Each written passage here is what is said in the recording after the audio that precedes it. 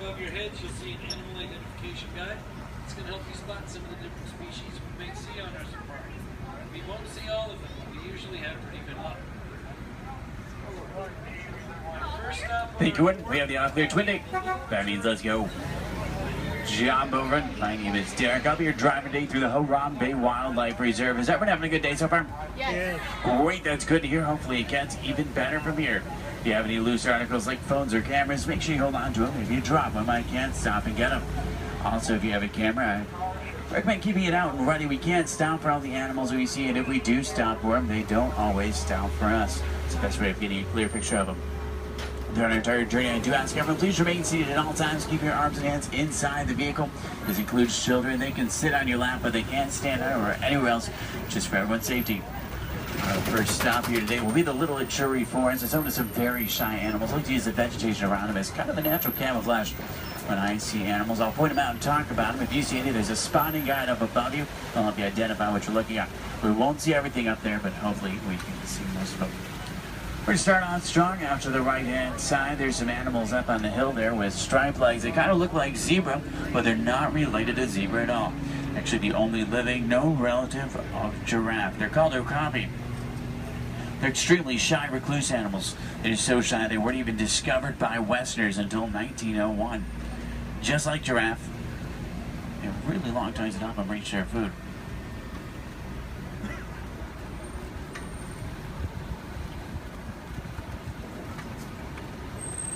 Watering holes like the one out to the left are essential in forests like these. Animals will stay close to them, that way they have a source to drink from. If you look straight across the water up on the ledge up there, you'll see a black rhino. Actually really rare to see. They weigh about 3,000 pounds, charge about 35 miles an hour. They're virtually indestructible animals except in the hands of humans. Due to poaching, there's less than 5,000 of them left. They're poached for their horns, which don't have typical bony cores. They're made of the same material as their hair and nails. That's all they're poached for. The bird out to the right is called a saddle-billed stork. They get their name from the saddle shape on their bill. They stand about 5 feet tall, have a wingspan of about 9 feet. They're very unique birds that travel in pairs of male and female together, pretty much just the two of them their entire life. Females have yellow eyes, males have brown.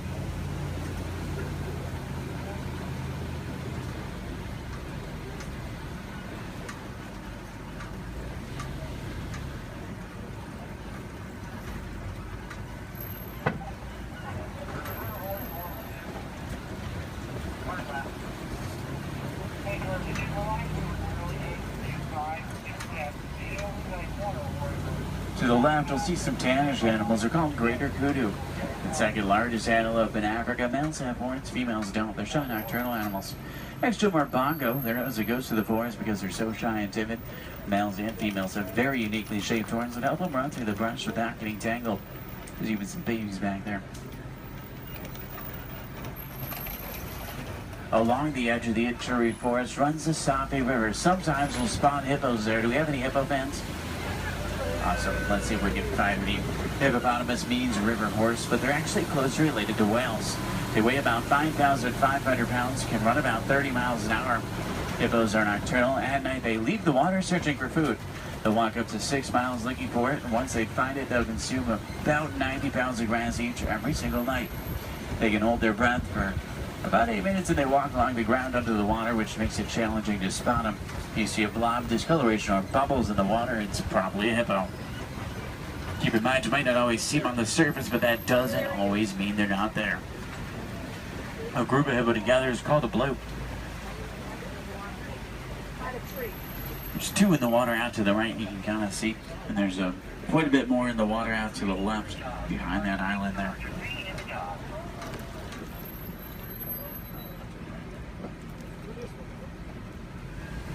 On that middle island are pink-backed pelican. They get their name because they turn a pinkish color during mating season.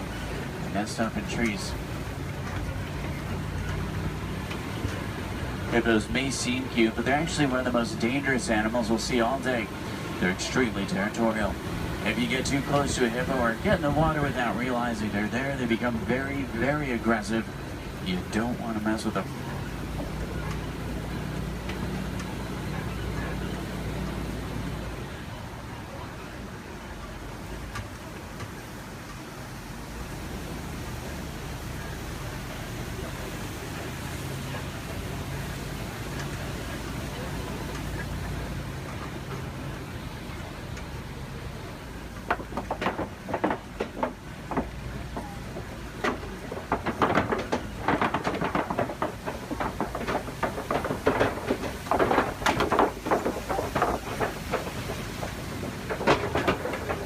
have any favorite animals we're looking for today?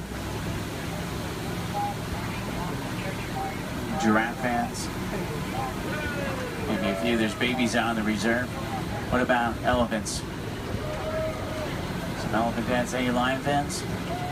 Lions are my favorite. Don't tell the other animals, though they get kind of jealous. I'm sure we're looking for some more. Let's head over toward the savannah. It's an entirely different ecosystem, a great place to start looking for some of our favorites.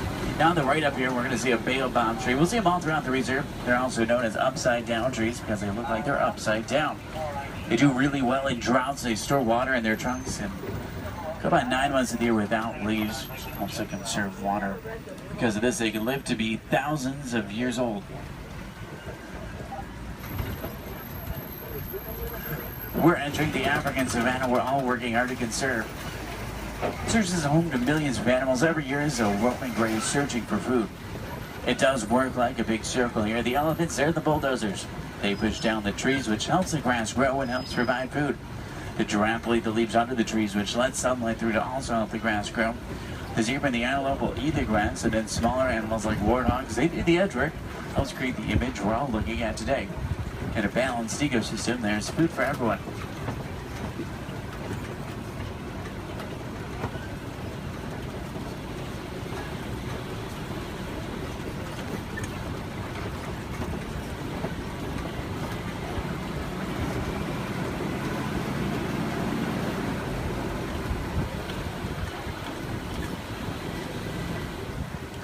If you look under the big tree out to the left, kind of in the grass there, you'll see painted dogs. They're also known as wild dogs. They're not your typical dog, though. They're actually the most successful hunters in Africa. They're more successful at hunting than the big cats, including lions. They rally before they hunt. They'll hunt in the morning and the evening. They follow their prey until it drops from exhaustion. And once they get it, they consume 1/3 of their body weight in just one sitting.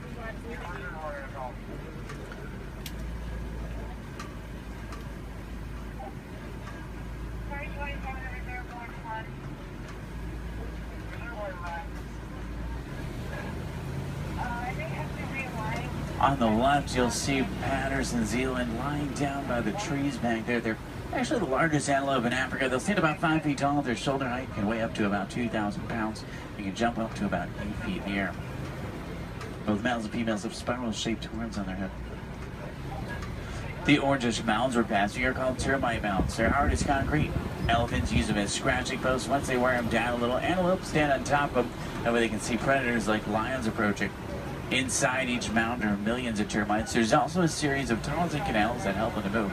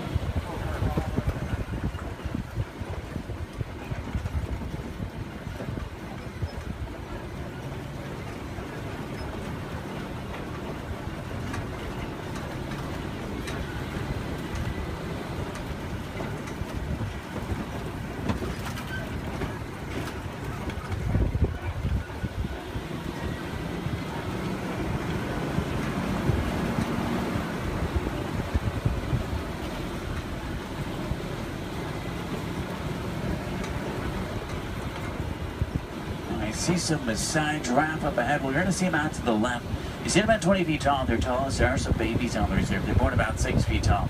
In human world, that's pretty big, but in giraffe world, it's really not. A giraffe will spend about 18 hours of their day eating, and they sleep very little, sometimes just about 30 minutes a day. When they do sleep, they typically will sleep standing up. They don't really like to lie down. They're too vulnerable to their predators. They have 7 vertebrae in their neck like humans. A giraffe can run about 30 miles an hour, and they have hearts that can reach lengths over 2 feet long. They're known for their irregular patterns. However, every giraffe's pattern is totally different and unique, like a fingerprint. A group of giraffe together is called a tower. This is a tower of giraffe. I can't stop for them. There's new animals in the area, so I have to kind of roll by them.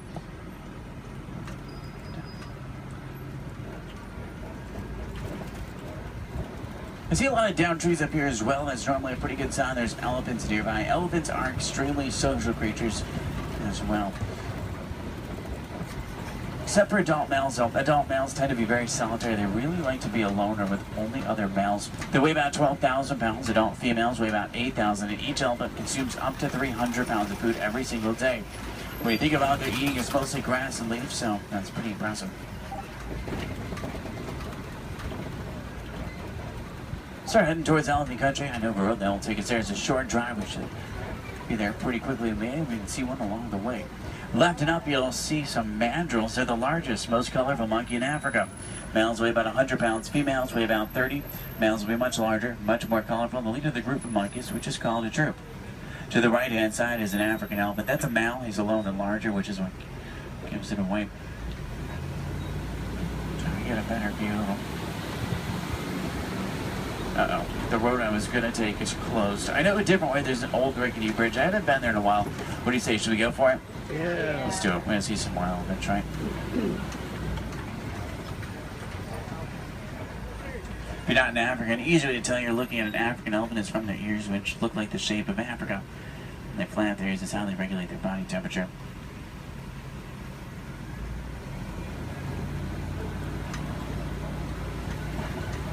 Trying to find some more.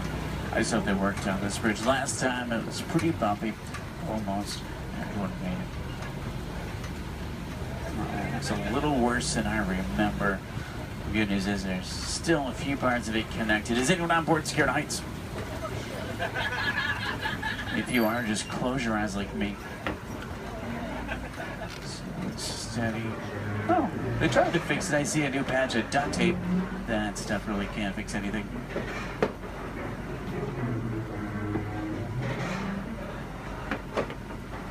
Well, I'm safe. About half of you are. Did everyone make it across with me this time? Yeah. Great, let's try to find some elephants, make it worth the trip. Now you see tusk marks in the clay up here. Elephants will break it off and eat it. It gives them minerals they don't get in their regular diet. It's like a vitamin for them. I think it's pretty cool. For all the moms on board, this fact will be much scarier than that bridge. Female elephants are pregnant for 22 months. I know, that's a long time. Now, young elephants have the second longest childhood to humans, about 15 years. There are young elephants on the reserve. It's really hard to tell how old they are, though. They grow fairly quickly. We'll try to find the best place to see them up ahead. Hopefully we can find some down by the watering hole. I'm still in that area where the new animals are, so I have to keep rolling for the elephants, too. I can't come to a complete stop, but I can slow down quite a bit. So make sure you have your cameras out and ready so you can get a good picture if you want one. In the meantime, I'm going to try and tune into a local Harambe radio station. I can normally get a pretty strong signal here. That way we can listen to some music while we look for elephants.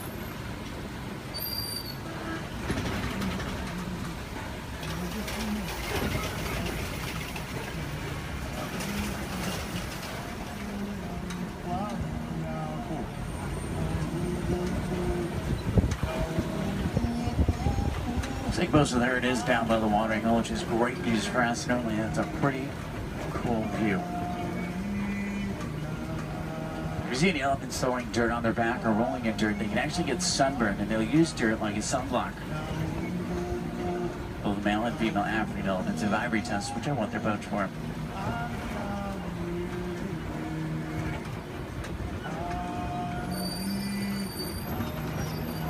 Their trunks might not seem strong, but they're going to be up to 100,000 muscles in just their trunk. It's actually really powerful.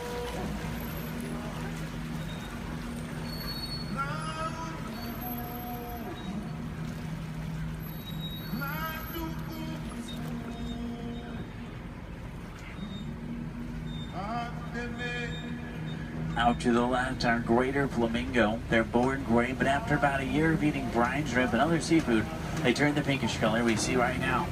The chemical in the shrimp that turns them pink is beta-carotene. Does anyone know you call a group of flamingo together?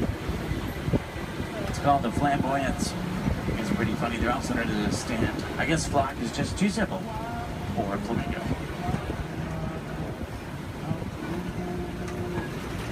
Now, I see white rhino markings up ahead here. White rhinos are bigger than black rhino. They weigh about 5,000 pounds compared to 3,000.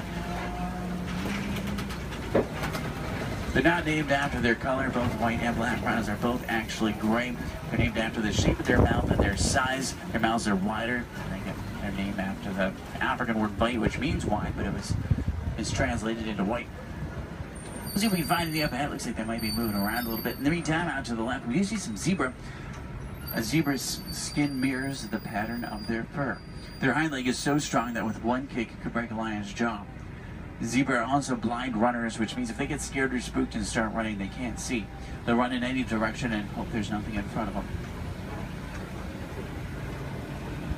The little brown animals out to the left are called bontebok. They're related to wildebeest. At one point, there was only about 17 total bontebok left. They were put on reserves and safe farms. Now they're doing much better. They're poached for their coat, which has a very unique coloring to it. They're extremely gentle animals.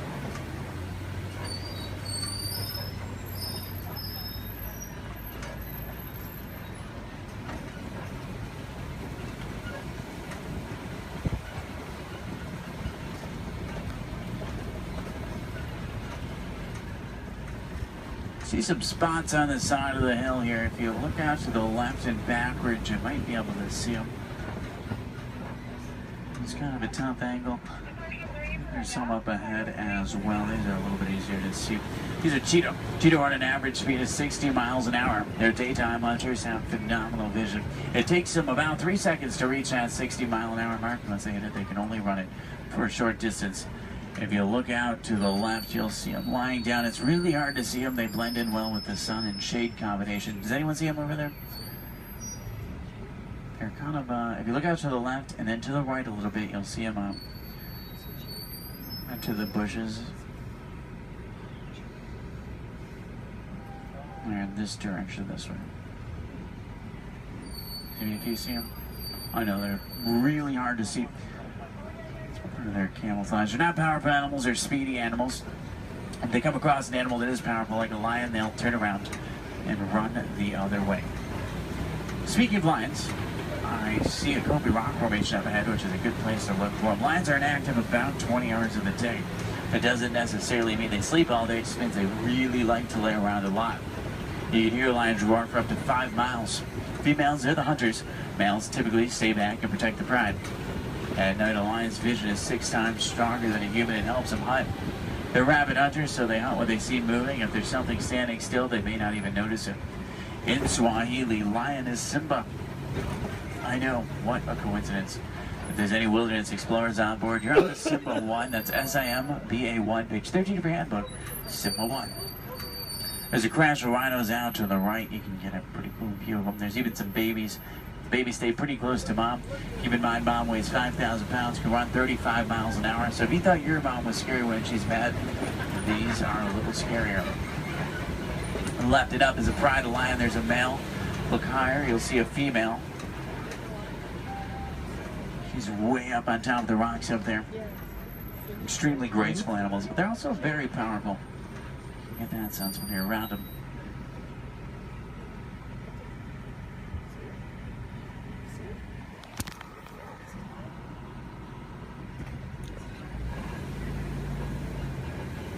I see some burrows up ahead. Warthogs live in burrows that they typically take over other animals and make their own.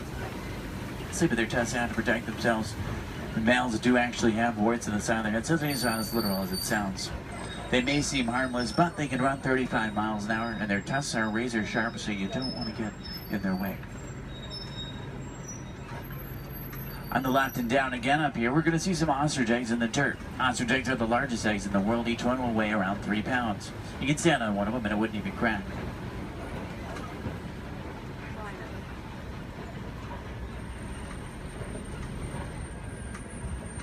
If you're wondering what Disney does or what we can do to protect some of the animals we've seen today, the Disney Conservation Fund has been doing research for a long time. And a good example of something we've learned is elephants in Africa migrate quite a bit. There's a problem though, they're migrating onto farms and taking crops from farmers, and the farmers did not have a non-violent way to stop it.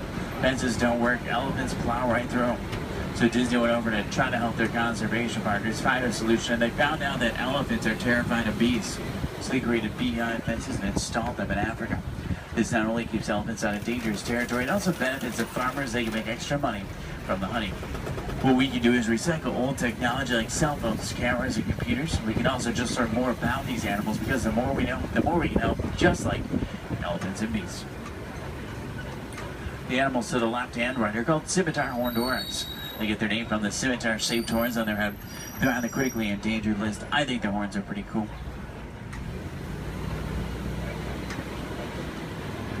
If you have any questions about anything we've seen today or anything I can help you with for the rest of your day, feel free to let me know. I would be more than happy to help.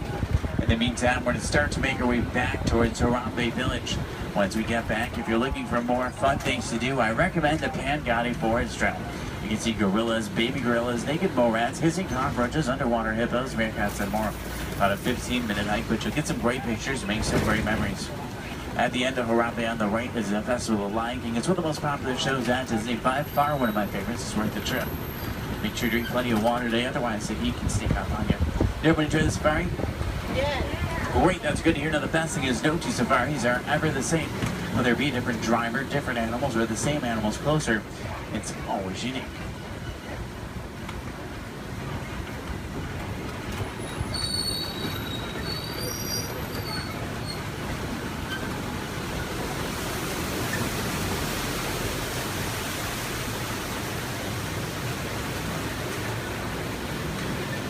Here we say Asante Sana, say thank you so Asante Sana for joining me today. It's been a pleasure having you. If you enjoyed it, my name is Derek. If you didn't, names really aren't that important. Hopefully you did. I think we saw some pretty cool animals. Hopefully we got to see some of their favorites. If you're looking for tigers today, check out Asia. Sometimes we'll spot them on the Maharaja Trail. If you're looking for crocodiles, head over to Disneyland. You may be able to spot them there. The American crocodile. Sometimes you'll see them there.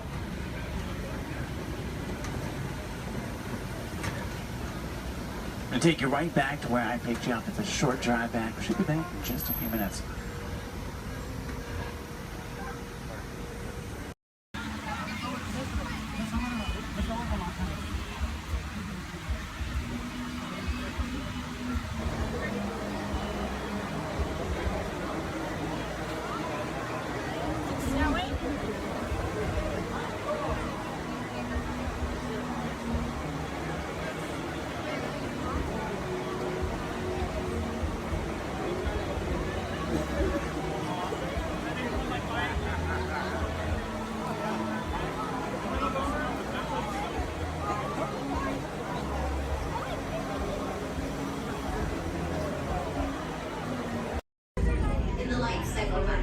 There are winners and there are losers.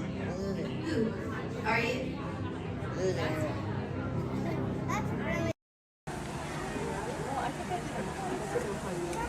Hey Zach, happy birthday.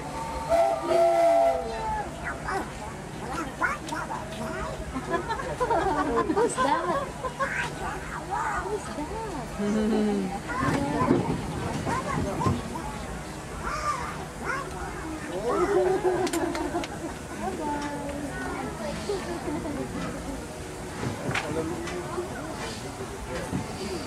To those who just joined us, welcome aboard the Disneyland Railroad.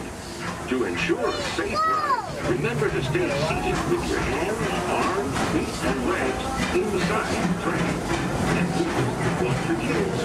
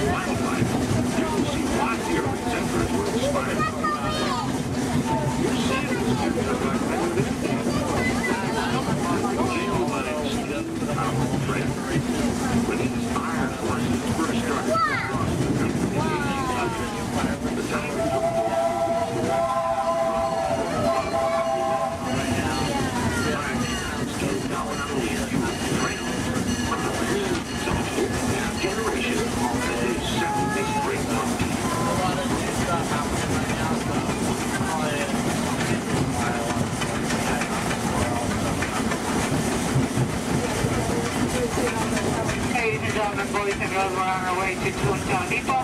However, you stop for all the attractions in Fantasyland, Toontown, and then we have our Fantasyland Theater, where your princesses can meet our princesses. They can ask all the questions they like, and they can visit many pictures as they like. They do close a lot earlier than the park. Make sure you visit your schedule, or ask one of us will let you know. But they do close earlier than the park. If you're up here in Toontown Depot, please wake up. There comes a whole everything stuff. So wonderful to be like the visit to Cartoon Town where Mickey, Minnie, Donald, and well, in just a few minutes, find out for yourself. Because our next stop is Toontown Depot, official train station for Mickey Toontown. This is also the next stop to Fantasyland, where you'll find many of your favorite Disney animated characters and stories. If you'll be leaving us here, please wait until the train comes to a full stop. Remember your personal belongings, then step carefully from the train. Go have fun and say hi to Mickey for me. For those of you continuing on with us, we'll be resuming our trip in just a moment. This is Toontown Depot.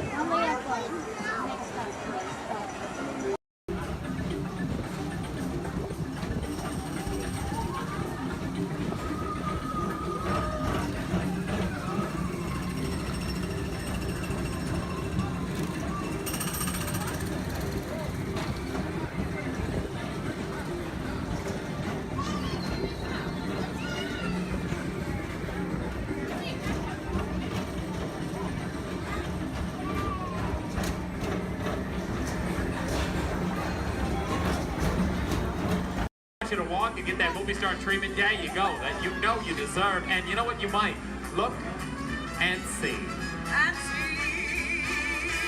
This could be the start of something wonderful.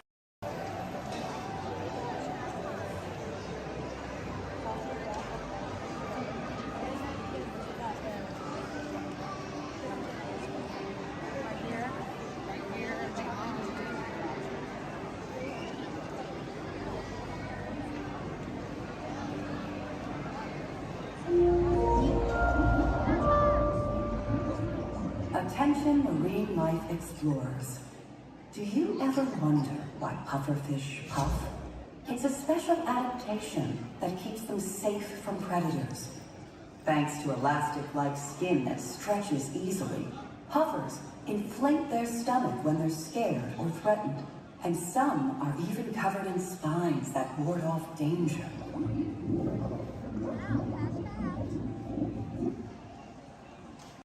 First thing I need to do here is a quick sound check. You can hear me up and down the shuttle waves. Give me a wave if you can hear me. All right, thank you. It's important that you need to pass along a few safety reminders here. Please be sure hands, arms, and feet remain inside the vehicle at all times this morning. Most importantly, that you remain fully seated throughout the entirety of our tour. And for the courtesy of those around you, we do ask that please be no smoking at any point.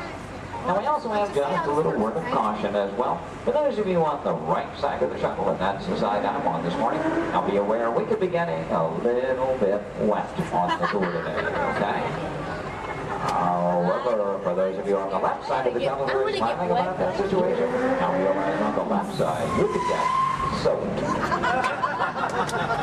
On the left side is the wet side. If reality you do need to do any seat rearranging, please go ahead. Do that right now before we get underway. Once our shuttle goes into motion, I will ask everyone to remain fully seated throughout the tour.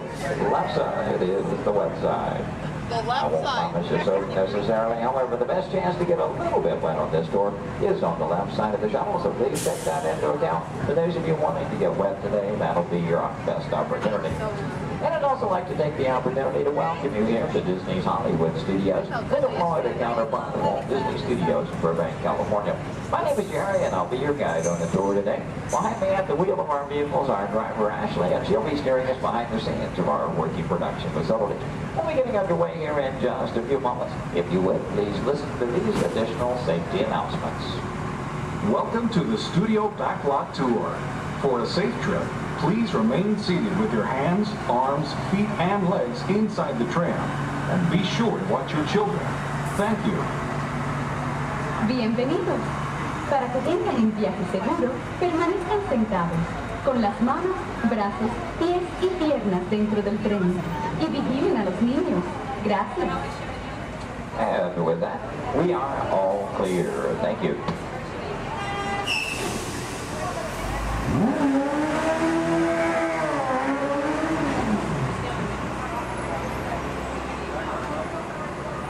Once again, a very good morning, ladies and gentlemen. Welcome to the second portion of the studio's backlot tour. Might also mention there are no photo restrictions of any type on the tour, so please feel free to shoot as much film and video as you like. Go ahead and get those cameras out and ready. Matter of fact, that first photo opportunity is coming high in the sky. Take a look up toward the front of the shuttle. As you round the corner toward the front to your left, you'll see the symbol and the landmark of our studios, our award-winning Yearful Tower.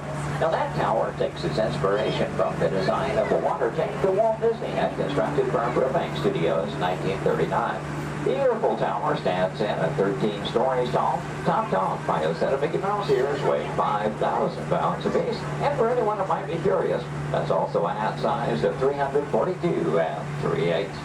Also off to your left, you see some automobiles, ramps, and so on. This is the rehearsal and staging area for our Lights, Motors, Action Extreme Stunt Show. We'll talk more about that show as we pass by its arena further along in the tour. Now here at the studios, we do feature sound stages, outdoor sets, state-of-the-art editing facilities, recording studios, just about anything else needed for the production of radio programs, television shows, and motion pictures. And over the years, we've had quite a lot of activity taking place. Now, for example, Anthony Hopkins and Cuba Gooding Jr. made use of our sound stages filming Instinct.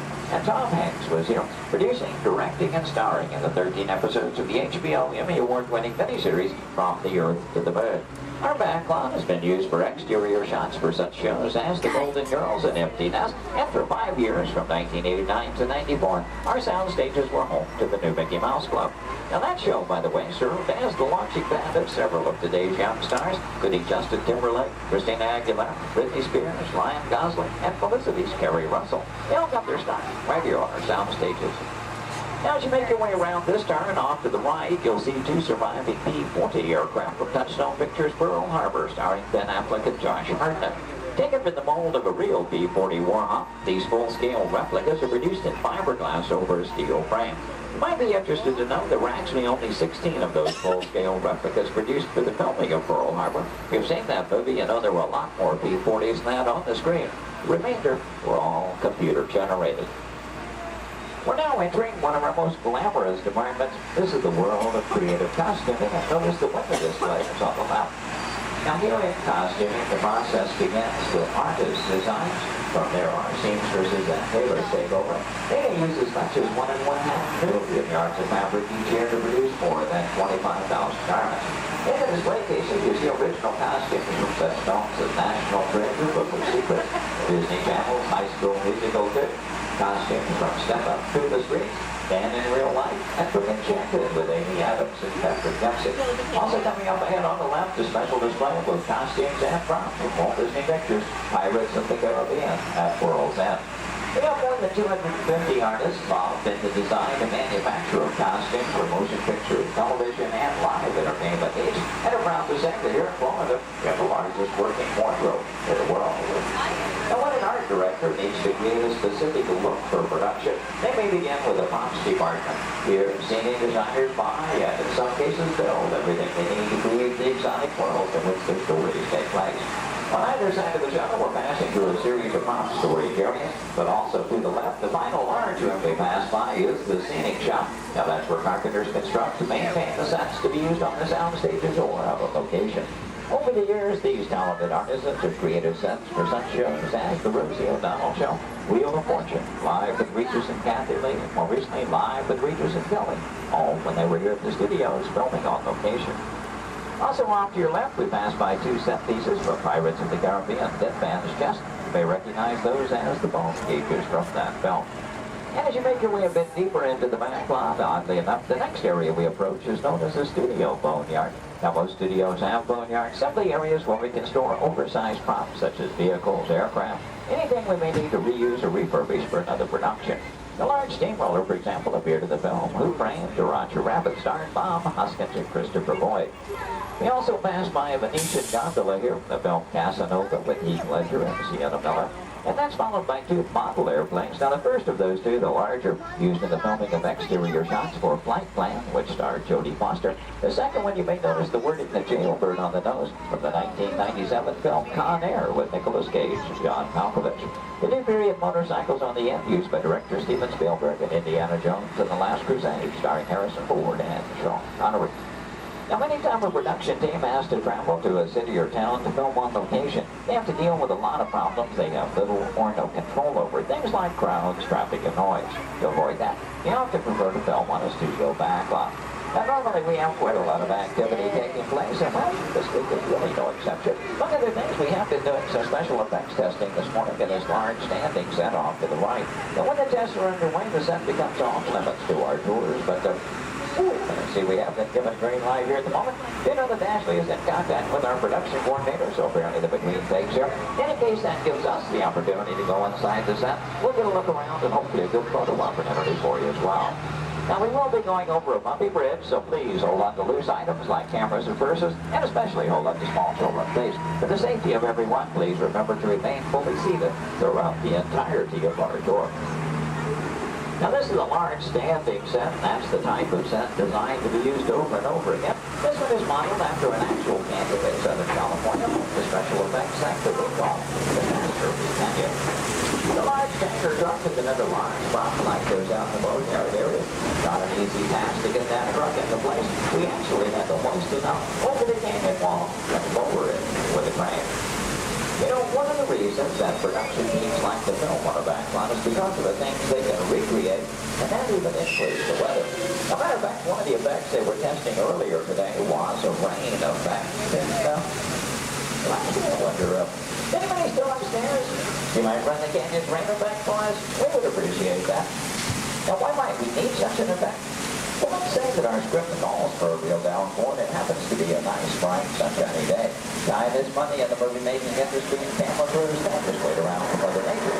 When it starts to cameras to roll, that has to be what it's called.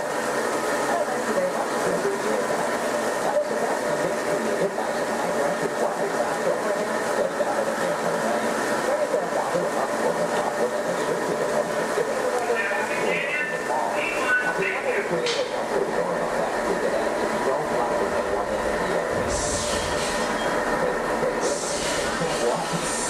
No, I'm sorry. Another way to back. Stop. Hold on, everybody. It looks like we're going to be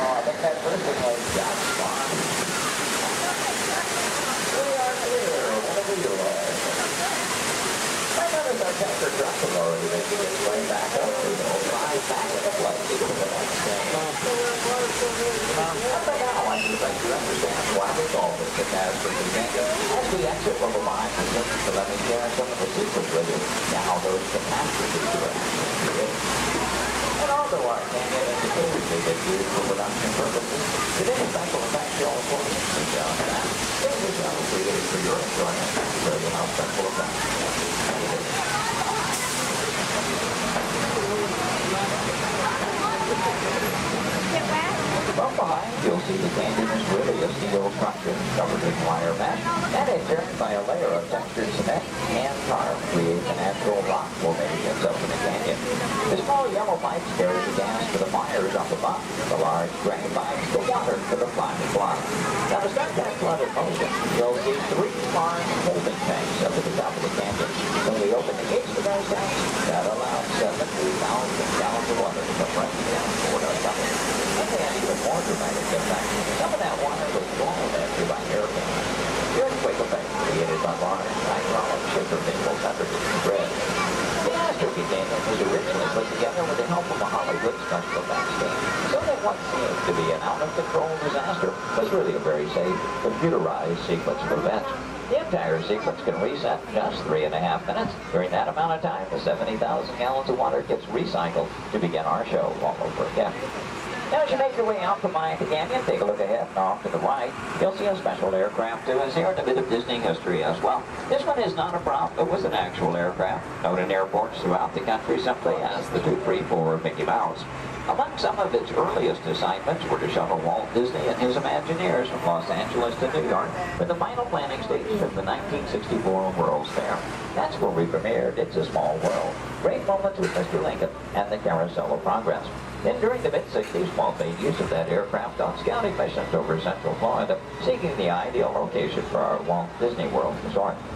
Now with a little movie magic here, we'll make our way from the canyons of California to the streets of New York City just by crossing our backlot area. As we do so, we'll also be passing by our newest attraction here on the backlot. You saw some warm-ups going on earlier. Now up ahead, the Mediterranean Village set in the large grandstand is the site of Lights, Motors, Action Extreme Stunt Show. That show is based on one of our most popular attractions in Walt Disney Studios Park in Paris, France. Lights, Motors, Action takes you behind the scenes. We show you how we create vehicle action stunts for the movies. Now you feel like you're right here on our set as the film crew shoots a series of highly orchestrated stunts using custom-designed vehicles and carefully controlled pyrotechnics. The resulting footage has been edited, mixed with visual effects and audio effects. We show you how we create a dramatic action sequence on film. To make that all possible, we worked with some of the world's top stunt directors, designed some high-performance vehicles capable of some pretty evasive maneuvers. Now this show involves automobiles, motorcycles, and jet skis, all in all a very exciting adventure here. Do check your showtime guides. There are 3 performances scheduled today. The first one is at 11:50 this morning, just a little over 30 minutes from now.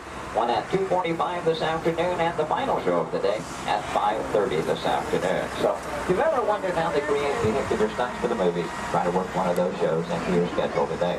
Now they will start loading that show again 30 minutes before those scheduled showtimes. Off to the left, we'll pass by another series of props. Miniature cattle cars, small jeep, both unique props from the filming of Mighty Joe Yacht. The Acme Waste Disposal truck from the live-action version of 101 Dalmatians, and the large silver space pod from the 1986 Disney film, Flight of the Navigator. Star Wars fans may recognize the sand skip from Return of the Jedi. The bright yellow submersible and mini helicopter both appeared in The Life Aquatic with Steve Zissou, which starred Bill Murray. This version of the Love Bug is Demolition Derby Herbie, currently appearing in Herbie Fully Loaded. And at the end of the grouping of vehicles, the large red space pod made its appearance in The Hitchhiker's Guide to the Galaxy. Now from the opposite side, you may notice that we're still circling around our Lights, Motors, Action set. Does in fact take up about 8 acres here on our backlot, premiered here on May 5th, 2005. Might also notice it looks very different from this side. From the opposite view, you were seeing all of the detailing of that Mediterranean village. And that, of course, was the audience or the camera's point of view. From this side, simply the steel structures that keep our backlot standing. We're only going to build what that camera needs to see. I might also take the opportunity here to mention our Fantasmic show tonight. That's our nighttime spectacular here at the studios. Fantasmic will be presented twice tonight. That will be at 9 p.m. and again at 10:30 p.m. this evening.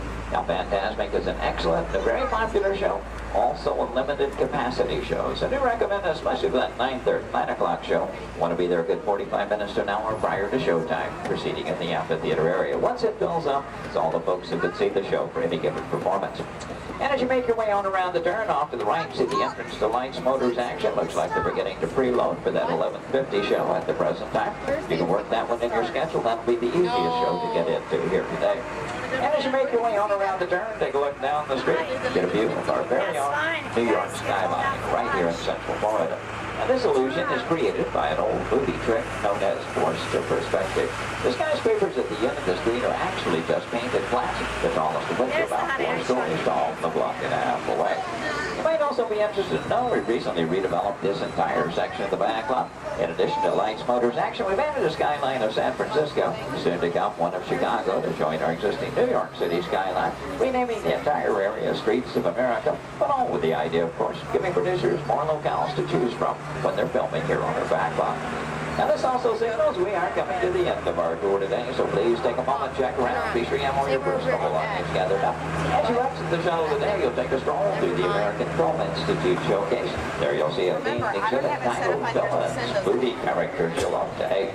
Now if you're heading for that Lights Motors action show, your one and only exit is still through the sliding blue doors, and straight on through the showcase, then around the loop, the Lights Motors action. Once again this morning, your driver was Ashley. My name is Jerry. We both thank you very much for joining us today on the Studios Backlot Tour.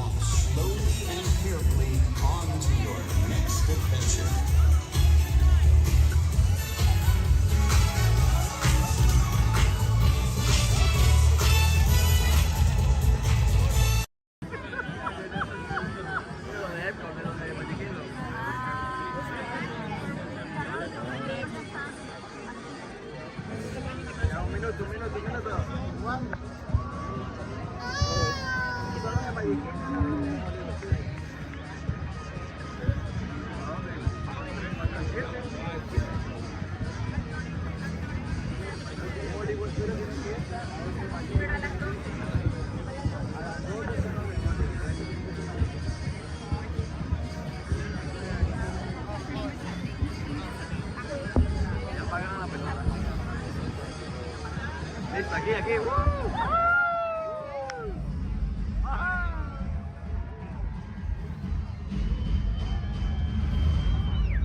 Welcome everyone to our New Year's Eve sparkling celebration. As we await the approach of midnight here in the United States, Canada, and Mexico, we should note that many of our World Showcase friends are already greeted the New Year. 2025 reached the country of Japan, and 1 hour later, China celebrated the New Year. Let's celebrate with them now. 皆様、新年明けましておめでとうございます。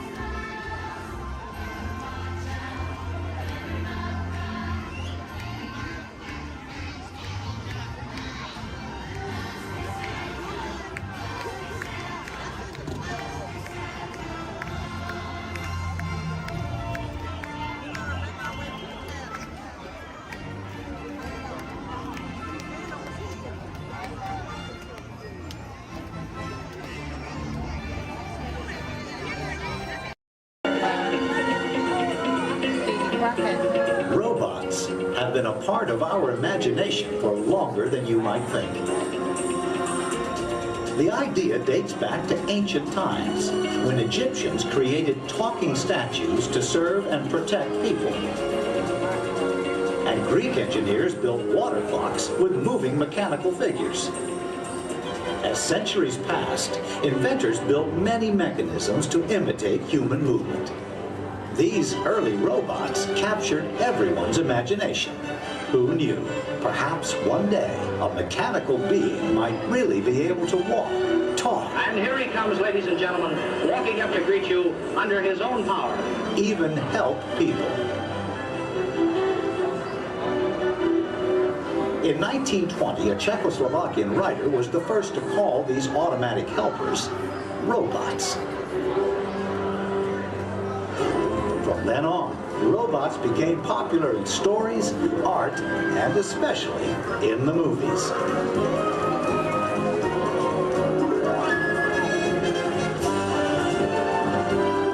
Movie robots often had fantastic abilities. And not all were helpful. Some were downright scary. Like most 20th century kids, Walt Disney grew up fascinated by robots. They quickly found their way into classic Disney cartoons.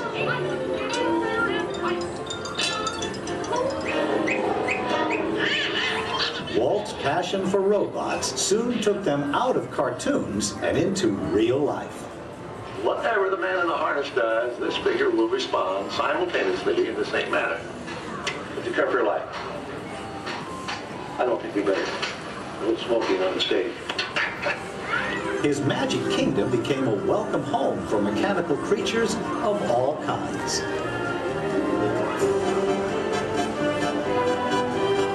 Walt's pioneering work in audio animatronics made robots familiar entertainers at Disneyland, delighting millions of visitors.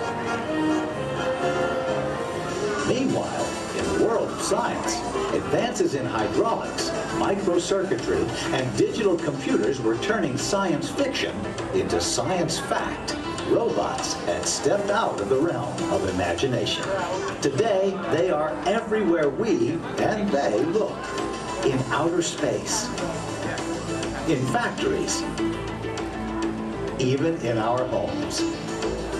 For years, the biggest challenge robotics engineers faced was something we usually take for granted, the simple act of walking. Of course, walking on 2 feet isn't always so simple, especially when we're young. Even as adults, walking has its ups and downs, because it requires well-developed balance and coordination. Making a humanoid robot walk on its own 2 feet is very complicated. Yet this is the challenge that Honda, the mobility company, took on almost 20 years ago. Honda's first prototypes walked in a straight line only, and falling down was a big part of learning.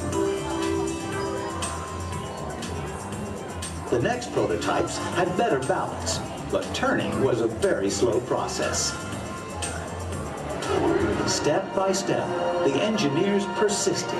They built more and more capable models, and finally succeeded in making the most sophisticated humanoid robot the world has ever seen. A machine designed to help people. Honda's advanced step in innovative mobility. Asimo.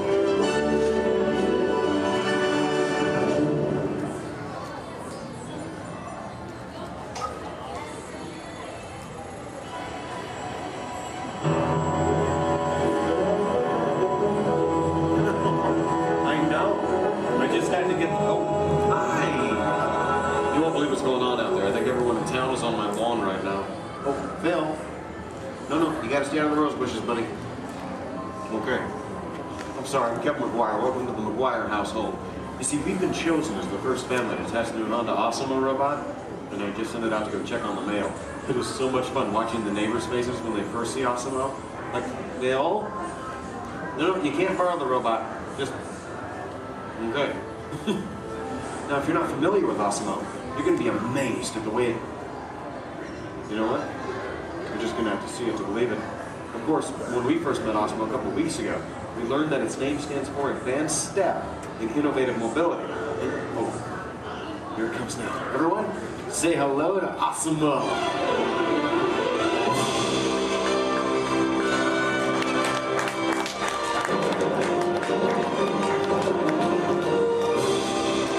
That's a good idea. Everyone welcome the newest member of the McGuire family, Asimo.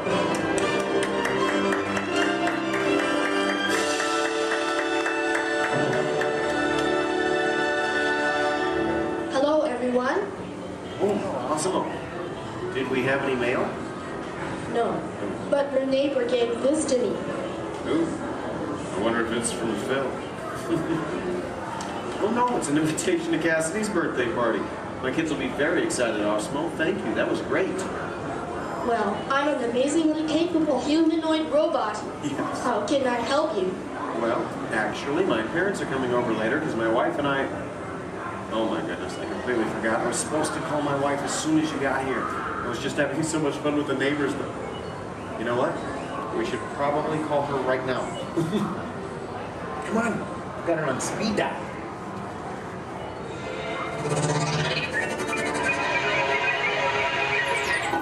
Hi, honey. Hi. Hey, look what just arrived. Awesome-o. Yeah.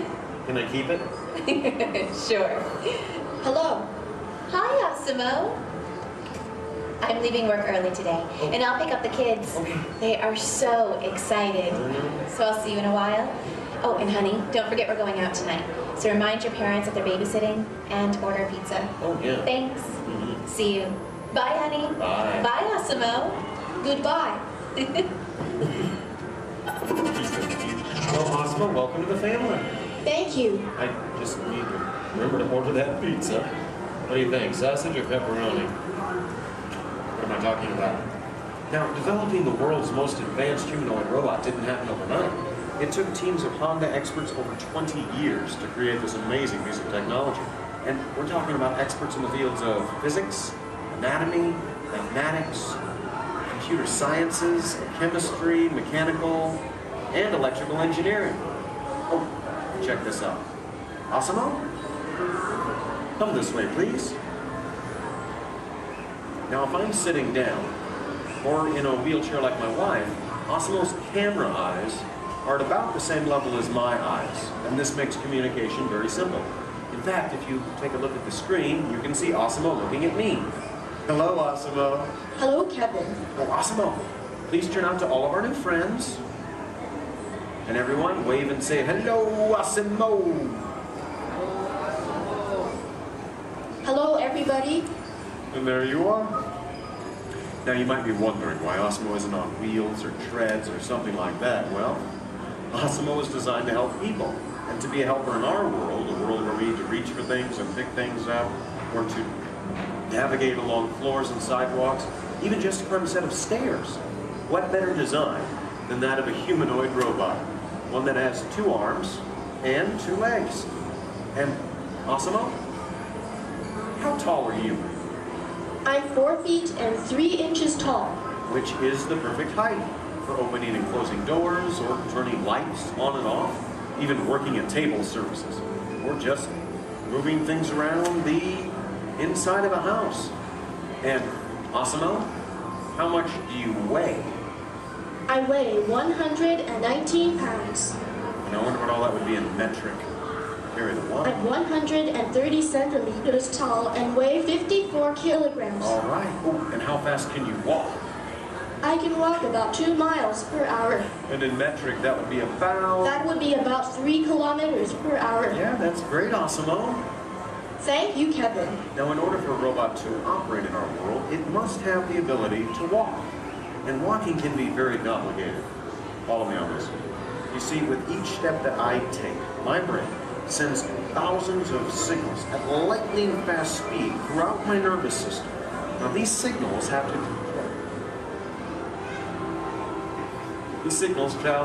to the muscles, tendons, and ligaments in my legs, hips, arms, and shoulders, which all have to move in sync just for me to keep my balance. But the really amazing thing is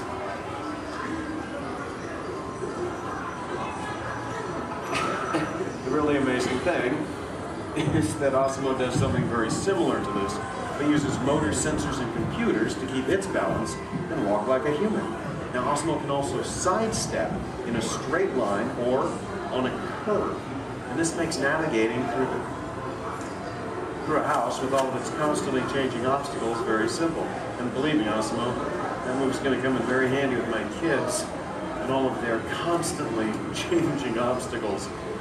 But what's even more impressive, not only can Asimo walk forward, but Asimo can also walk backward as well, constantly adjusting its center of gravity with each step, just like us. And Asimo's balance is so good, you know what? Let's just show them. Asimo, please balance on one foot, like this. Yeah. Now Asimo makes it look easy. How about the other foot? All right. And Asimo must constantly analyze the data from all of its sensors and 34 separate servo motors. Well, Asimo, I guess it's true. There's really nothing you can't do, except fly, right? But I could play soccer. Yes, you can. You know, I think Molly left her soccer ball here, so yeah. Why not show everyone? Oh, hold on just a moment. Let me get some goalposts so we can make it official. All right, Asimo, bend it like Beckham. And that's a goal. Very nice, Asimo. Yes. Now, it looks simple, but kicking the soccer ball actually requires some technically advanced balance, stability, and coordination. But you know, Asimo, with your ability to understand vocal commands and navigate effortlessly through the environment, it's easy to see how helpful you're going to be around the house. Oh, telephone. Okay, Asimo. I'll get it. Hey. Hey, is Asimo there? Yeah, right here. Hello. That is so cool. Asimo, we'll be home in like 5 minutes.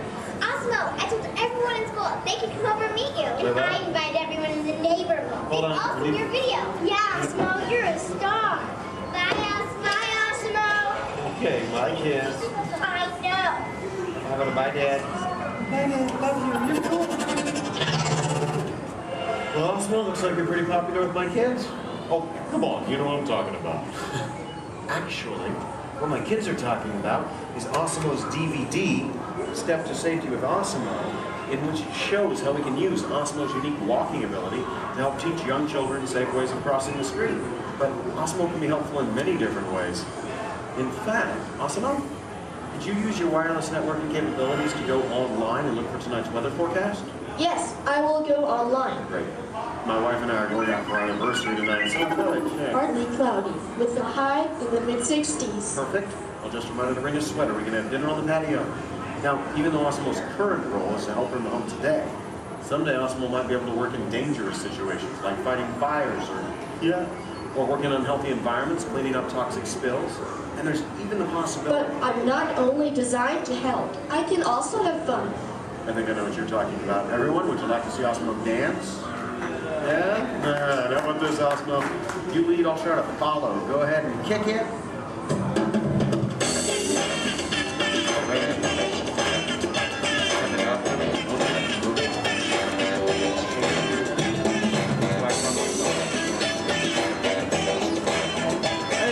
Sense of rhythm, maybe. Oh, I know that.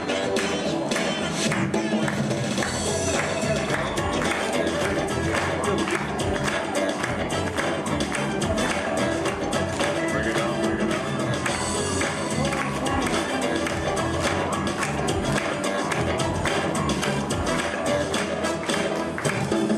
That was very nice, Osmo. Take it there. Hey guys, it's on, Dorothy. Hello. Oh, hi dear. Hi, Mom. What are you doing? Trying to keep the rhythm. Tell them we'll be over in a while. Oh, your father says to tell you we'll be over in a while to watch the kids. Okay. That's about the robot. Oh, did that cute little robot arrive? Yes, Mom. Osmo's right here. Oh, good. Well, we'll see you soon. Okay. Make sure our room is ready. Make sure our room is ready. Dad, I can hear you. We can all hear you. So. You can hear your girl. We're good. Okay, honey. Bye. Bye. How do I turn this thing off, girl? Use the remote. Use the button on the right. My parents and technology don't always mesh well. There you go. Oh, you know, this is the first time in a long time my parents have actually volunteered to watch the kids. I wonder why. It's a mystery. Anyway, if you'll excuse me a moment, I need to go check on them. A second, Osmo? Could you do me a favor? Yes, Kevin. Could you go upstairs and look into the room on the right to see if it's ready for my parents? Of course. Great. Now, what you're about to see is one of Osmo's most challenging maneuvers, made possible by combining all of its onboard technology. The ability to climb a set of stairs with balance and precision is a culmination of over 2 decades of research and development. Now, first, Osmo stops momentarily at the foot of the stairs and adjusts its position by reading a mark on the floor using the sensor in its torso. Oh, are you all ready, Osmo?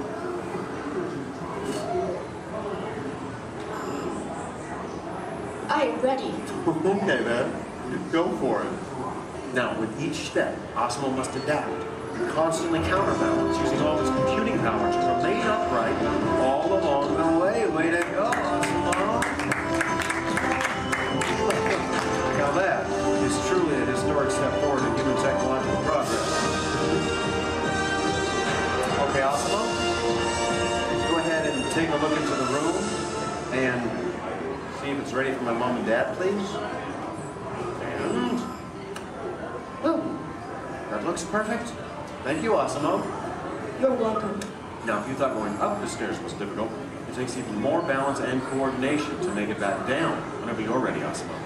Once again, Osmo will find its position by reading a mark on the floor using the sensor in its torso. And when it's ready, it will descend the stairs, constantly adjusting with each step.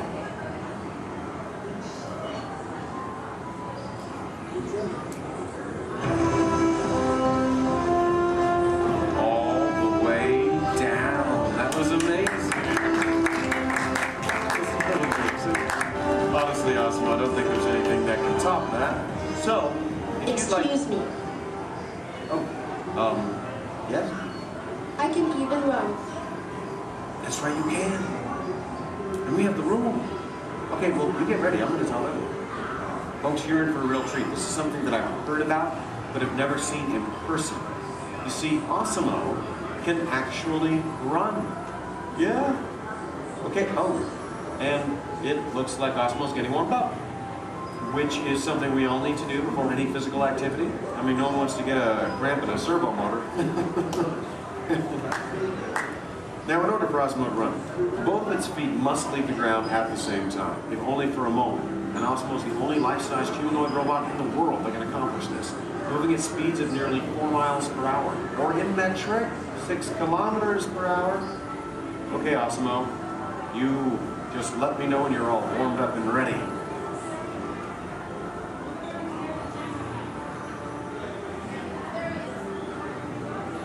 I am ready. Alrighty then. On your mark, get set, go!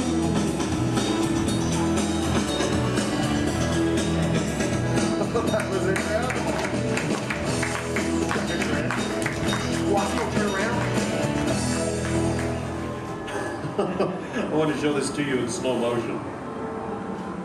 Now this is truly an amazing accomplishment. Osmo's airborne, meaning both of its feet leave the ground for about 0.08 seconds, running very similar to that of a human. Very impressive, Osmo. Thank you, Kevin. Now if you'd like to learn more about Osmo, please visit the website osmo.honda.com. As for you, I think it's time to get you ready to meet the rest of the family. So why don't we say goodbye to all of our new friends? Excuse me. Yes? Please do not forget to order the pizza. Pizza for the... That's right. Thank you, Osmo. You're welcome. You know what, Osmo? I think this is going to be the beginning of a beautiful friendship. All right. And the kids are home. I hope you're ready to meet them. But before we go, let's say goodbye to all of our new friends. Goodbye, everybody. And everyone, let's hear one more time for Osmo.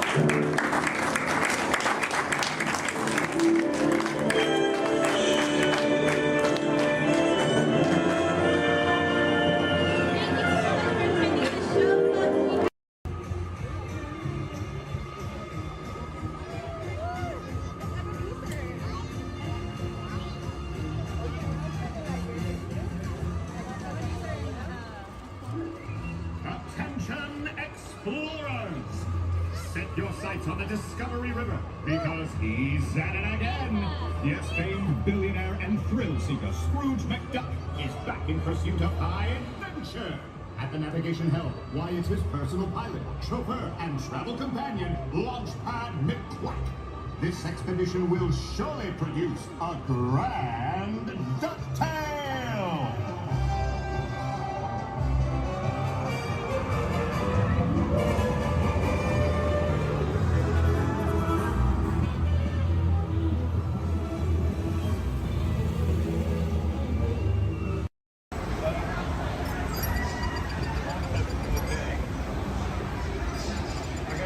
Hello. The seatbelt check is around the corner. For your safety, remain seated with your seatbelt fastened and your hands, arms, feet, and legs inside the vehicle at all times. And please supervise children. Thank you. La estación de control de cinturones de seguridad está a la vuelta de la esquina.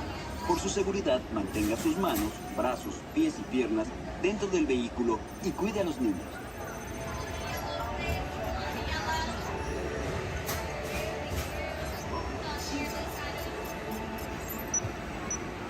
Automated driving technology activated. Welcome to the Sim Track.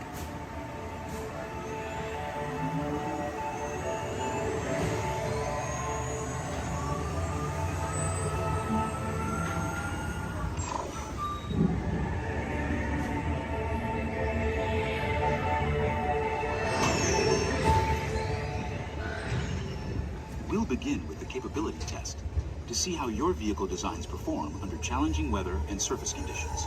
Monitoring road surface.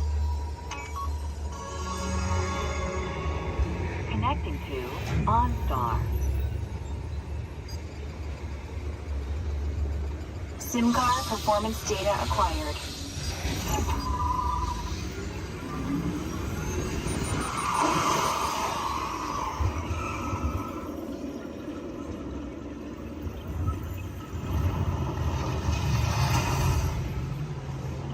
Let's see how your designs hold up now.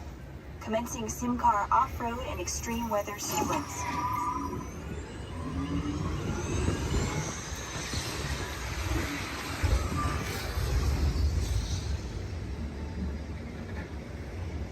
Capability test results displayed and verified. Now let's see how your vehicles compare when it comes to their efficiency.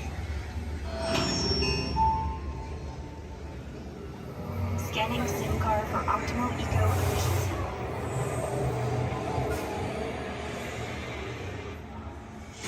Engaging eco-scan for aerodynamic efficiency.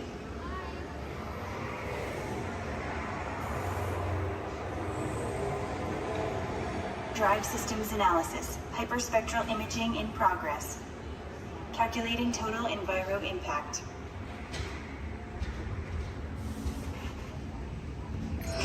Commencing responsiveness test. Okay, the responsiveness data is now being synchronized. Automated driving technology verified and active.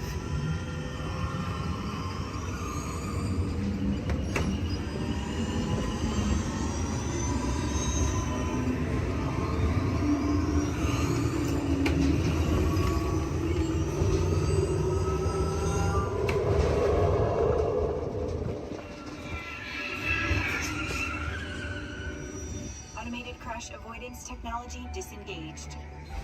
Displaying responsiveness data. Here comes the final test. Energizing for power test.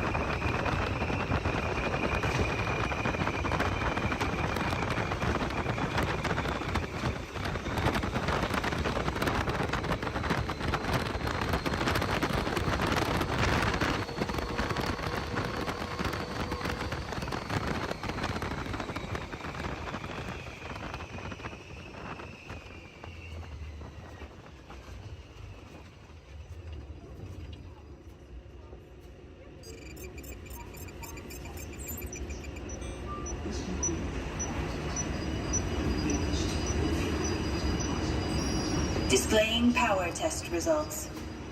SimTrack performance testing complete. This concludes your performance testing.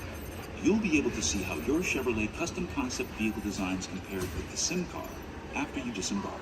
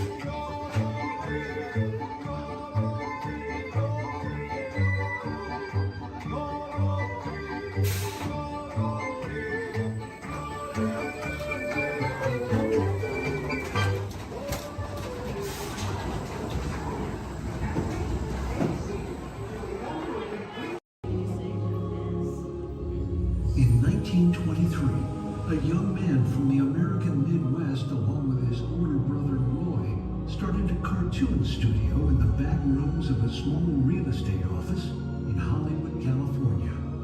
This was the small beginning of a family entertainment company that would create unforgettable stories, characters that become beloved friends, wondrous experiences, and music that has become the soundtrack of our lives. That young man was Walt Disney, a master storyteller whose imagination knew no bounds and who delighted in making the impossible possible. Disney 100, the exhibition, is a journey through 100 years of Disney magic, presented in themed galleries based on Walt Disney's creative concepts and philosophies.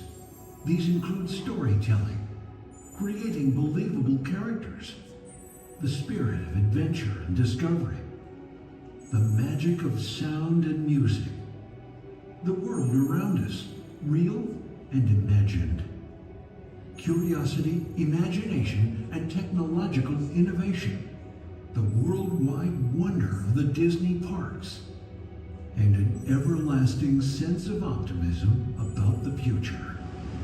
Walt Disney famously said that it was all started by a mouse, but it really was all started by Walt himself. His philosophies became the foundation of the Walt Disney Company. They still inspire Disney's artists, filmmakers, Imagineers, and the storytellers of today. Oh boy! Oh, steady! Whoa! Hi, Mouseketeers! Well, here we go again, so hang on. Anything goes. You ready? And let the show begin! Here's my pal Walt to tell you how the magic is made. There's a lot of satisfaction in developing ideas into reality when we consider a new project we really studied. Not just the surface idea, but everything about it. And when we go into that new project, we believe in it all the way.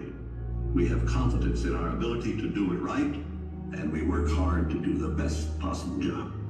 There's really no secret about our approach. We keep moving forward, opening up new doors, doing new things, because we're curious. And curiosity keeps leading us down new paths. We're always exploring and experimenting. Everybody ready? Then on with the show! In the life cycle hunt, there are winners and there are losers. Who are you? You see some car chases? I've got some very cool people I'd like you to meet. They're here from England. They're going to help us get things started off.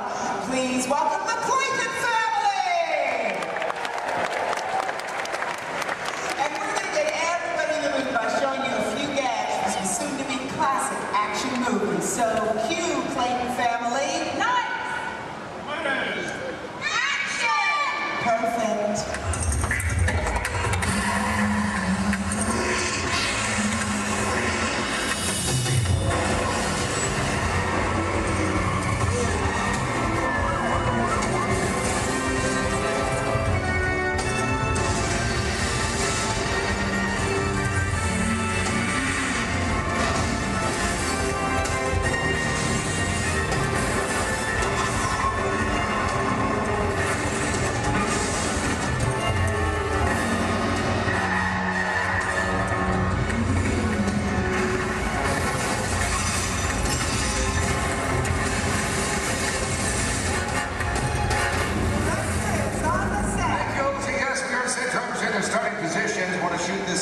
First scene as quick as possible. Just need to know, is everybody fired up? Are you ready? Yes, let's got a lot of action coming your way. Bobby, let's check the drivers, make sure we're good. All right, today, ladies and gentlemen, we're shooting a big chase sequence similar to the ones you've just seen on the big screen, only we're shooting a brand new action-adventure film set in the south of France. All you need to know right now is that our hero is in a red car and he has this top secret envelope with him. Now, everybody else is just trying to prevent him from leaving town with it. That's the scenario. Look, and driver's ready? Good to go. All right, let's go ahead. Slate it, please. Rolling, ballet train, sequence 7 in, take one more. All right, driver's ready on my countdown. In 3, 2, 1. Action!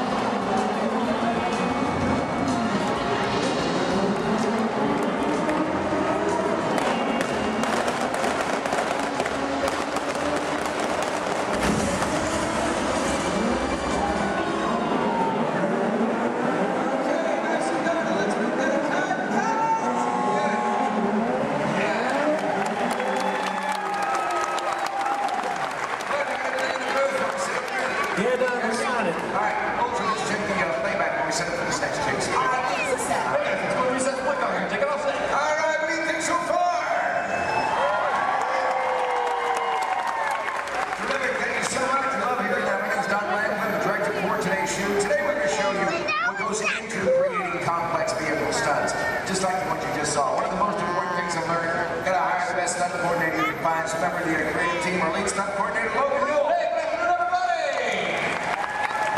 Thank you very much. All right, off to a good start. Terrific. You'll see right there. A lot of close calls. It's good stuff. Love that for Chase Mills. Tell our guests what you do for us. Yes, sure thing, Don. Folks, basically my job out here is to choreograph some of this action and bring these scenes together. You know, there's stunt team, our director here, but biggest responsibility is safety. Absolutely. We talk safety every single day here with these extreme stunts. It's our number one priority. Well, it's critical. The drivers make it look easy on here. There's a lot of planning in everything we do. In fact, I better get on. And your playbacks ready. Great. Let's do video assist camera 1. Video assist is coming up. You're going to see some black and white images up here on the screen. This just helps us preview what we've shot before the film gets developed. It's called video assist. We have cameras all over the set. Most of this one is not taken from my 2 cameramen. I got everything down here in the slab chair. We got the camera truck. But I just want you to notice how we're framing the action in some of these shots. Keeping the camera low actually makes it look like these cars are going faster than they really are. And the short distance is already getting upwards of 50 to 70 miles per hour at times, but keeping that camera low really keeps it exciting for a chase film. In fact, it's a technique used in almost every car chase you've seen on film. Oh, it's this great footage. Let's just get right to the height of the chase. Rams, Lloyd, all of it. Heard a lot of cheering, a lot of excitement when this was happening. There it is, that high-performance machine, the hero car. Look at this reverse jump. Slow-mo for you so you can really capture that detail. Ernie, my main cameraman, right underneath those cars, and then zooming right in on the driver. There it is right there. Main man, Ernie. Here's a look from inside one of the vehicles.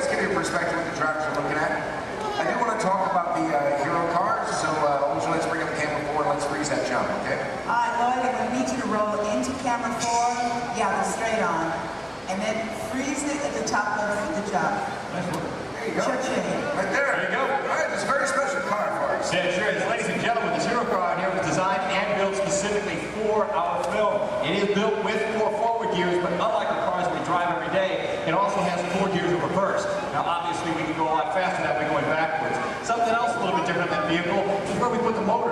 It's not in the front or in the back. It's actually mounted right behind the driver. And the reason we do this, it balances out the car, gives it better overall stability, and of course, maneuverability on all these tight turns out here. That's right. And speaking of time, it's not really a luxury ride for the drivers. They don't grab today's vehicle. Don, we're still setting up here. Let's just bring out the hero truck. You know, let's do that. Let's see what we do this tomorrow. All right, let's do it. Here to set. Thank you.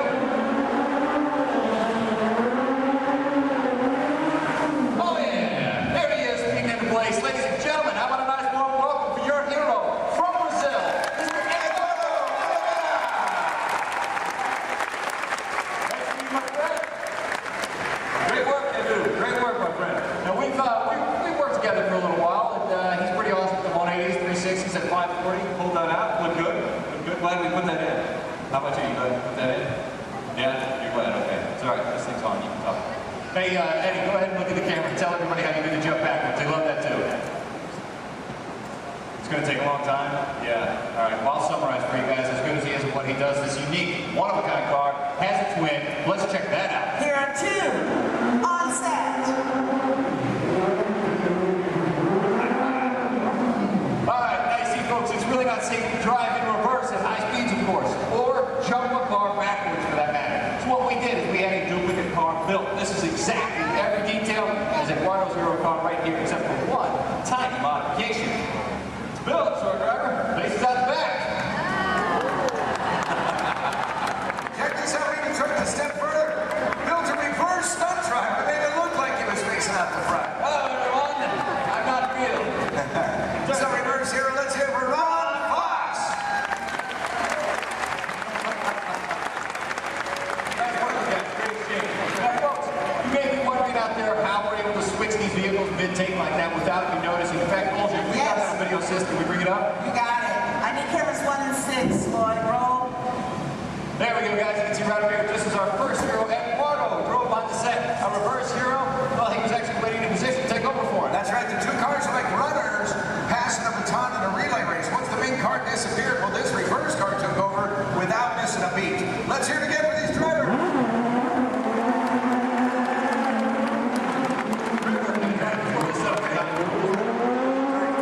Coming up, we're going to put you in charge right now. All right, ladies and gentlemen, I have a very special treat for you. We've prepared the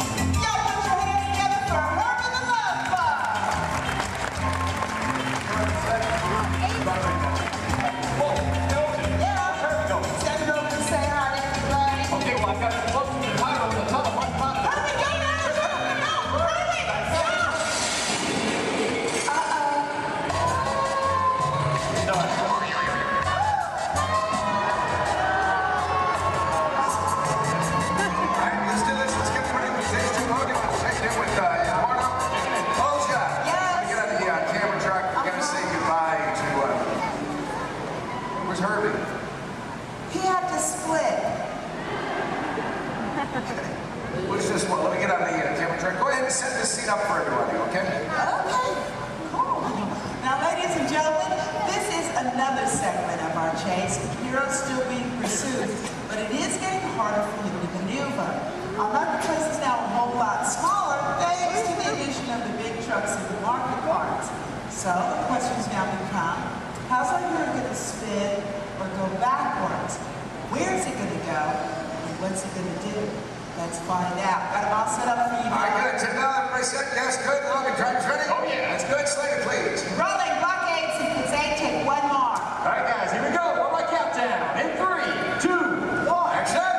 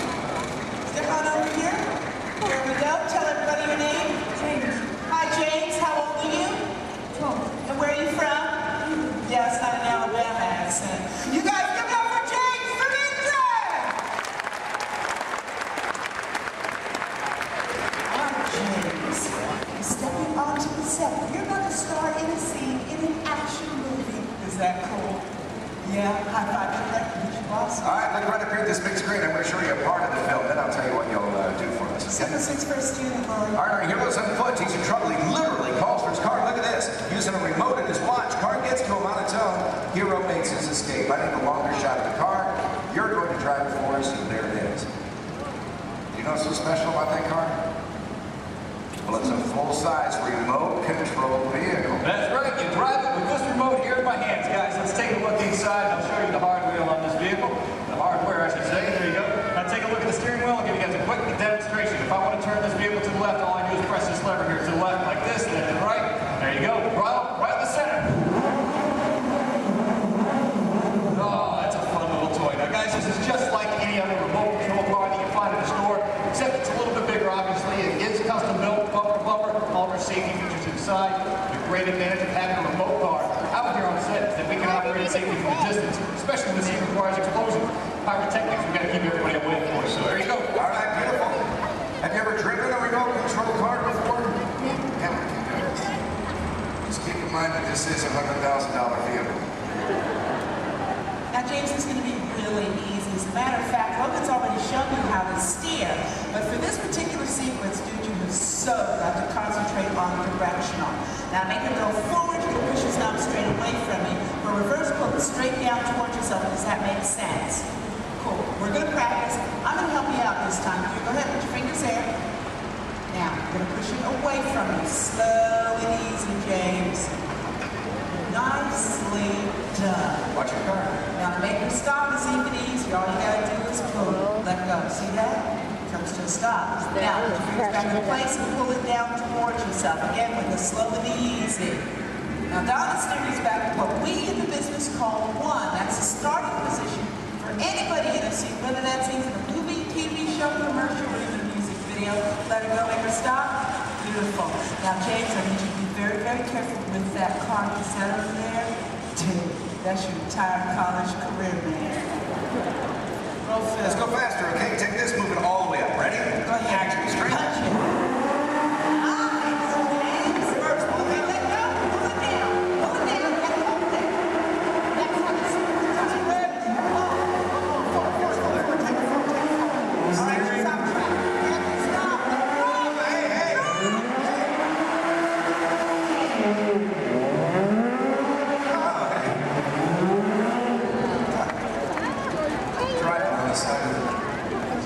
They do special. Are you released?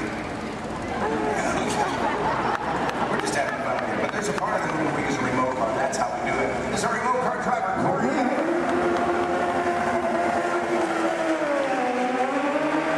actually drive the vehicle, but you were the star of the scene. And to commemorate this moment, I have for you lights, motors, action, extreme stunt show, honorary driver pin. Can't get this pin anywhere in the world except for starring in the role you just did. That's how exclusive this is. All yours.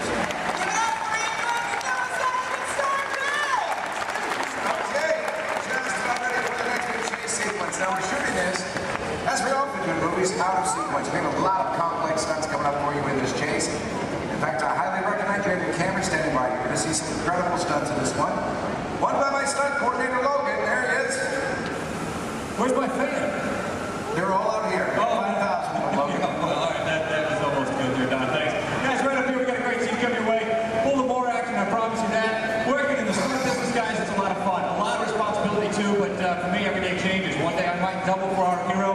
Next thing you know, shooting at him just all depends on what our director needs. I'm pretty sure by now you guys all figured out how to get down, right? Pretty obvious? Yes, I'm standing just over 40 feet high during the scene. Falling into that pad, we're going to kick it off here momentarily. So, Don, when you guys are ready. We are shooting the very beginning of the film. This is where you see the hero for the first time. He's in a gray jacket, just picked up this top secret envelope. This, of course, you met him earlier, our hero, Eduardo Olivera.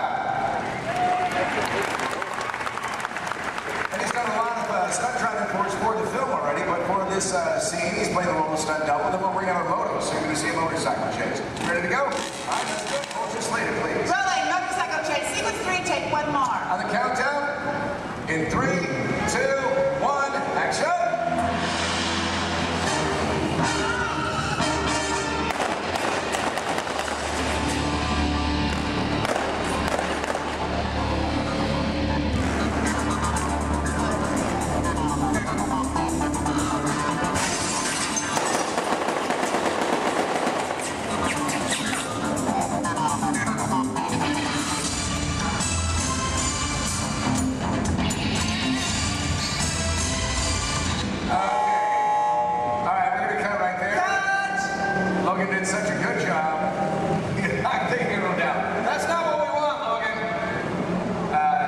So the hero actually stays on the bike, so we're going to change out the bike, check the surface, make sure there's no oil spills or brake fluid. that scene probably right from the top again, okay? All right, so this is Bill Ortiz. He's calling shots for this while Logan was doing the stunt for us, but we'll get the high fall in there. So let's just go to BGM for a moment, and we'll get this started as soon as we can.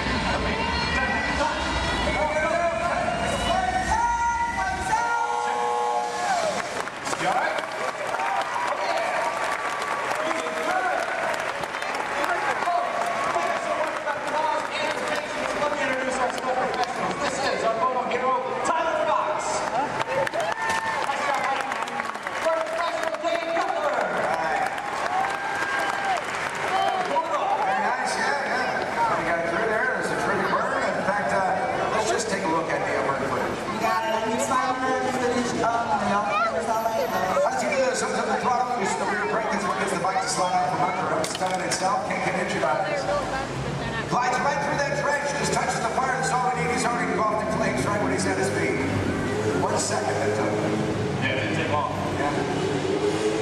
There you go. Good shot. It's nice right there. A lot of this looks good. Right there in the background. I love the hero background there. 10 seconds in, Nick starts feeling the intensity. You know what? As soon as he goes down, our crew right there too, put him out. Absolutely. Never wait for his thumbs up. Make sure he's not feeling any hot spots over any part of his body. Which we get right there. Yeah. For stunts like this, we use as many different cameras and angles as possible. Well, folks, we have to. It's a big stunt. A lot of safety. We need it in one take. That's right. Elaborate stunt. A lot of prep time involved. That's exactly right. A good half an hour of preparation just for Dave, our bird guy alone, folks. He is wearing 5 different layers. Now, the first layer that we put on him is a dry layer of Nomex, extra fire retardant material. We throw in some pads, of course, for the impact of that fall. Another layer of Nomex. There it is. And the fourth is a specially designed suit that we saturate in cool gel. That acts as a thermal barrier between Dave and those flames. The last is his moto driving suit. And what we do with that is paint it with a flammable gel. Now, ladies and gentlemen, it is the flammable gel that you notice burning and not Dave's moto driving suit itself. Now, one can do amazing things with digital effects, but nothing beats capturing fire stunts live. Yeah, that's what I like it. That's right. Good. Hey, you know what? This is what I want to do. I know we're set up for the final race. Let's get a pursuit car to camera out. Let's go inside and show our guests how much we modify these vehicles. I got you what you need. Let's do it. Guys, let's get V2 out to camera out. V2 set, camera out. V2 is on set.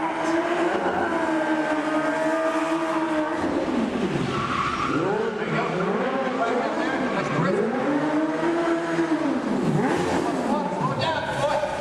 Hey, there you go. Folks, how would you like this guy to be your valet? Put your hands together for Mr. Nick Keeley. Hey,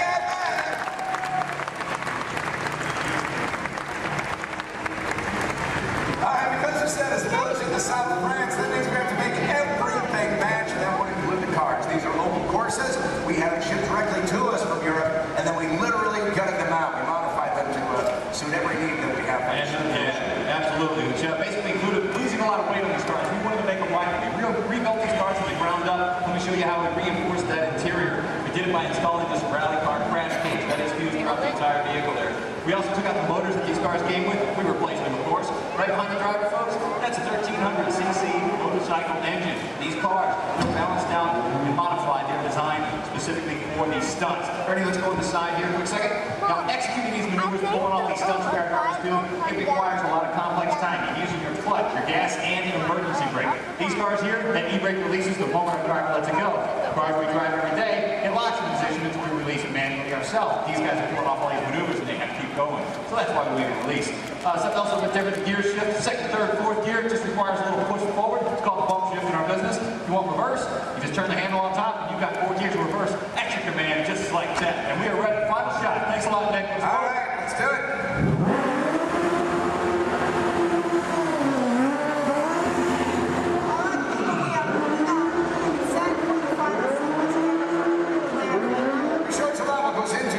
Complex vehicle stunts. Right now I want to show you the film, and I want you to find the scenes you just saw shooting here. Remember that first scene called the ballet chase? Then there was the jump in the semi.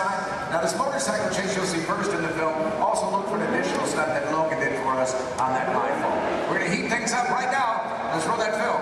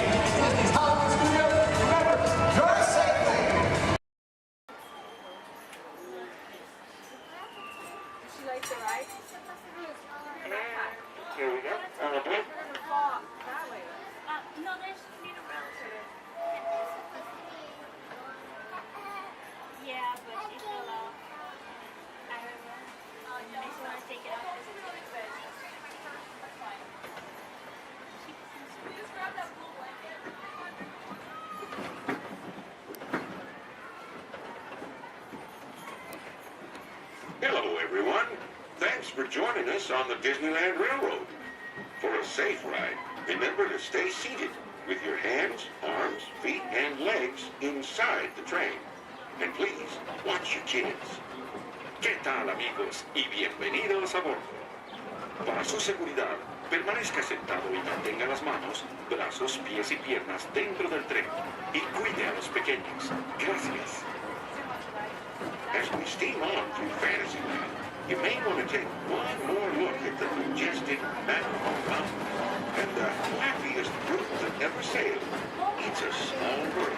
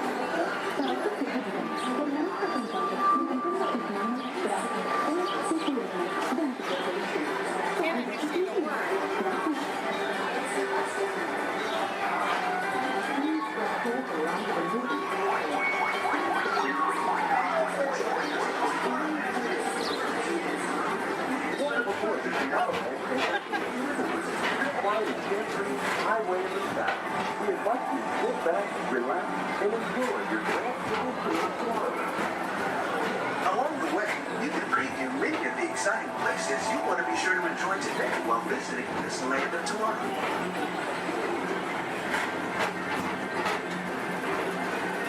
The People Mover is the perfect vehicle for people watching. So keep your eyes peeled. You never know who you might see.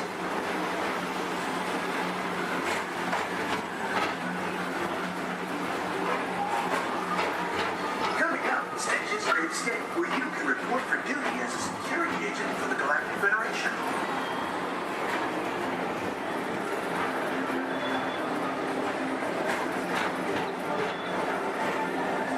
The mission is to keep Experiment 626, the biggest little mischief maker in the galaxy, under control.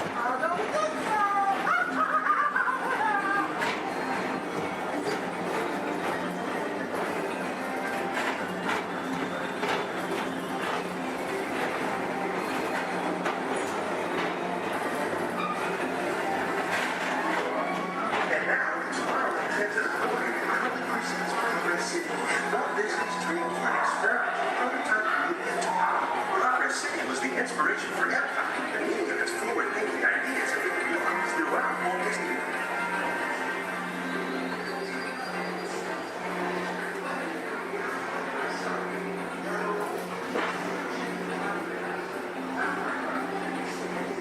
If your future includes shopping, then you'll want to visit Mickey Star Traders, where you'll find the greatest goods from around the galaxy. That's right. It's out of this world.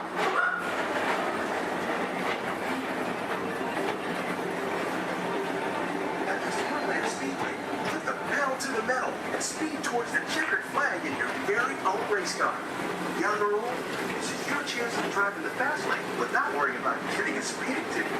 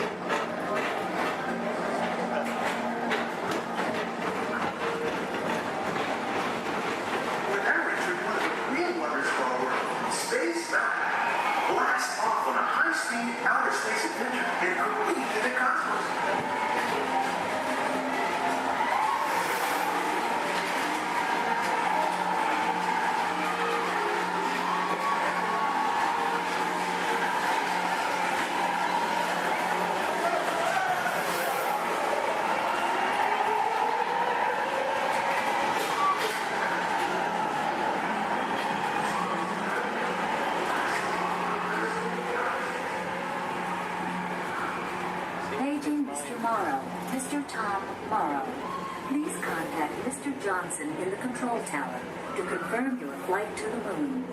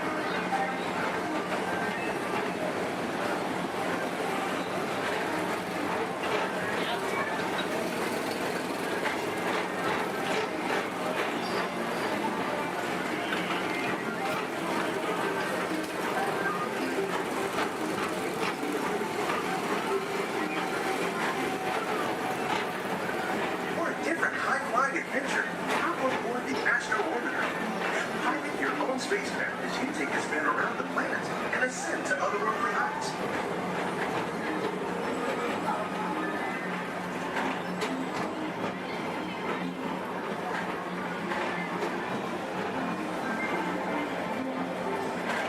We're now approaching Walt Disney's Carousel of Progress. Inside this rotating theater, full families welcome you into their homes of yesterday and today, starting way back at the turn of the 20th century. First presented at the New York World's Fair, this legendary circular theater celebrates the progress that has made our lives better. It's a perfect reminder that there's always a great, big, beautiful tomorrow shining at the end of every day.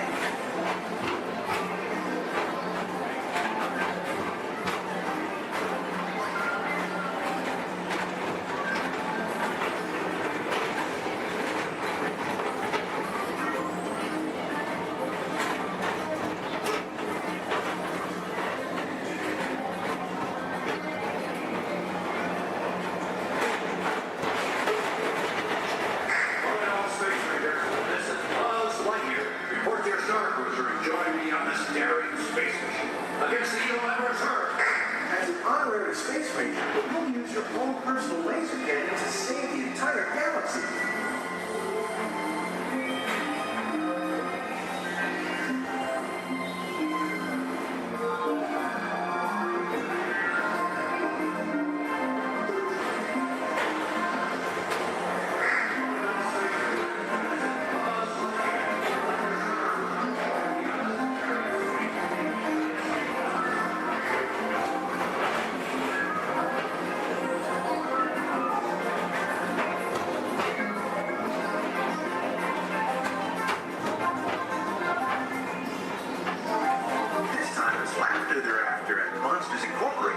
So drop in and join Mike Wazowski and all his pals at Monsters Incorporated Laugh Floor. Share the fun.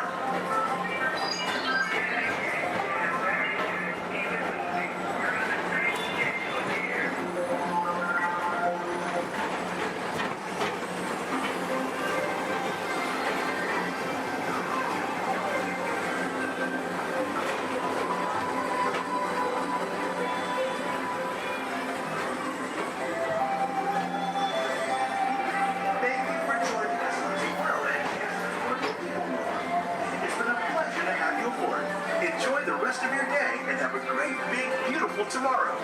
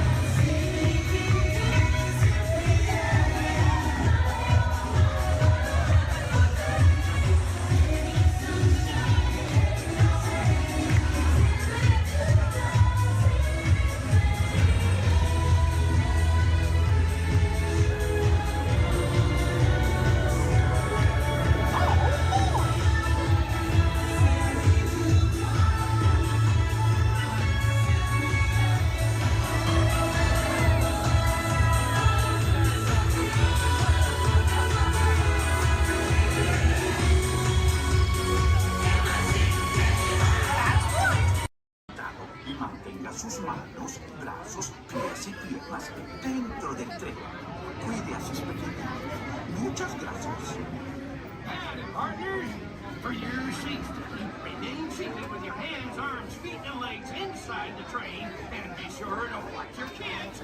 If any of you folks are wearing hats or glasses, best remove them, because this here's the wildest ride in the wilderness!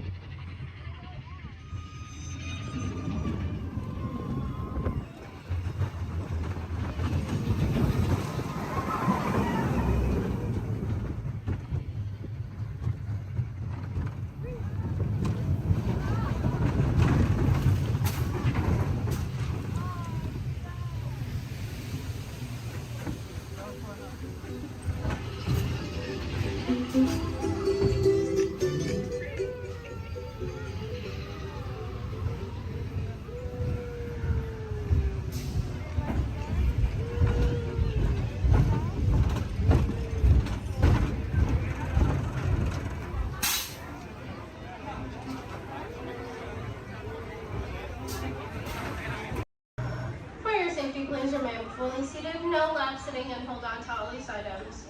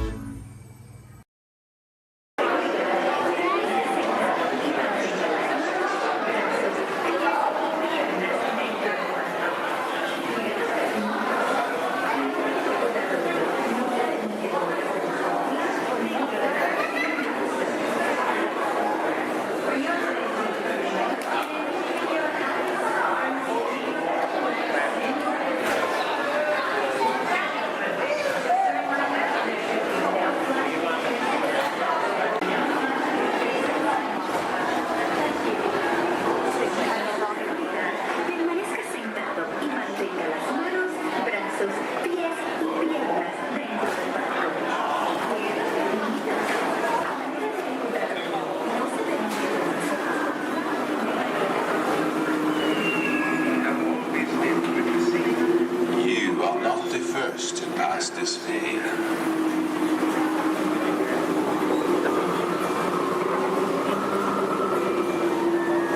Nor shall you be the last. Those who seek the spirit of Norway face peril and adventure, but more often find beauty and charm.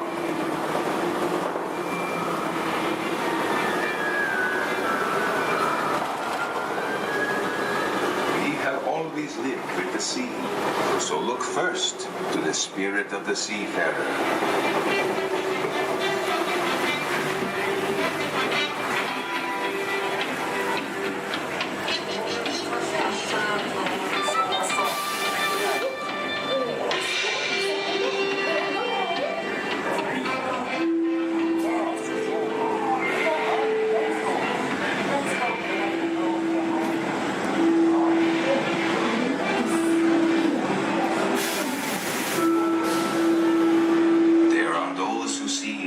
Spirit veiled in a land of forests and mystery, where trolls still prowl the water's edge. What is? How dare you come here? Invaders! Stop! This is troll country! The Goliath, be gone! I'll cast a spell. Yes, yes! You disappear! Disappear! Disappear! Back! Back! Over the farm!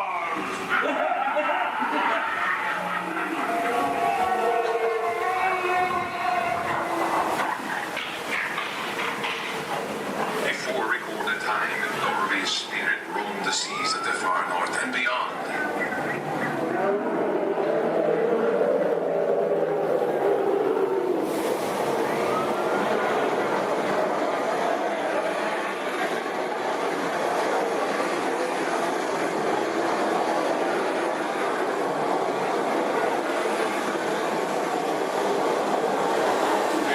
Norway's spirit still thunders in her grave fjord.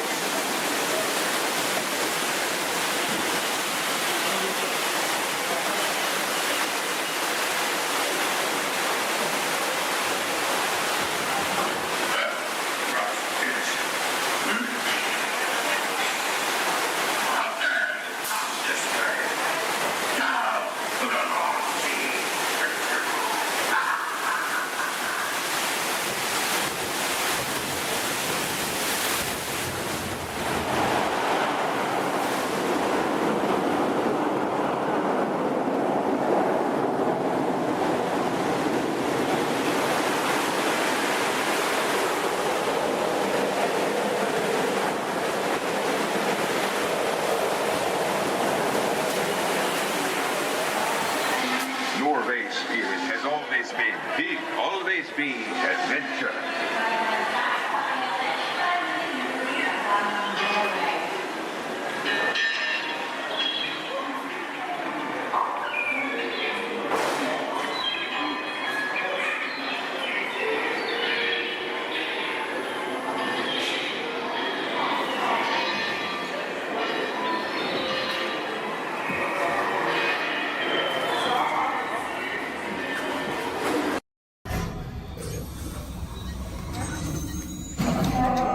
Engineers.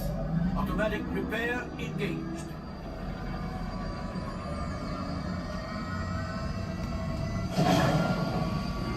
Right, pilot.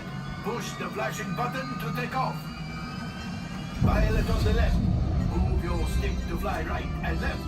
I was just about to say that. Pilot on the right. Pull back on the stick to fly out. And push forward to fly down. Oh, watch it. Julie is flying this thing look in the air. Weapons are online. Left pilot, hit the booster. Now let's go get that coaxial. Right pilot, make the jump to light speed.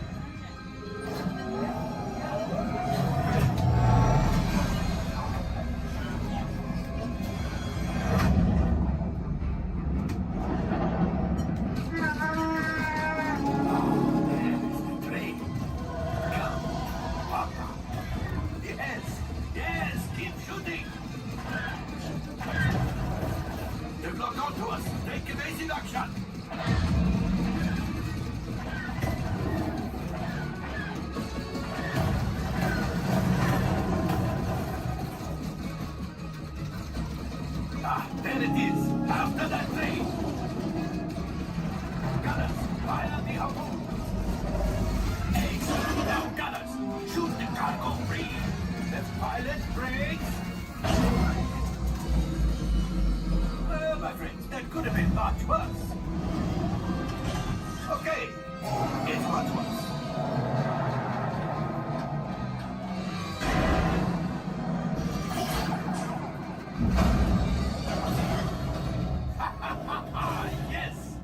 got one. Excellent, my friends.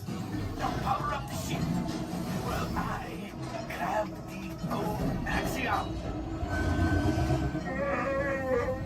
You see, just as I promised, my friend, now that the resistance has already, maybe a little something for Hondo.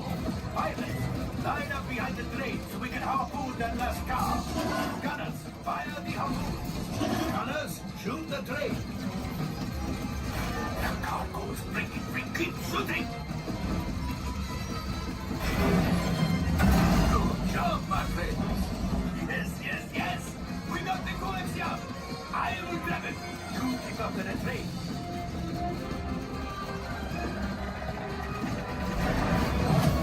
Gunship. Oh, that's ridiculous.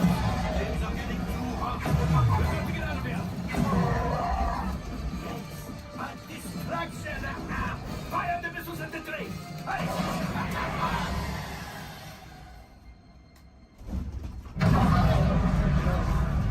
Watch out. The Star Destroyer is collapsing. Let's pilot. Hit the boosters. Boost. Boost. We made it. I don't believe it, but we made it. Now, let's get out of here.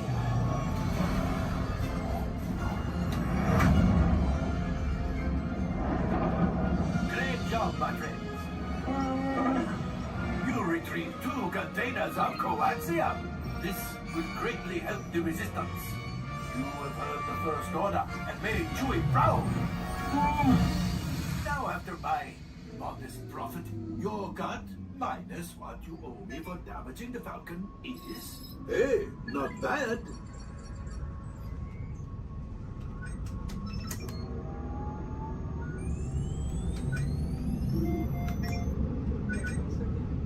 R5, damage report. Engine failure. All right. Hyperdrive leak. That is not too good. Multiple hull ruptures. Well, it could be worse. All right, I'm making an executive decision. Everybody out. Go on, get out.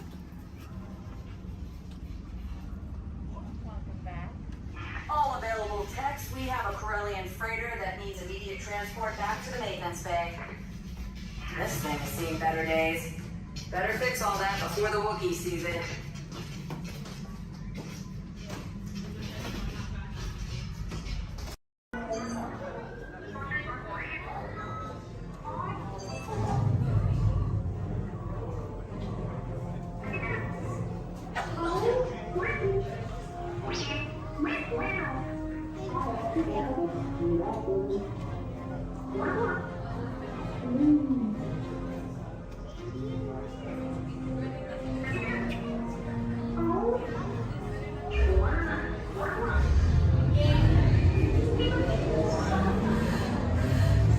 Incoming transmission from Ray.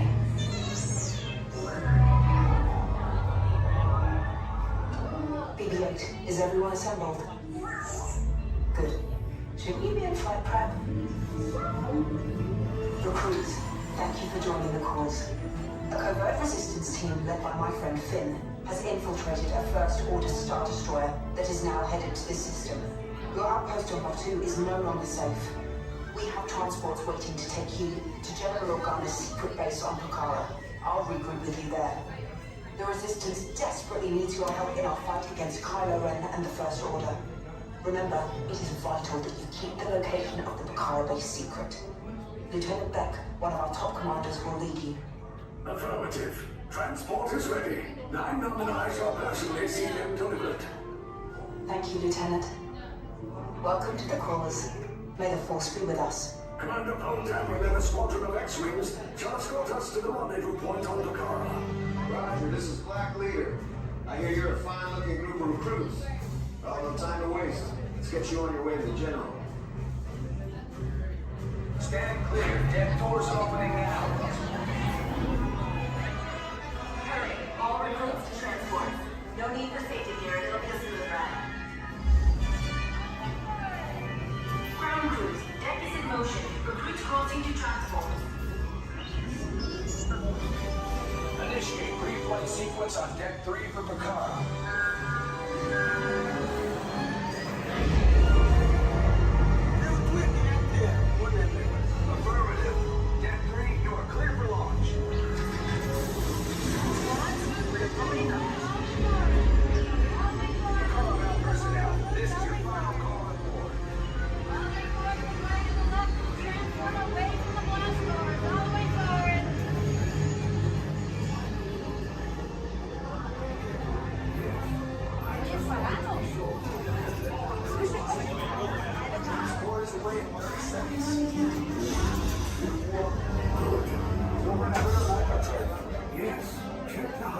also.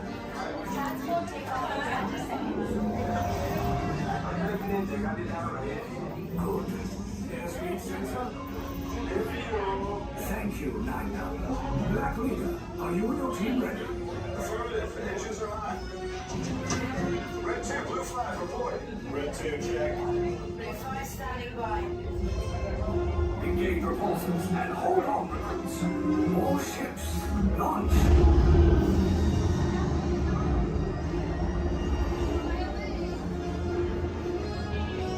I am Lieutenant Beck. As you heard from Ray, I have been tasked with getting you to Bakara. Red 2, Blue 5, keep tight now. Let's get ready to make that jump to light speed on my mark. Black Leader, we're picking up an unusual signal. Are you spotting anything? Yeah, I see it. We'll check it out. BB-8, what do you got? There appear to be a number of small craft heading our way. Raise the shields. We got company. First order TIE fighters. Reroute. Reroute. Red 2, Blue 5, we got a clear path so transport can make the jump. They're all over us. I'm hit. We lost Red 2, more incoming. Blue 5 taking evasive action. Try to shake him, Blue. I'm trying. We lost Blue 5. I'm going to try to draw out of the way. Copy that. Get us clear so we can make the jump. Be ready. You won't have much time. Where are all those TIE fighters coming from? Star Destroyers. Get out of there. We can't. We're caught in a tractor beam. It's pulling us in. Our lines are friends and make this a fair fight. Don't worry, I'll come back for you. Stay strong. Cargo vessel TR-141, identify yourselves and prepare to be boarded. This is TR-141. We are a civilian vessel. By whose authority are we being detained? By the authority of the First Order, Resistance scum. Now bring down your shields and prepare to be boarded. They'll want the location of our secret base. Tell them nothing. The future of the Resistance is at stake. I have a bad feeling about this. Stand back from those doors. Attention, passengers of the TR-141. You have been identified as enemies of the First Order. You will disembark immediately and prepare yourself for interrogation. Proceed forward, now.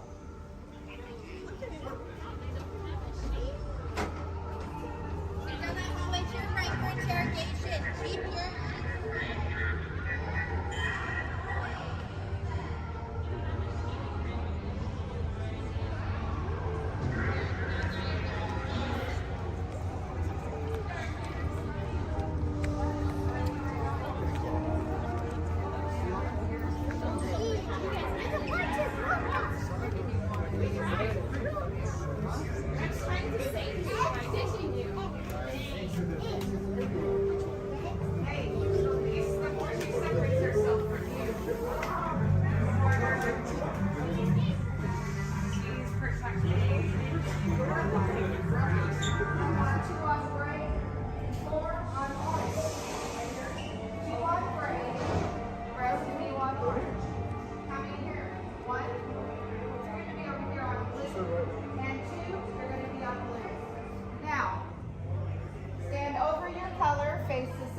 shoulder to shoulder.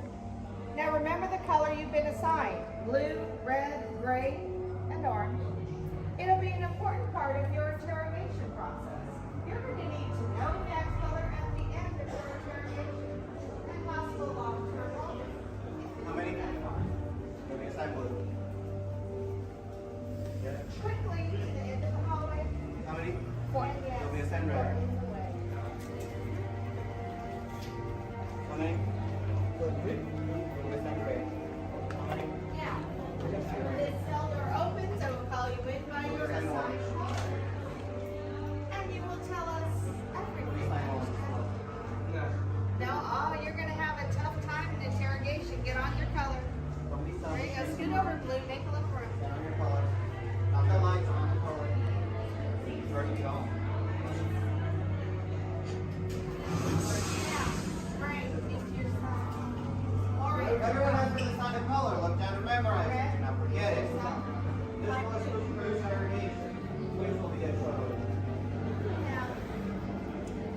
wheelchair only speed slow. Let's move it along.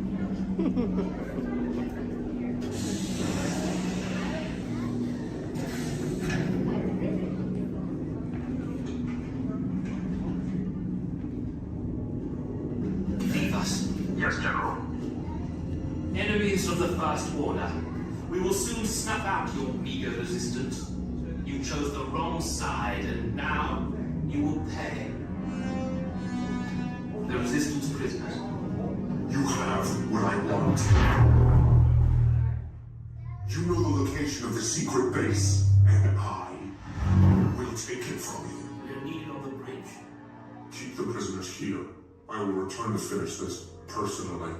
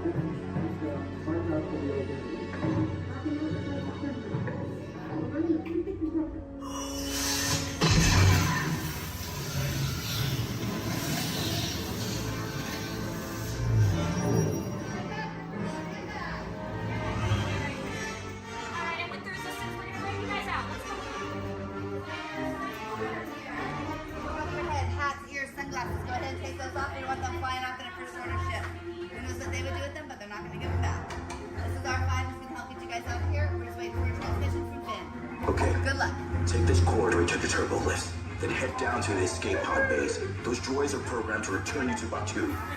Hurry and don't get caught. Lieutenant Beck will guide you. Recruits, for your safety, stay seated with seatbelts securely fastened. Keep hands, arms, feet, and legs inside the transport and supervise your children. Tell them it's a prisoner transfer. Did it work? Good. Now get a move on. There's a clear path to the turbo lifts at the end of the hallway. Turn right. Probe droid. You're lucky it didn't spot you. Take those turbo lifts and stay out of trouble. Hey, you're not authorized. Wait, go to the prison.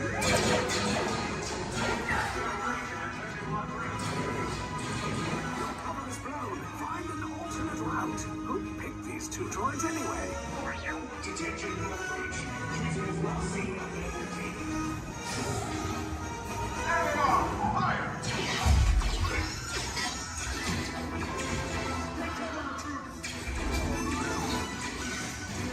The escape pod just below us. Take those down. Copy. Hurry! No, not up! I said down!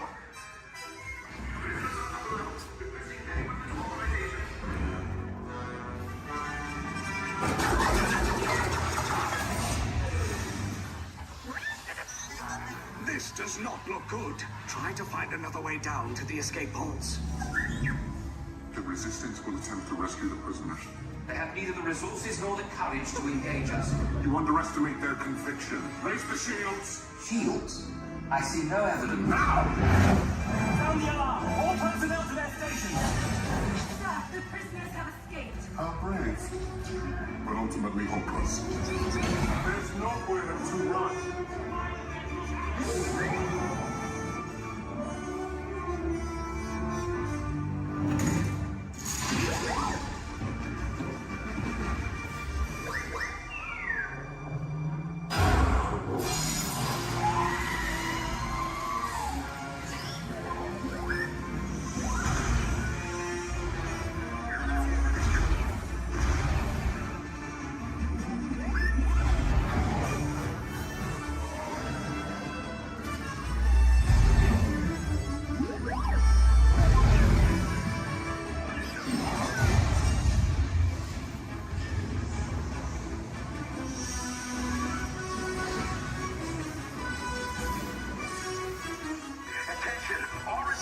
personnel.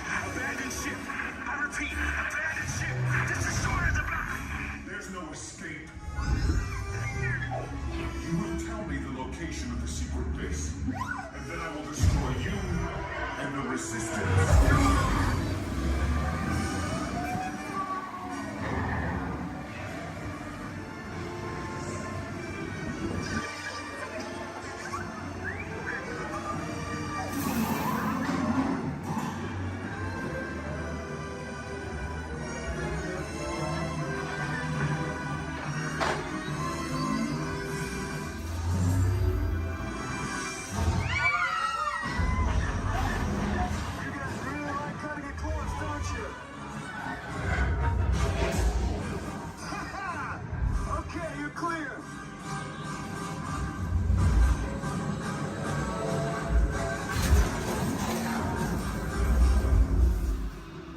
Escape pods came in a little off target. Ground crews will meet you outside the wreck. All right, nice job, recruits. Not what you signed on for, but hey, you're Resistance now. I think I have that authority. Right, Beck? Where's the lieutenant? I need eyes on Beck. I know, Stafford's poppy. More escape pods down in Sector 4. Verification pending from Key Command personnel. Where's the lieutenant? I need eyes on Beck. Lieutenant Beck here. Beck! You're alive! I should hope so. Great job, recruits. Thanks to your heroism, the location of the Resistance base is secure. Bravo! Yes, R5, you too.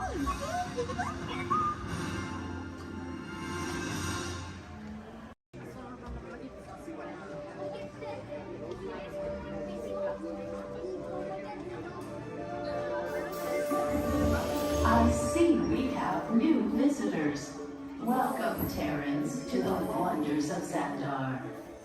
I am World Mind, sentient supercomputer of Xandar.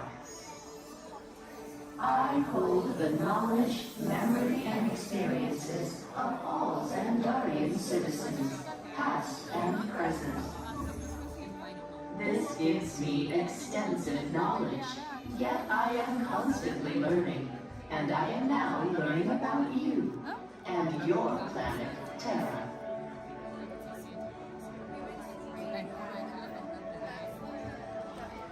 Much of my knowledge of your world came from your great scholar, Peter Quill. However, many of his facts have yet to be confirmed, such as the incredible importance of a legend called Footloose. Through my fellow Xandarians working here at the wonders of Xandar, I am discovering more about you Terrans.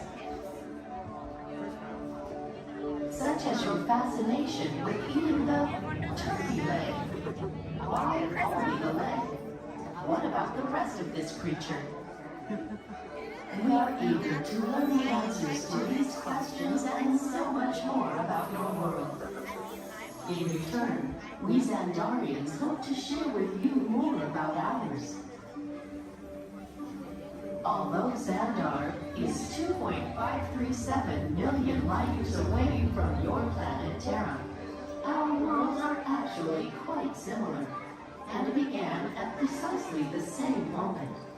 We refer to this as Time Zero, before the existence of anything. Our worlds were born of a single point of matter and energy that blasted outward in what you Terrans refer to as the Big Bang. And from nothing came the beginning of everything.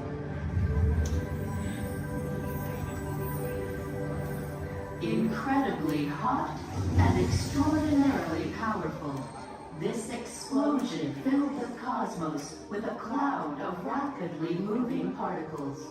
Over the next 100 million years, space continued to expand, and the particles cooled and slowed. As they coalesced into huge swirling clouds, gravity pulled them into larger, denser clusters. At the heart of these clusters, the temperature rose, and the particles were compressed just so tightly they fuse, releasing enormous amounts of heat and light. This is how the very first stars in our shared universe were born.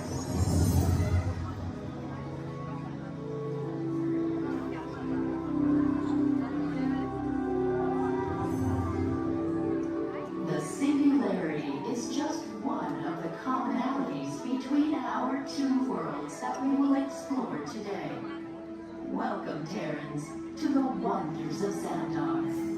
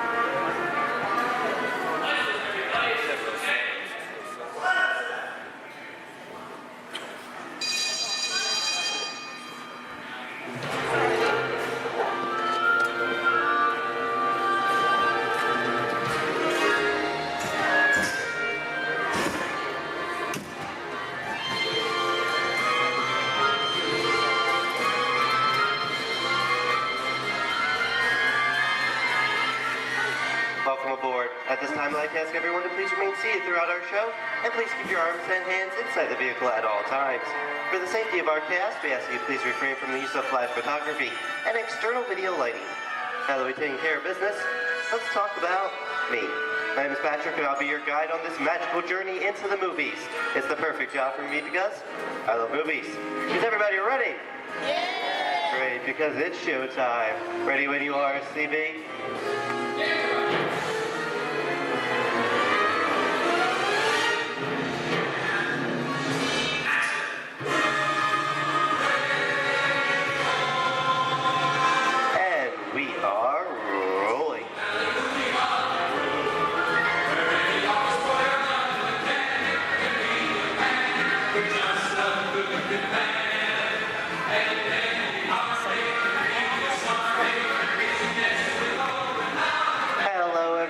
Welcome to the Great Movie Ride. Once again, my name is Patrick, and I'll be taking you from this Hollywood soundstage into some of the greatest movies of all time, all on one tour.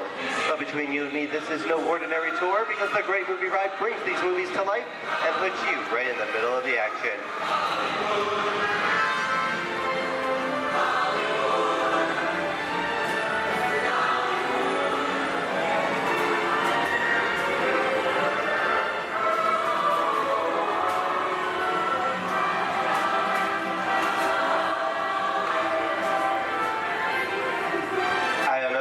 But I just love the great Hollywood musicals of the 1930s.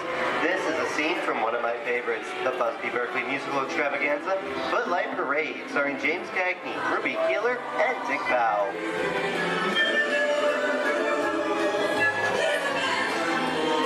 In 1952, Gene Kelly was Singing in the Rain with Debbie Reynolds and Donald O'Connor. Did you know that Gene Kelly co-directed this movie? Who can tell me what movie this is? That's right, it's Walt Disney's Academy Award-winning film from 1964, Mary Poppins, starring Julie Andrews and Dick Van Dyke. Julie Andrews won an Oscar for her portrayal of the nanny, who was practically perfect in every way.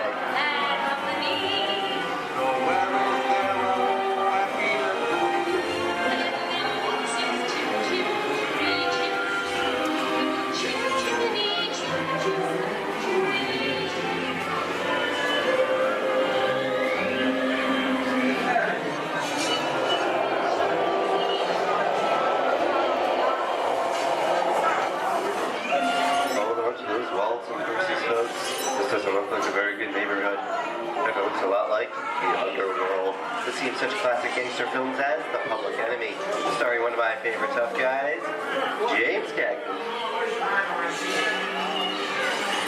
The working title for this movie was Beer and Blood, and in the United Kingdom it was known as Enemies of the Public.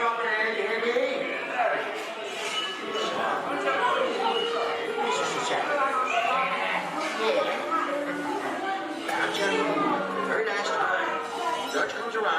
believe you should be here. You go for a jacket. And you're going to kick in with the door. And if you don't, somebody's going to drop by here and kick your teeth out one at a time. You me? I get you. Get down,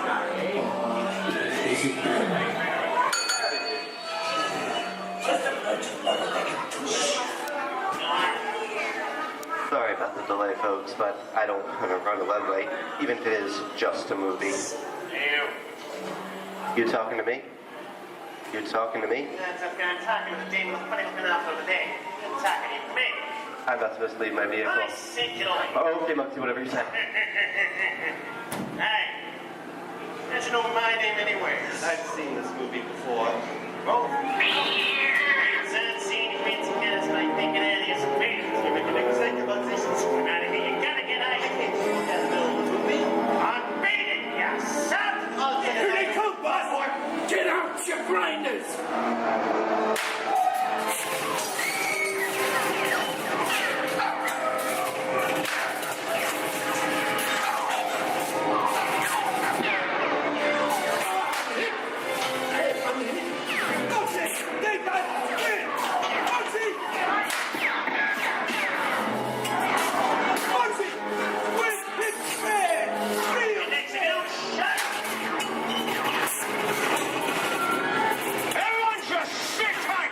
Running a red light against the law. I never break the law. Lady, watch this. No more red light.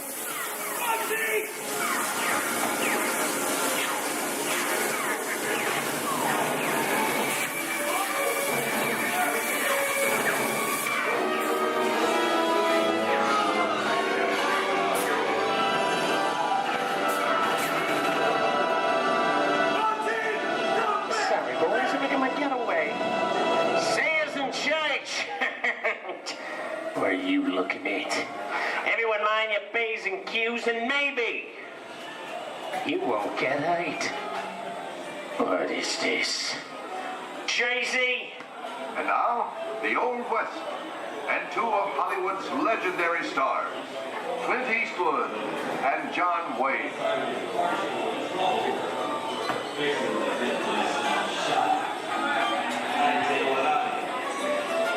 Go right ahead, if that's what you're going to do. A long time ago, I made me a rule. Let people do what they want. Sleepy little bird. So, that's a mighty tough territory you're heading into, Pilgrim. I'd think about turning back if I was you. That is, if you want my opinion. Well, to make it clear, it's a perfect time for me to collect up all your valuables. Starting with the jewelry, going on to the cold hard cash. Perhaps work. Hey! I don't even like this name, boy, Kappa! This is nuts. Nuts! Tell us I'm getting out of here. Get yourself up. Looking at this one. Can't get any worse.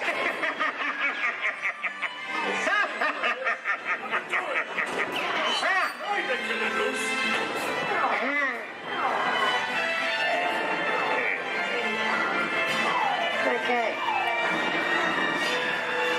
It's twice.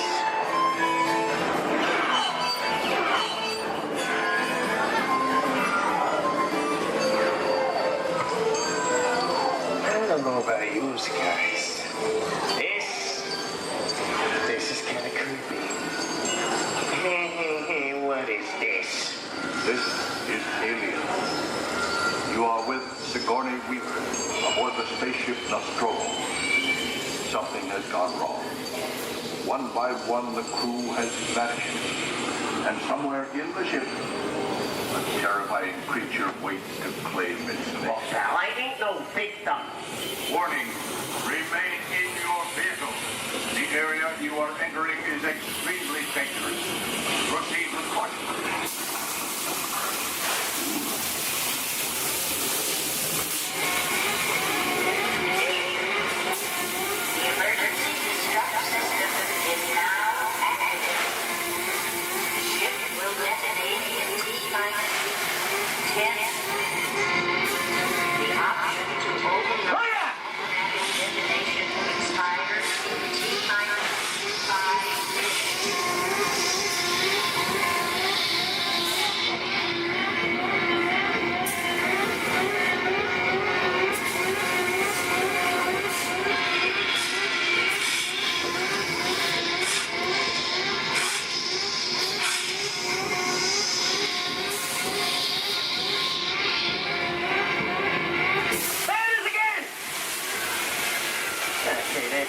save your curly things for one day, right? Wrong. Here in Raiders of the Lost Ark, amid 1,000 deadly snakes, Indiana Jones honors the great treasure. Will Harrison Ford escape with his discovery? And what will be your fate? Beware. Snakes. Why did there have to be snakes?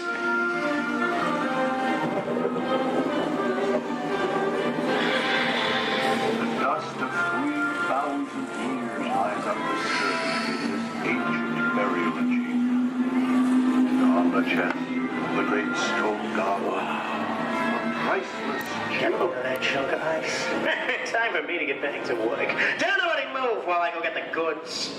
I don't think they'd notice a few extra bodies around here.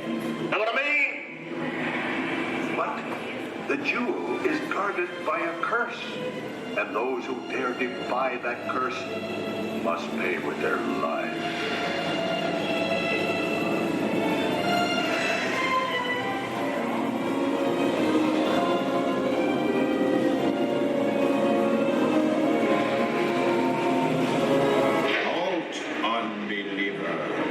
Disturb the treasure of the gods, and you shall all pay with your lives.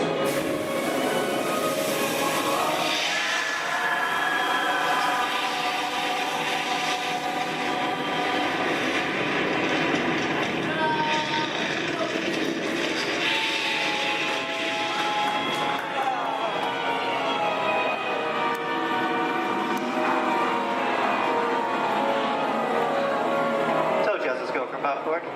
Well, this just goes to show anything can happen in the movies. Now, let's get on with the show.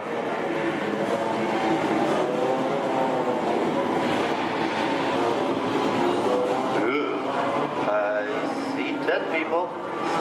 The horror movie is my all-time favorite genre. Some of the best horror films were made back in the 1930s and 40s, but monsters, mutants, and maniacs are still audience favorite and continue to haunt us today. That's what I call a wrap.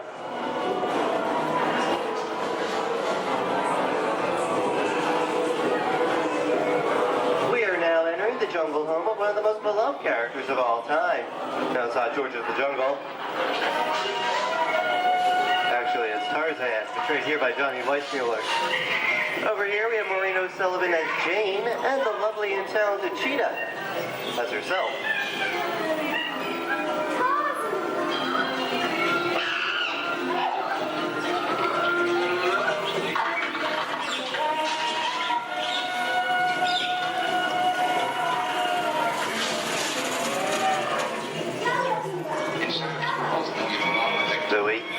I think this is the beginning of a beautiful friendship.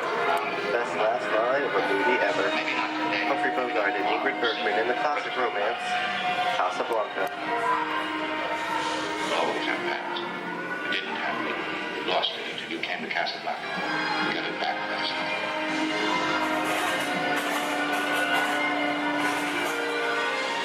I've got a job to do too. Where I'm going, you can't follow. What I've got to do, you can't be any part of. I'm not good at being noble, but it doesn't take much to see that the problems of three little people don't amount to a hill of beans in this crazy world. Someday you'll understand that.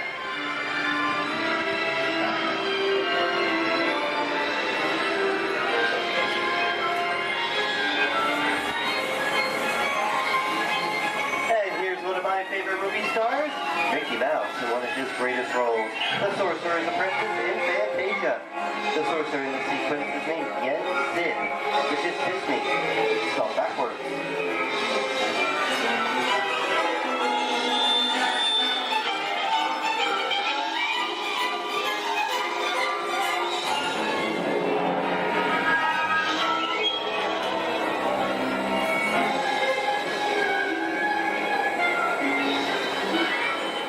Toto, I have a feeling we're not in Kansas anymore. How often do you get to say that? I'd say we are definitely somewhere over the rainbow in one of the most beloved movies of all time.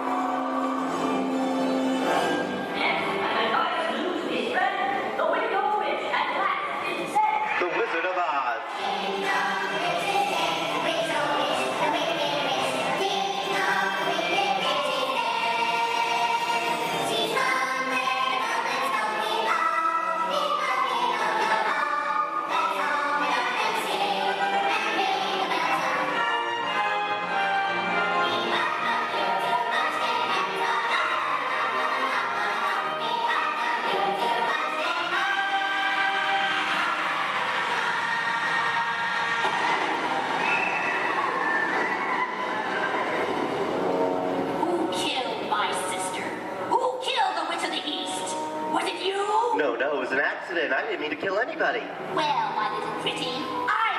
accidents too. Oh, rubbish. You have no power here. Be gone before someone drops a house on you, too. Very well. I'll bide my time. But just try to stay out of my way. Just try. I'll get you, my pretty, and your little dog, too. I wonder how we get out of here. What do you folks think? Which way should we go? Follow the yellow brick road. Follow the Yellow Brick Road? No, what I think of that. Bring along, folks. You know the way.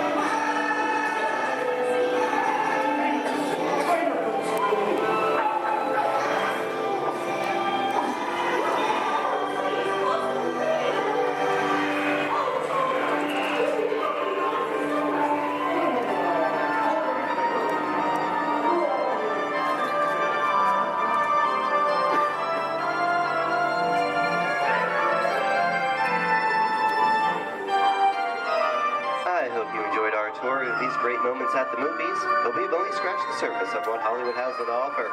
There are thousands of great movies out there just waiting for you to discover, and here are just a few of my favorites.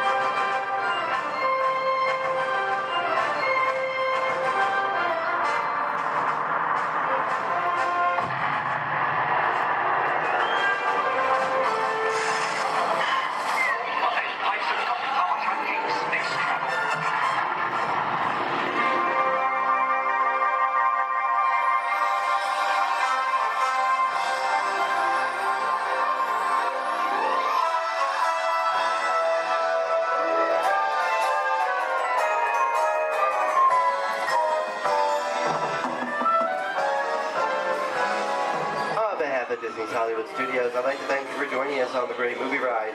But before we wrap this production, there is still one more scene to do. It's called The Exit. The action begins with remain seated till we come to a complete stop. Then gather all your personal belongings and take small children by the hand. When these doors open, rush dramatically to your feet and make a grand exit directly to the rear of your vehicle.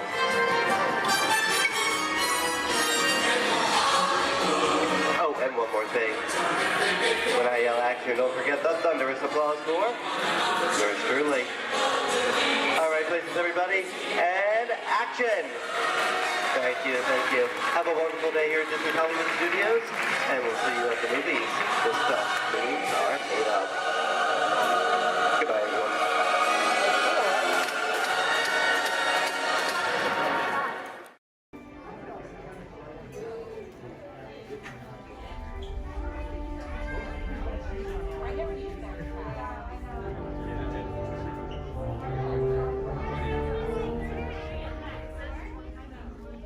Hello, sort of. My name is Patrick, and I'll be your chief flight attendant today. We'll begin boarding in a few minutes, but first I'd like to acquaint you with some important safety information. When the doors to your flight open, please take a seat and store all carry-on items in the under-seat compartment. This includes cameras, purses, hats, and, of course, these little beauties. Next, fasten your seatbelts, inserting them into the buckle on your right. The smaller aviators don't measure up to the height indicator on the seat. Just put the belt through the loop in the center strap before buckling it.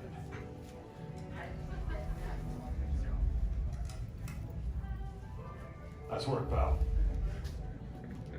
Soon you will be airborne. So if you or your little aviators have a fear of flying or of heights, you might want to wait for your party to arrive. Okay, let's review. That is seatbelt, carry-on item, safety strap, fear of heights, keep your hands and arms inside at all times. Anything else? Yeah. Have a nice flight. Alright, my friends, we're gonna load row 3, followed by 2, then 1. Row 3, please follow me. 2, you're gonna follow 3, 1, you're gonna follow 2.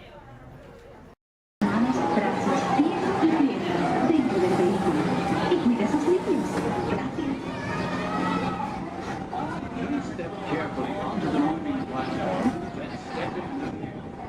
For your safety, remain seated throughout your journey, keeping your hands, arms, feet, and legs inside the car. Supervise your journey. Remember to stay clear of the doors, but follow the left road automatically. Enjoy your trip aboard the Metroliner.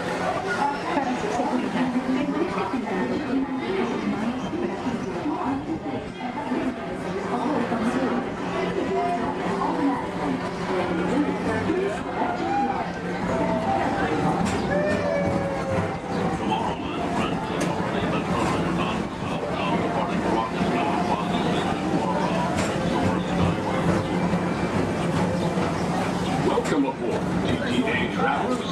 We hope you enjoy Tomorrowland Transit Authority's Super Skyway.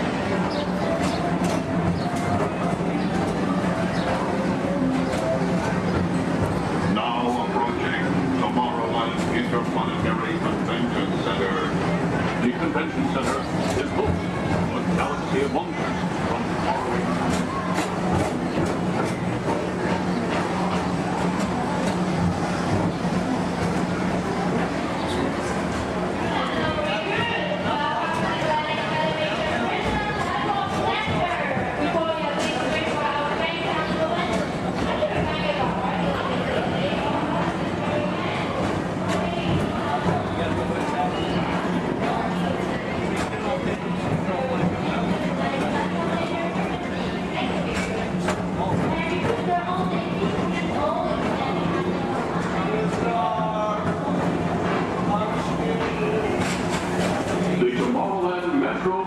Historical Society presents Walt Disney's 20th century vision for the future. This model city dared to dream the perfect community in which to work, live, and play.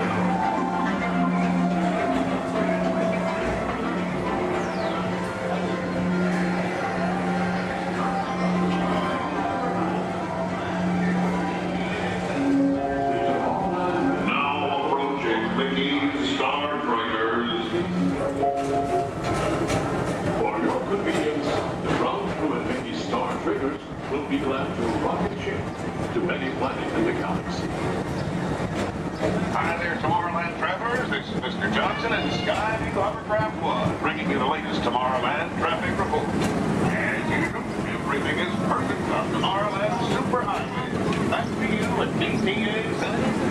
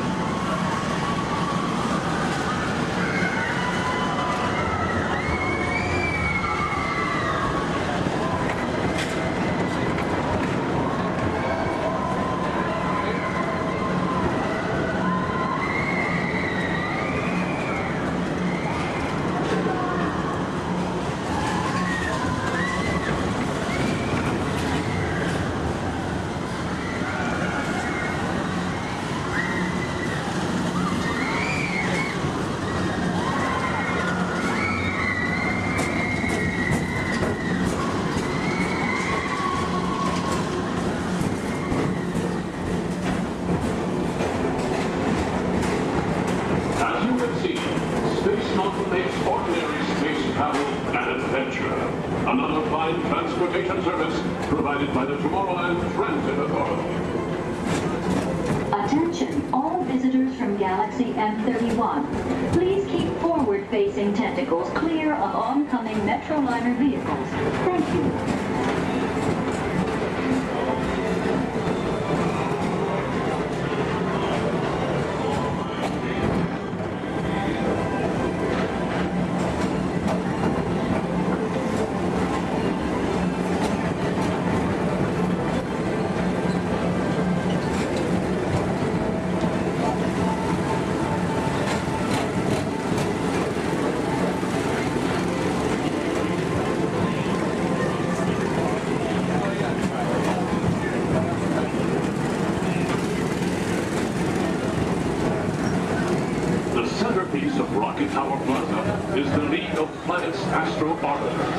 This symbol of universal harmony and interplanetary fellowship provides all beings with an exhilarating spin around the planets.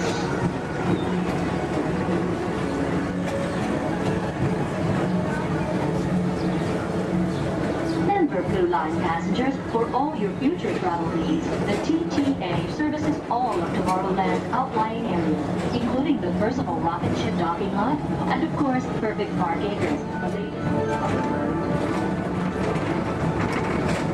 Paging Mr. Morrow, Mr. Tom Morrow. Your party for the Saturn has arrived. Please give them a ring. Now approaching Walt Disney's Carousel of Progress.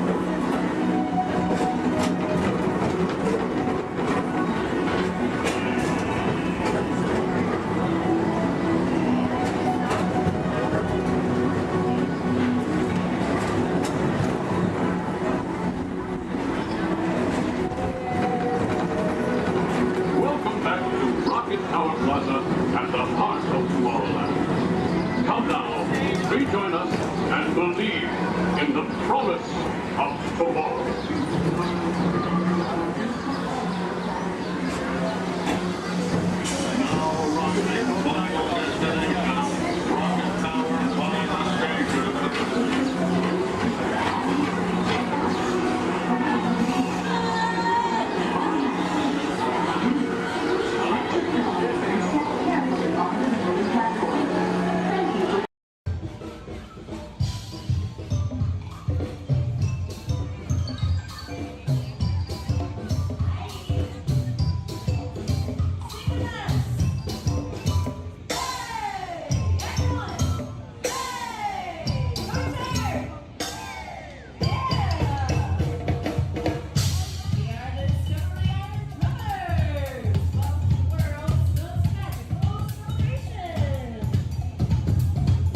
Who's having a great day out there?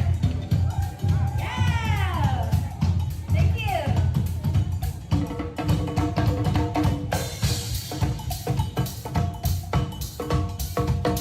Hi!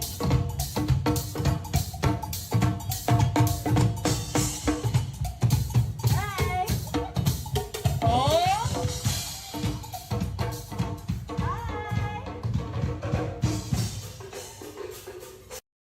Yes, Walt has some of the brightest minds in the world, but I keep things around here pretty chill, so the kids can create the next big idea that will give you the tools to become the next generation of heroes.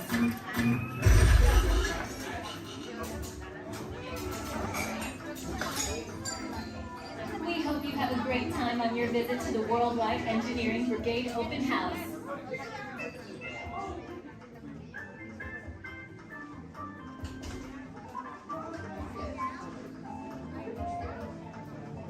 And now, our project lead, the brilliant, Peter Parker. Hey, what's up? I'm Peter Parker. And here at Web, we get access to some pretty awesome tech, like vibranium from Wakanda, or this crazy alien juice stuff. We have Kim particles and Star Tech. It all helps us develop really cool stuff, like these spider bots, for example. Check it out. They have this really cool self-replicating feature. Because? This is awesome. Buddy, you could stop doing that now. But anyway, you guys are here today to help us test the web slinger vehicle. Using onboard tech, you will be able to sling webs just like my buddy Spider-Man. Peter, your presentation is getting away from you. Yeah, I'm aware of that, Sharon. If you could just initiate the safety protocols, it'd be great. Problem with that, So Peter. anyway, if you want to sling a web, all you gotta do is sling your arm in the direction you want to shoot the web, and that's it. It's awesome. Peter, your spider bots are continuing to replicate and are consuming everything in their path. They seem to be stuck in self-recognition mode. If you could just handle that for me, please. On it. Contacting Mr. Stark. Don't call Mr. Stark! Don't call Mr. Stark. Sorry, shout. Just call someone else. Ask them to do it. Okay. Contacting Spider-Man. Here.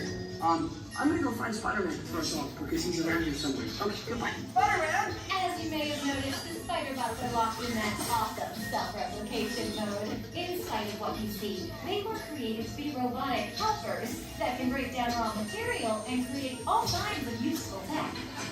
But because they are stuck in self-replication mode, the spider bots are currently consuming everything in sight and multiplying at an alarming rate.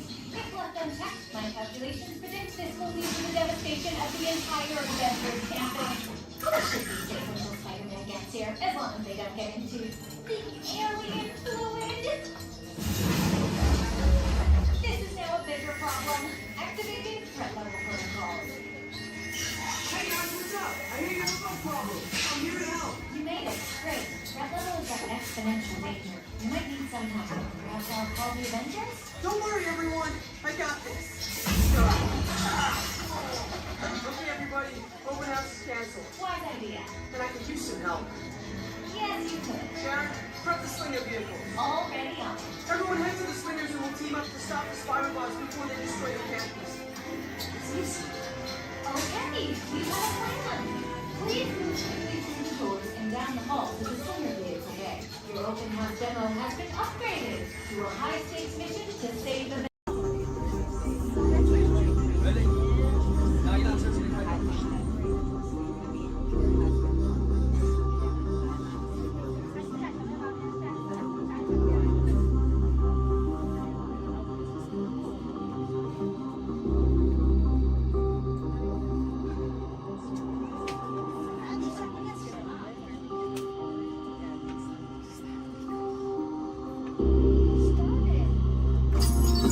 users.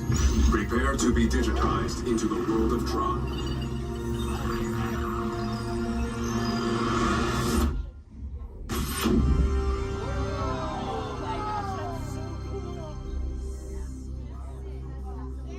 Team Blue, welcome to the grid. Proceed to games.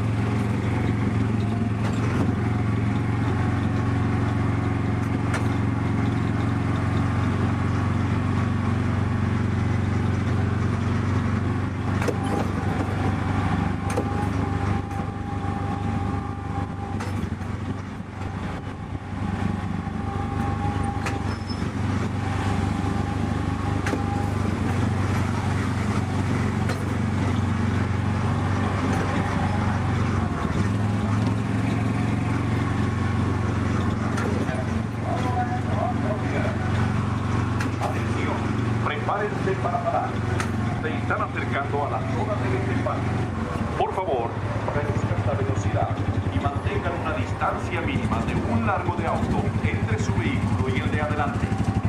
Para parar su auto, quiten el pie del pedal. Gracias.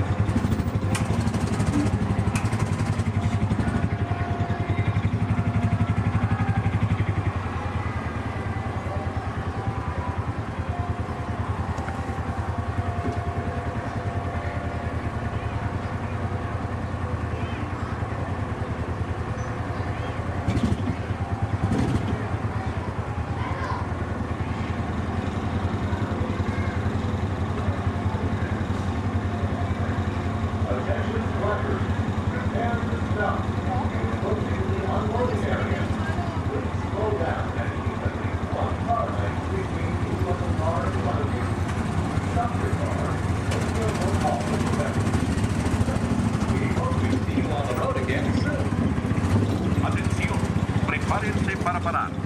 Se están acercando a la zona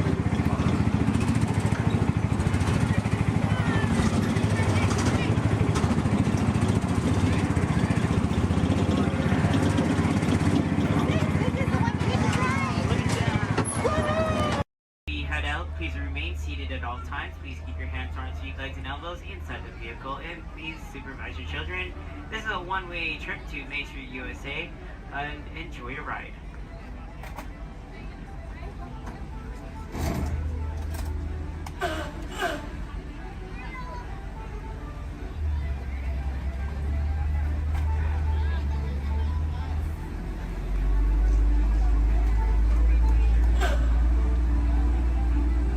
On your right-hand side is Sleeping Beauty Castle, your gateway to Fantasyland.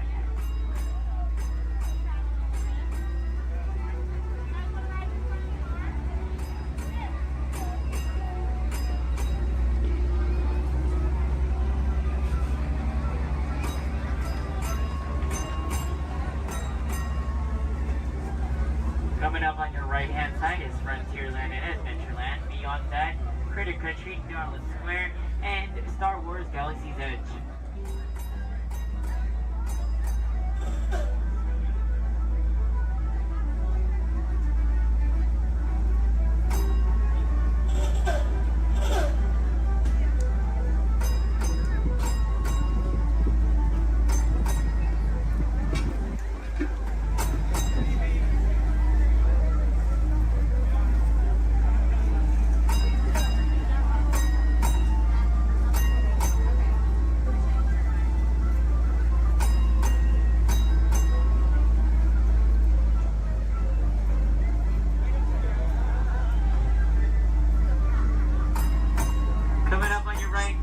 Left-hand side, there's our first aid center, our baby care center, and our lost child center. On your right-hand side, if you enjoy ragtime piano, we got some music going on over at the Coca-Cola Refreshment Center on your right.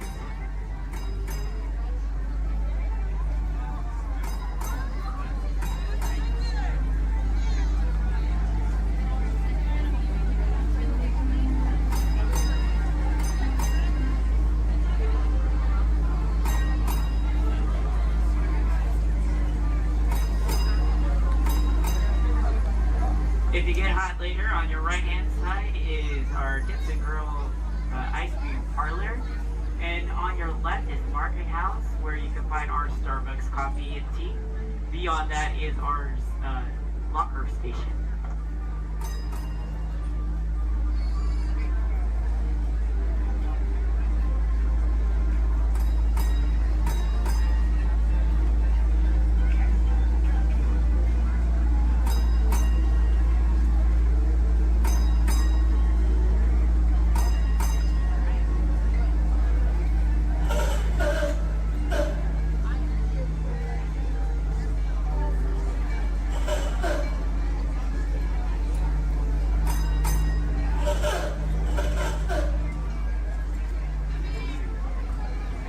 To our final destination in front of Disneyland City Hall.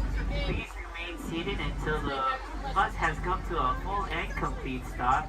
For those of you who are sitting in the top stairs, please watch your step as you exit the stairs and assist young children, and enjoy the rest of your day here in the Magic Kingdom. My name is Justin. And thank you for riding.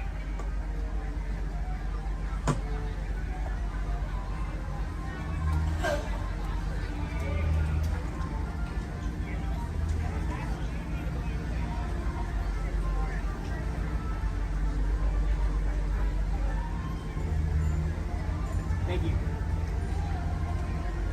Please remain seated, folks. I do need to park like right over there. Yeah. Please remain seated, folks.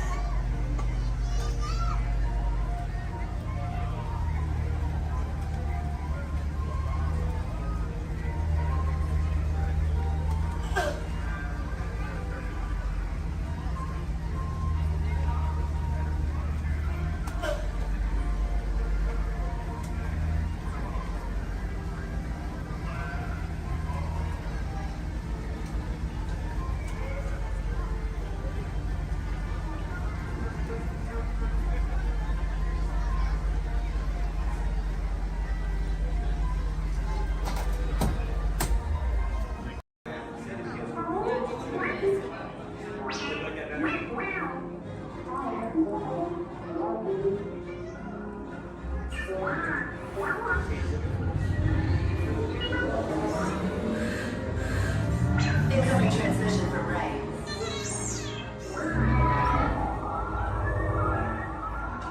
BB-8, is everyone assembled? Good. Shouldn't you be in flight prep? Recruits, thank you for joining the cause. A covert resistance team led by my friend Finn has infiltrated a First-Order Star Destroyer that is now headed to this system. Your outpost on Batu is no longer safe. We have transports waiting to take you to General Organa's secret base on Pucara. I'll regroup with you there. The Resistance desperately needs your help in our fight against Kylo Ren and the First Order. Remember, it is vital that you keep the location of the Pucara base secret. Lieutenant Beck, one of our top commanders, will lead you. Affirmative. Transport is ready. Line up and I shall personally see them delivered. Thank you, Lieutenant. Welcome to the cause. May the Force be with us. Commander Poltan and a squadron of X-Wings shall escort us to the rendezvous point on Pucara. Roger, this is Black Leader. I hear you're a fine-looking group of recruits. Well, no time to waste. Let's get you on your way to the General.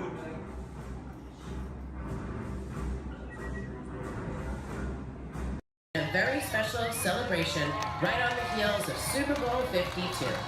From the 2018 Super Bowl champion Philadelphia Eagles, please welcome Nick Foles, Super Bowl MVP.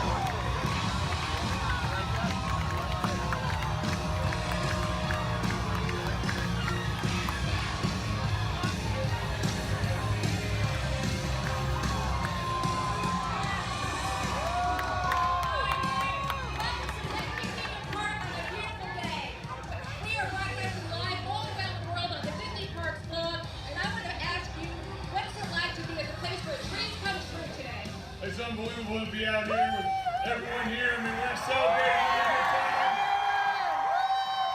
To be at Disney World, to be a part of this is unbelievable. Just to see everyone, to be here, unreal.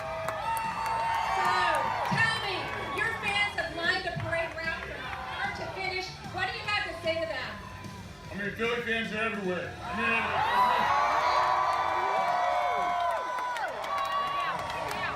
there we go. Hey, yeah, it's all right to yell we're world champs. It's all right to yell we're world champions.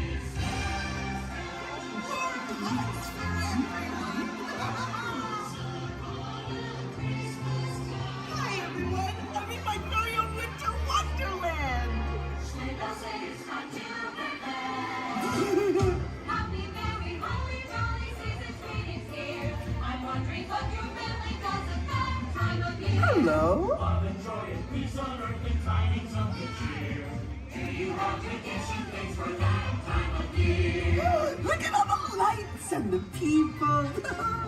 Hang a box of evergreen on every single doorway. Make a giant cookie in the wavy shape of Norway. Go from door to door to door by sailing with our choir.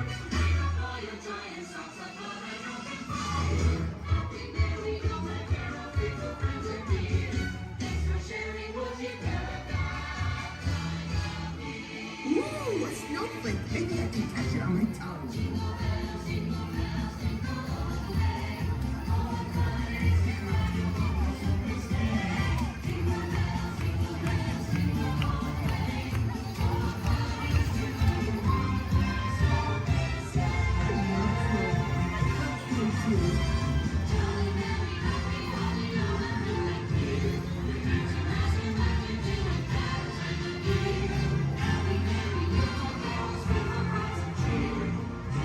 Tradition is without time.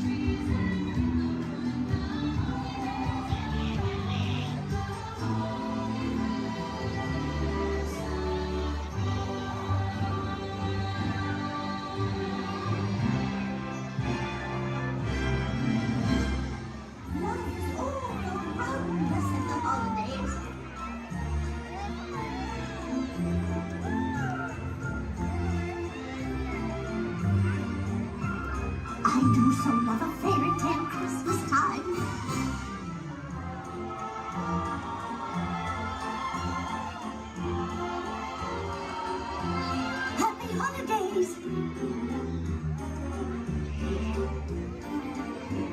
This is my favorite time of the year.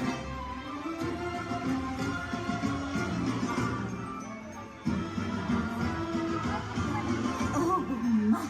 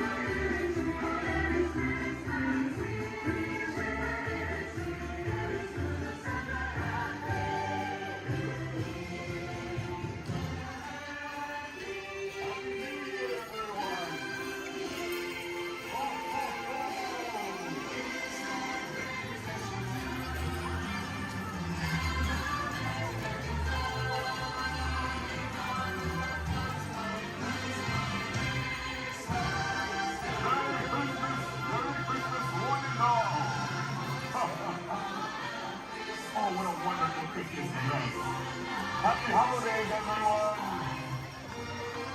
Hello there! Happy holidays, everyone! Be good!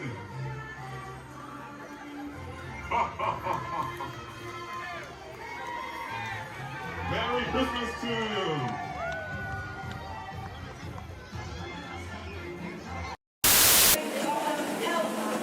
For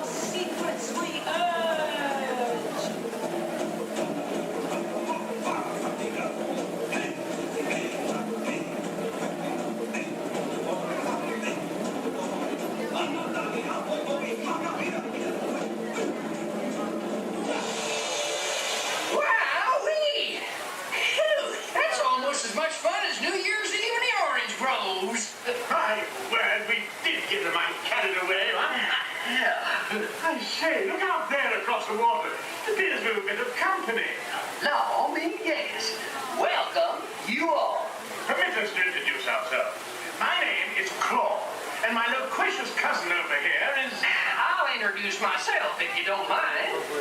Hi there. I'm, well, let's see now.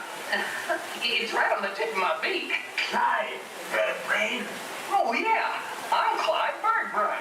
Y'all, I say, perhaps you good people have never conversed with toucan birds before. Well, neither did we, till one day we discovered this magic sunshine pavilion. By Jove, yes, I remember just how it happened. Many bird baths ago. There we were in an explorer's launch on a mysterious river in deepest Adventureland. Off in the distance comes the fierce roar of an African lion. And as we round a bend in the river, a huge bull elephant bellows forth in protest of our intrusion. Suddenly, the treetops explode in a frenzy of outraged birds. Oh, come, you and Johnny will do better than that. I can jolly well do one at a time.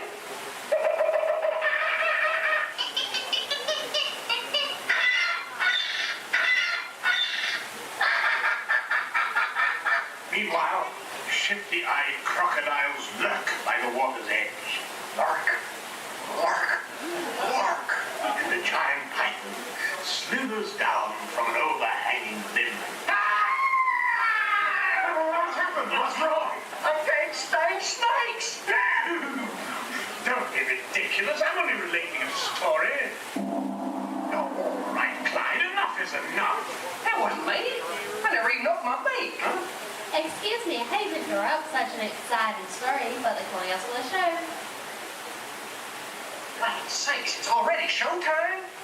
Land's sakes, yes, it's already showtime. Well, I believe it's your turn to make the announcement. Righto. Ladies and gentlemen, boys and girls, gather up all your cameras, purses, and other articles, and now turn to your left towards the tall door. When the drums begin, they'll open magically to lead you right into the Sunshine Pavilion. Is everybody ready? I say, have a good show. A real tropical serenade.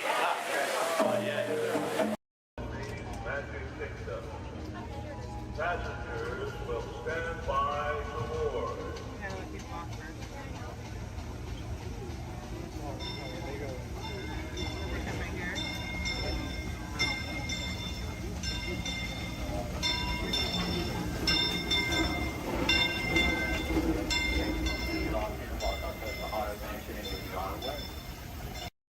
Thank you.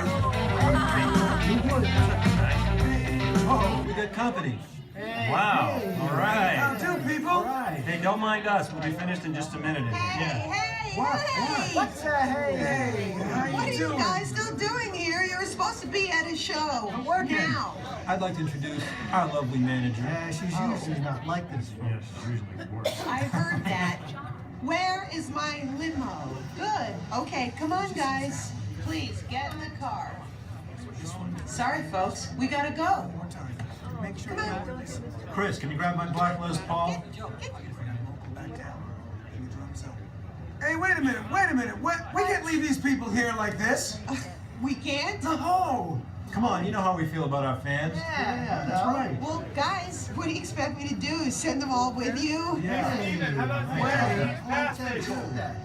Wait a minute. I love that idea. How about some backstage passes? Oh. Yeah. Come on. Make it happen. Give me some. Okay, I'll make it happen. Now get out of here. I need all of you. See ya. Have a nice ride. Hi, Sal, it's me. Listen, I'm gonna need a bigger car. Make it a stretch. In fact, make it a super stretch. Great. Excuse me. Okay, folks. Look, the show is all the way across town, but I got you a really fast car.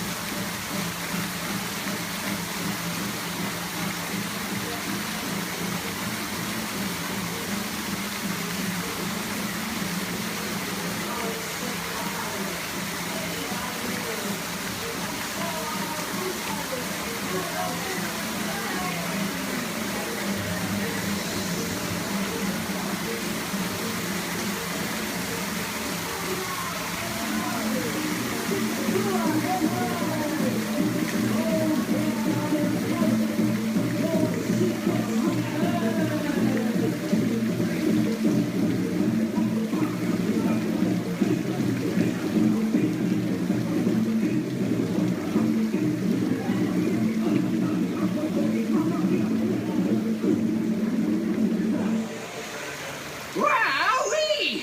Phew, that's almost as much fun as New Year's Eve in the orange groves. My word, we did get a mite carried away, huh? I say, look out there across the water. It appears we're a bit of company. Law me, yes. Welcome, you all. Permit us to introduce ourselves. My name is Claude, and my loquacious cousin over here is... I'll introduce myself, if you don't mind. Hi there. I'm, now, let's see now.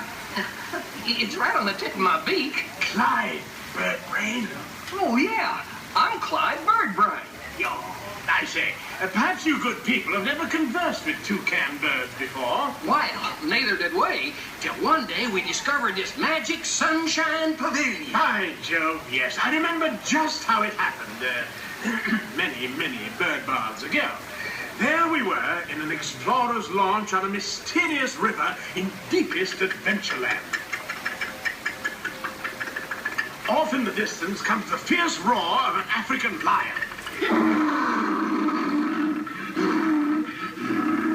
And as we round a bend in the river, a huge bull elephant bellows forth in protest of our intrusion. Suddenly, the treetops explode in a frenzy of outraged birds. Oh, come, you can jolly well do better than that. I can jolly well do one at a time.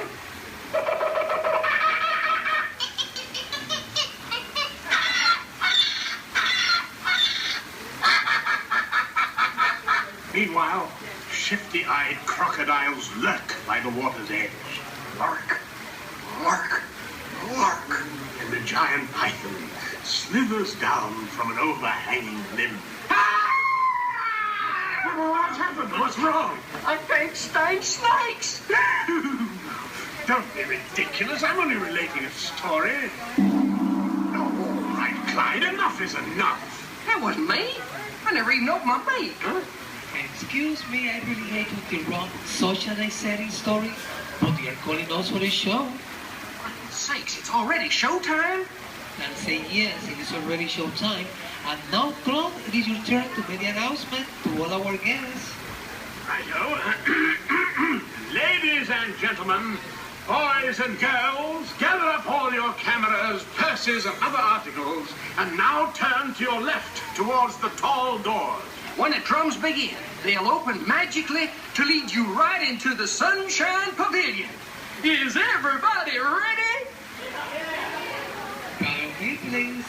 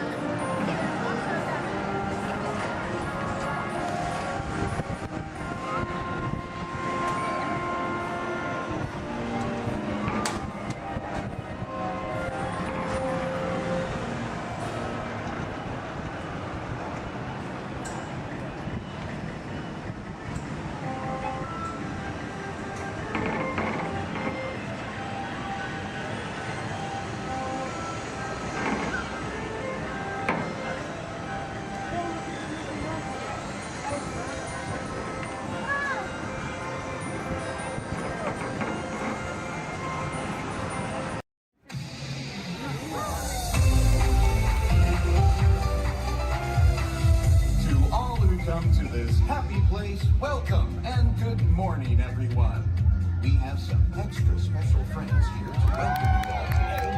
Let's hear it for Mickey Mouse and Minnie Mouse.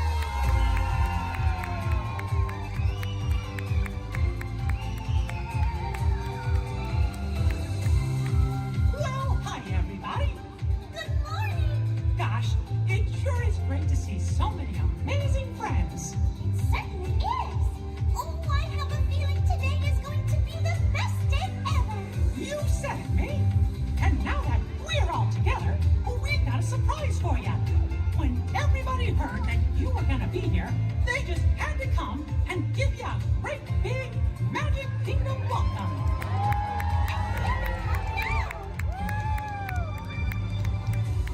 Hot dog! Now that everybody's here, I think it's time to start the day. And that means we're going to need just a little bit of magic. I bet these folks can help with that. Oh, I know they can. On the count of 3, everybody shout, "Let the magic begin." Are you ready? 1, 2, 3. Let the magic begin!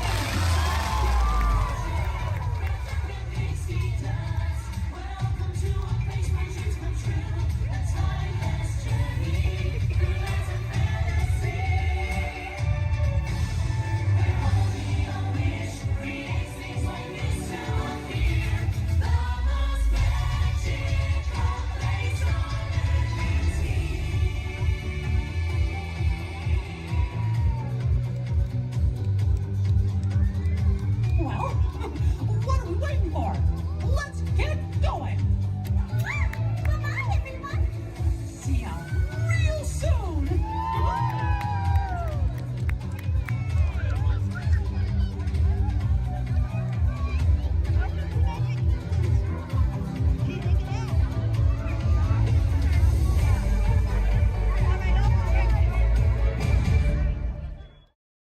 Yes, Walt has some of the brightest minds in the world, but I keep things around here pretty chill, so the kids can create the next big idea that will give you the tools to become the next generation of heroes.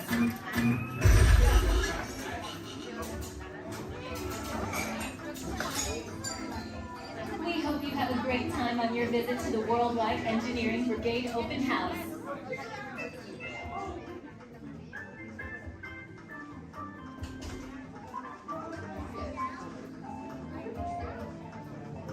And now, our project lead, the brilliant, Peter Parker. Hey, what's up? I'm Peter Parker. And here at Web, we get access to some pretty awesome tech, like vibranium from Wakanda, or this crazy alien juice stuff. We have pin particles and Star Tech.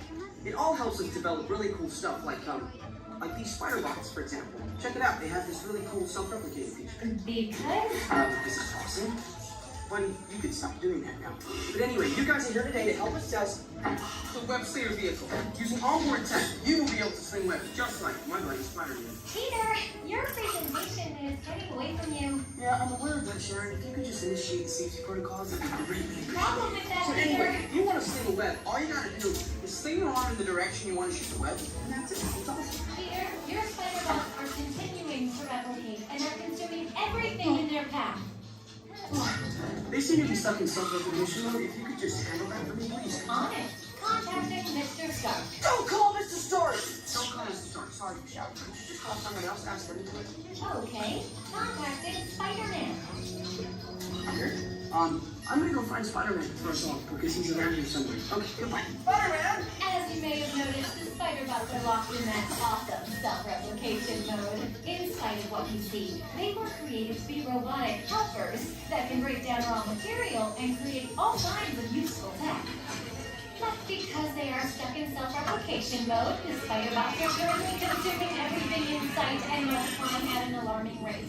If left unchecked, my calculations predict this will lead to the devastation of the entire Avengers campus.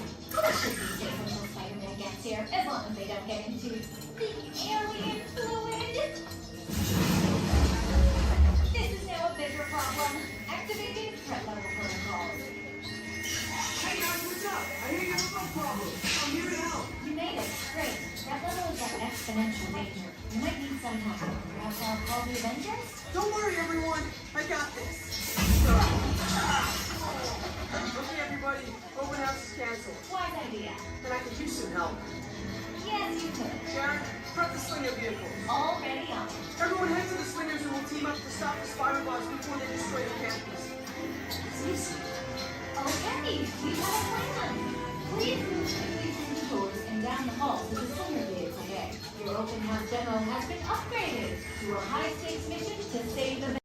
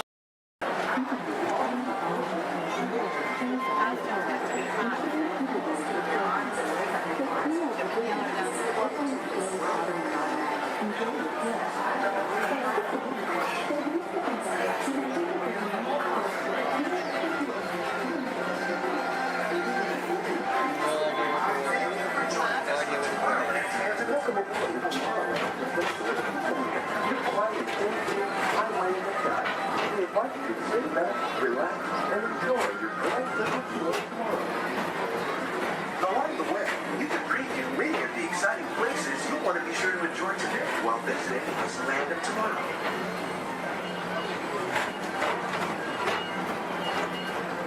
The People Mover is the perfect vehicle for people watching, so keep your eyes peeled. You never know who you might see.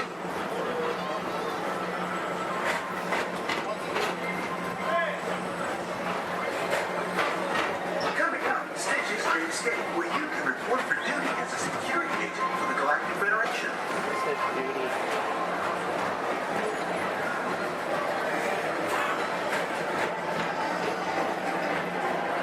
Your mission is to keep Experiment 626, the biggest little mischief maker in the galaxy, under control.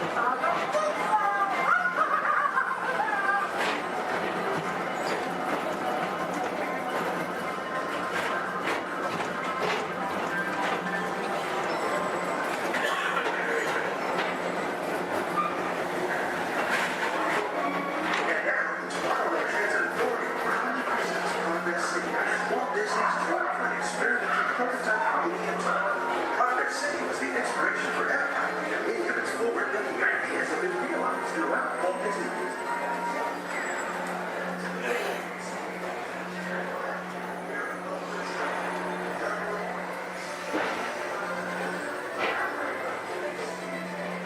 If your future includes shopping, then you'll want to visit Mickey's Star Traders, where you'll find the greatest goods from around the galaxy. That's right. It's out of this world.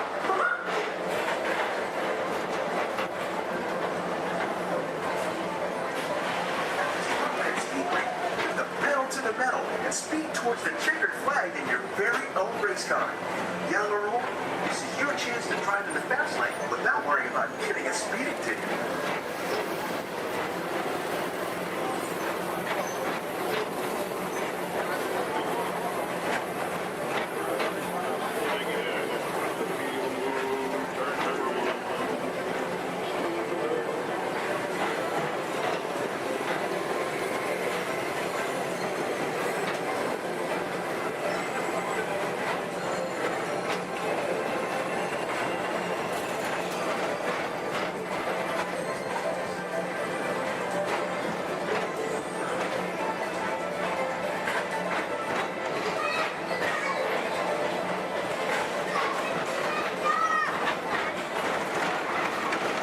With adventure, one of the real wonders of our world, space travel. Blast off on a high-speed outer space adventure and complete through the cosmos.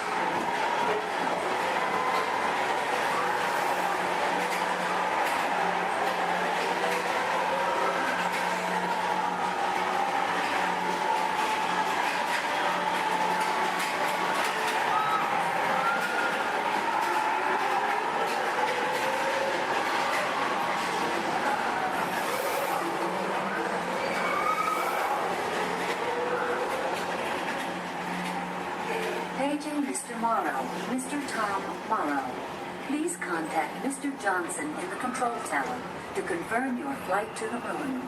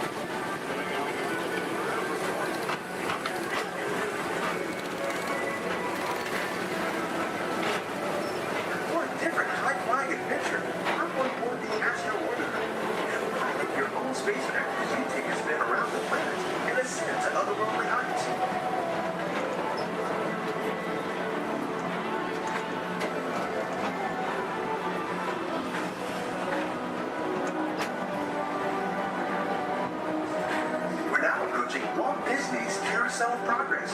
Inside this rotating theater, full families welcome you into their homes of yesterday and today, starting way back at the turn of the 20th century. First presented at the New York World's Fair, this legendary circular theater celebrates the progress that has made our lives better. It's a perfect reminder that there's always a great, big, beautiful tomorrow shining at the end of every day.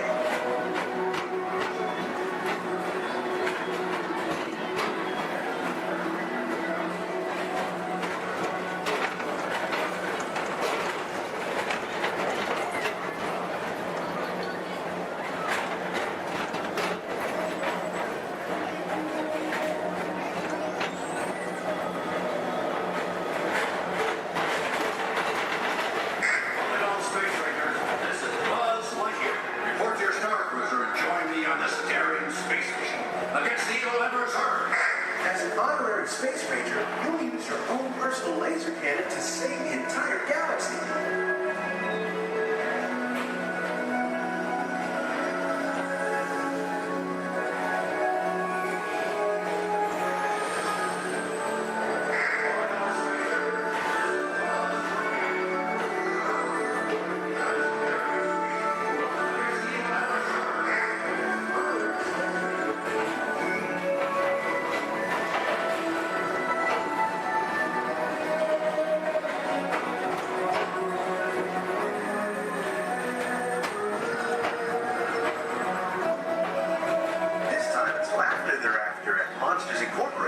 So drop in and join Mike Wazowski and all his pals at Monsters Incorporated Laugh More. Share the fun.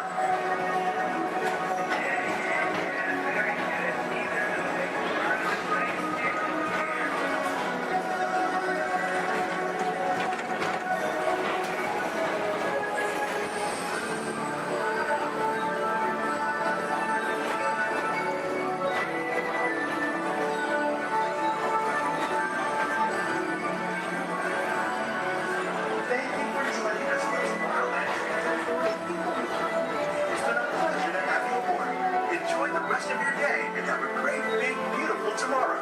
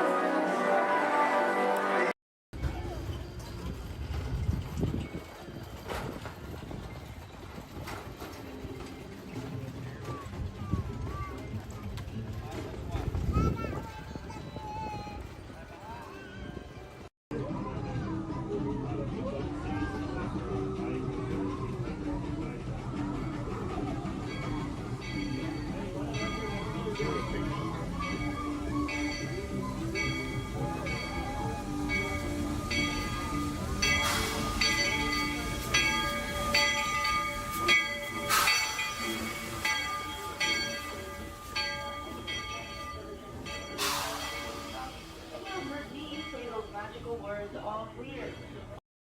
What is it now? Let's get technical with the pressure. The fuel pressure. Why didn't you say so in the first place? Let me check. I am getting a rumble. Yeah. Yes, I'm shutting off the main line right now. Just you get that and fixing that motivator. Please get transport to impossible.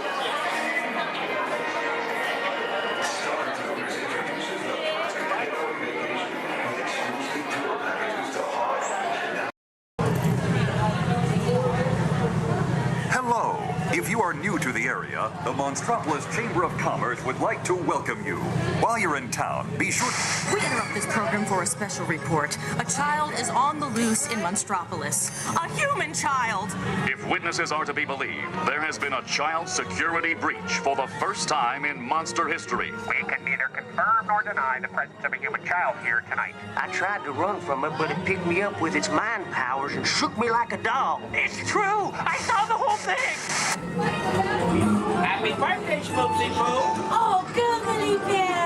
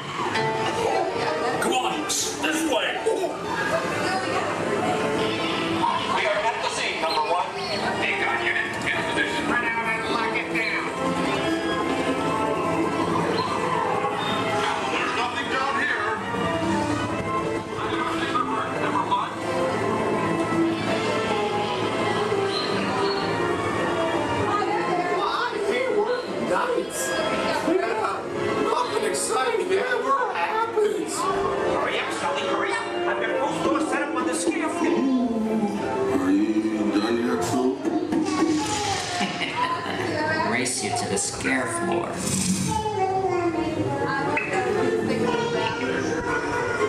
Almost there.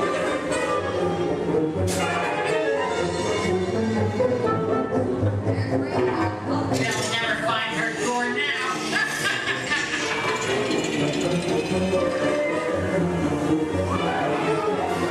Oh, there's your door. We're almost there, kiddo. Not so fast, Sullivan. We'll never get her home now.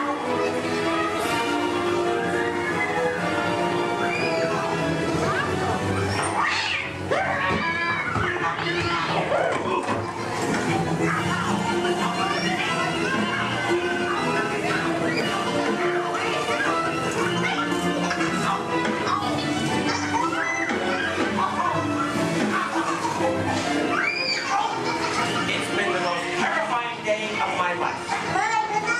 But I love you, kiddo. Good night. Kitty's gotta go now. Sleep tight.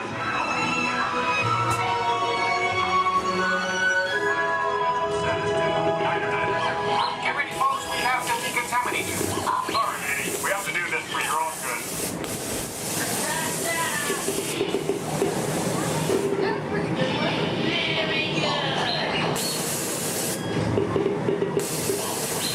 Sorry, sir. You're not my type.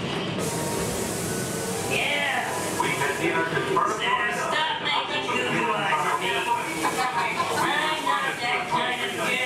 progress and reported to the scene where we immediately staring at me. we spread out and locked it down. Hey, you left the lens cap on. That's good. Your stunned silence is very reassuring. Duh. Ta-ta. How'd you know my name, anyways? Well, the ink's on. See, and your fancy car was about to get out of here, so beat it. You're making a big mistake, Grandma. I said scram out of here. You're gonna get money. I can't just walk down the middle of a movie. Go on, beat it, just son. Here they come, Bus! Get out your grinders! I'm gonna go by Mr. Osborne.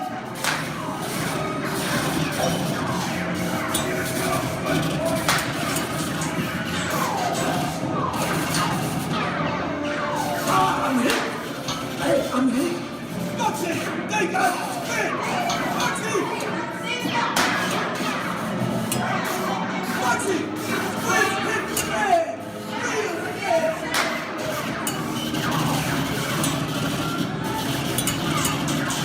Hey, everybody, just sit tight. Run the red lights against the law, and I would never break the law. Hey, watch this. No more red light.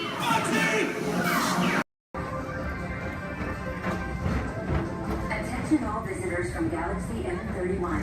Please keep forward-facing tentacles clear of oncoming vehicles. Thank you.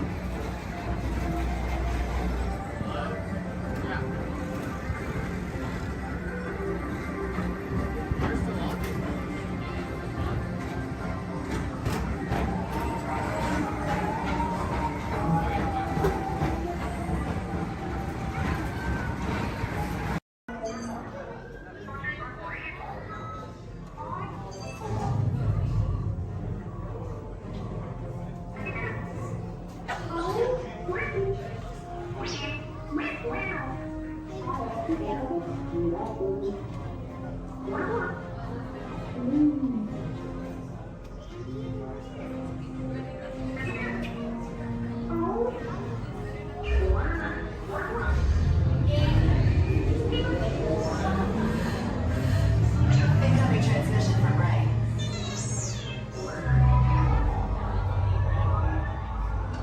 BB-8, is everyone assembled? Good. Shouldn't you be in flight prep? Recruits, thank you for joining the cause. A covert resistance team led by my friend Finn has infiltrated a First-Order Star Destroyer that is now headed to this system. Your outpost on Batu is no longer safe. We have transports waiting to take you to General Organa's secret base on Pucara. I'll regroup with you there. The Resistance desperately needs your help in our fight against Kylo Ren and the First Order. Remember, it is vital that you keep the location of the Pucara base secret. Lieutenant Beck, one of our top commanders, will lead you. Affirmative. Transport is ready. 9 and I shall personally see them delivered. Thank you, Lieutenant. Welcome to the crawlers. May the Force be with us. Commander Poltam and a squadron of X-Wings shall escort us to the rendezvous point on Dakar. Roger, this is Black Leader. I hear you're a fine-looking group of recruits. Well, no time to waste. Let's get you on your way to the General. Stand clear. Deck doors opening now. Hurry, all recruits to transport. No need for safety gear, it'll be a smooth ride. Ground crews, deck is in motion. Recruits crossing to transport. Initiate pre-flight sequence on Deck 3 for Picard.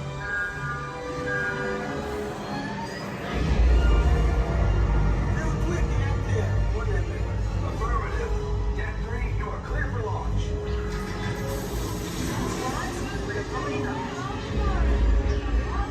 Combat personnel, this is your final call on board. Transport away from the blast doors. All the way forward.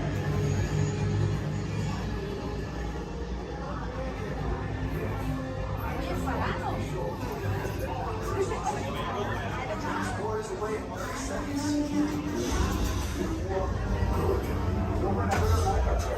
Yes, check the hyperdrive also. Transport takeoff in 20 seconds. Good. Airspeed sensor. Thank you, Nina. Black Leader, are you and your team ready? Affirmative. Engines are hot. Red 2, blue flag reporting. Red 2, check. Blue 5 standing by. Engage repulsors and hold on, recruits. More ships. Launch.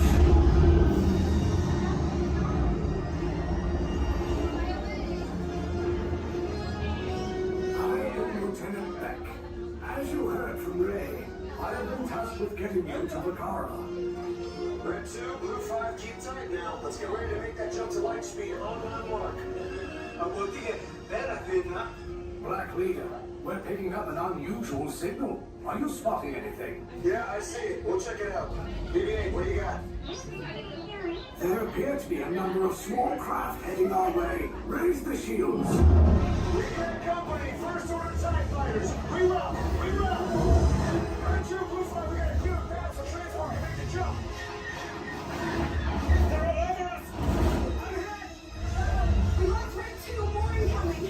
Blue 5 taking evasive action. Try to shake him, Blue. I'm trying. We lost Blue 5. I'm gonna try to draw him away. Copy that. Get us clear so we can make the jump. Be ready. You won't have much time. Where are all those TIE fighters coming from? Star Destroyers. Get out of there. We can't. We're caught in a tractor beam. It's pulling us in. Our lives are friends and make this a fair fight. Don't worry, I'll come back for you. Stay strong. Cargo vessel TR-141, identify yourselves and prepare to be boarded. This is TR-141. We are a civilian vessel. By whose authority are we being detained? By the authority of the First Order, Resistance scum. Now bring down your shields and prepare to be boarded. They'll want the location of our secret base. Tell them nothing. The future of the Resistance is at stake. I have a bad feeling about this. Stand back from those doors. Attention, passengers of the TR-141. You have been identified as enemies of the First Order. You will disembark immediately and prepare yourself for interrogation. Proceed forward, now.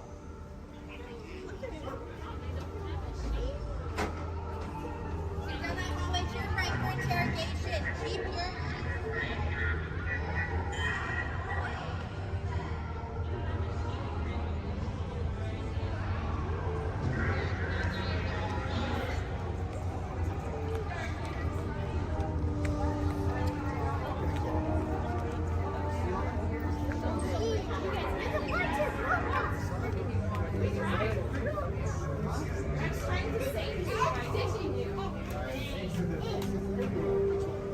Hey,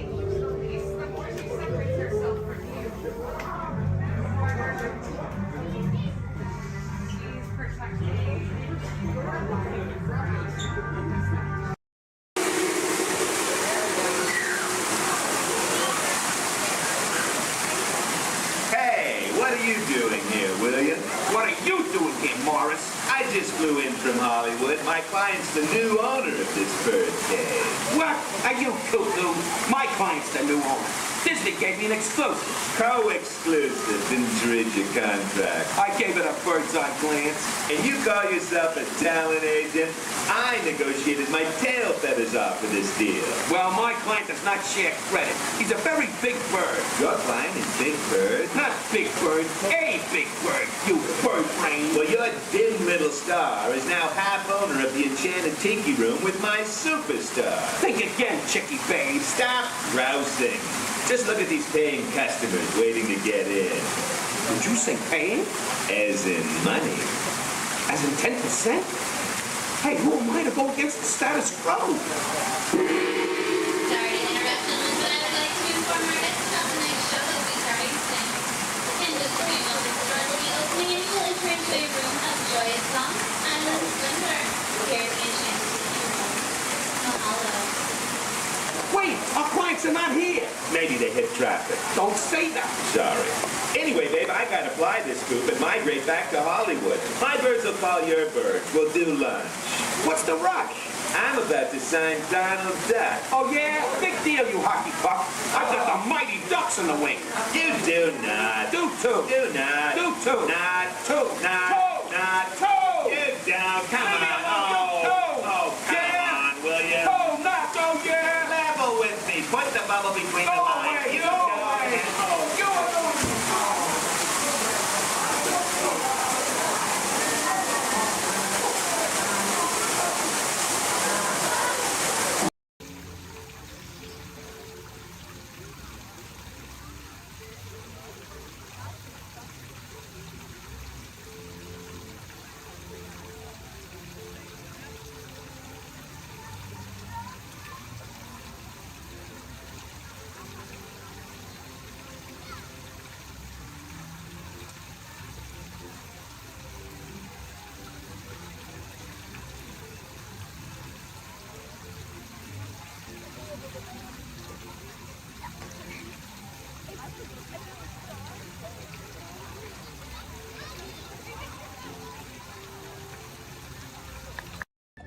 Look inside yourself.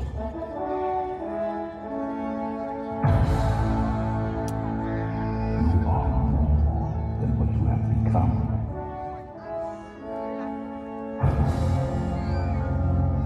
Remember who you are.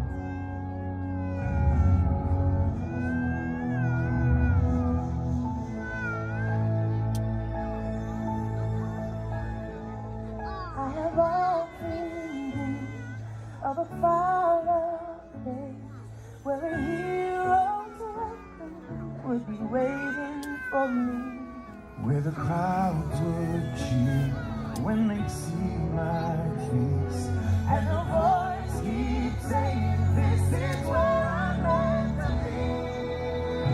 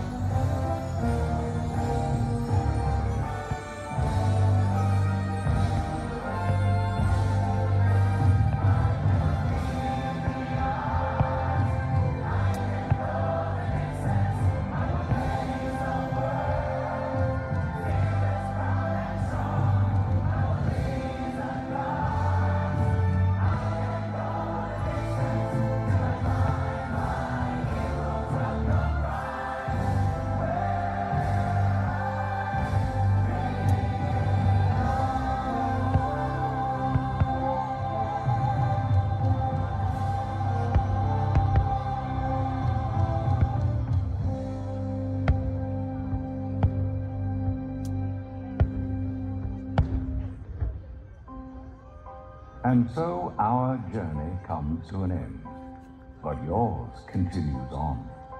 Grab hold of your dreams and make them come true. For you are the key to unlocking your own magic. Now go, let your dreams guide you. Reach out and find your happily ever after. The battles, the stories, the losses, and all the glory were changed by the way we live every day. Just look up and reach to the sky. We all have the courage to fly.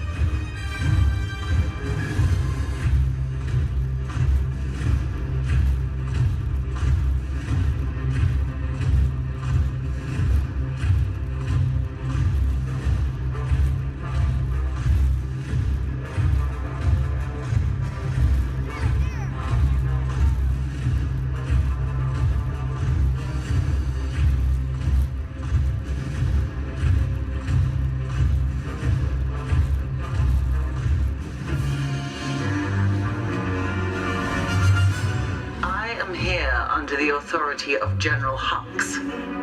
You are here under the authority of me. Stand proud.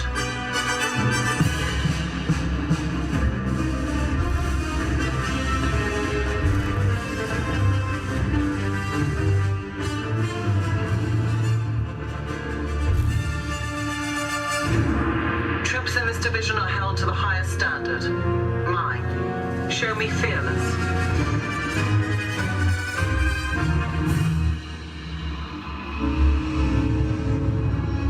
Under my command, you will be proud to wear the armor of a stormtrooper. You will learn discipline, loyalty, and what it means to be a stormtrooper. Battle starts.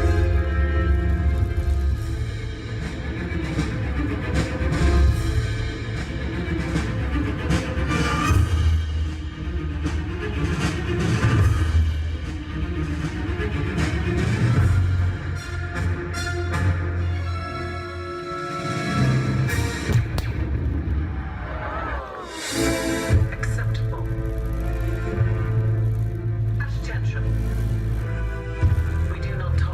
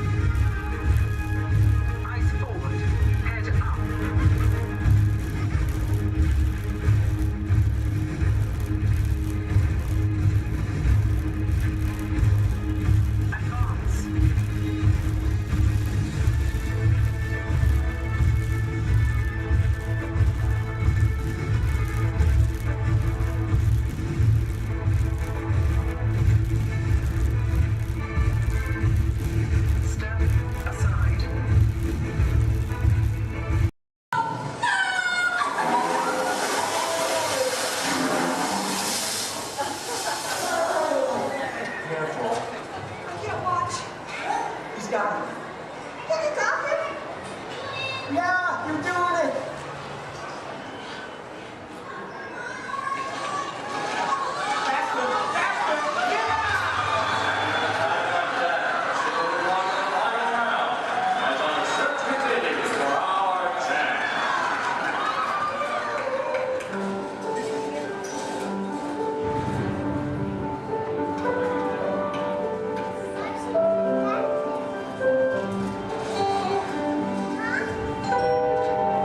Have you seen Cheryl?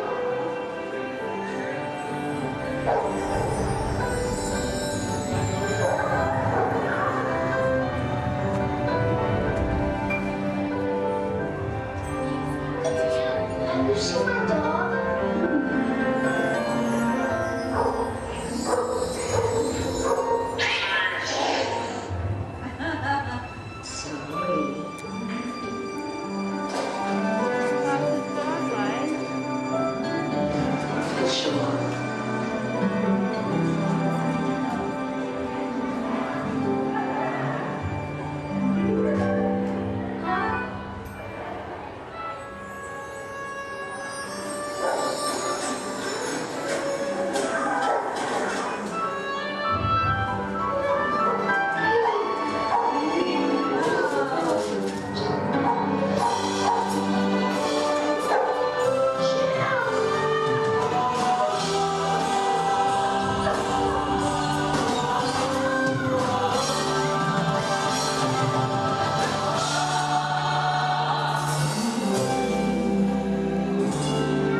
With imagination, every picture tells a story.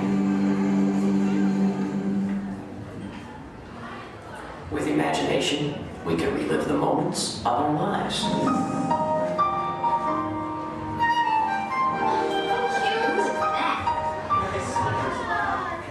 Sand monster. Look, a snag into a tiger. Here's my little shortstop. She's got frog feet.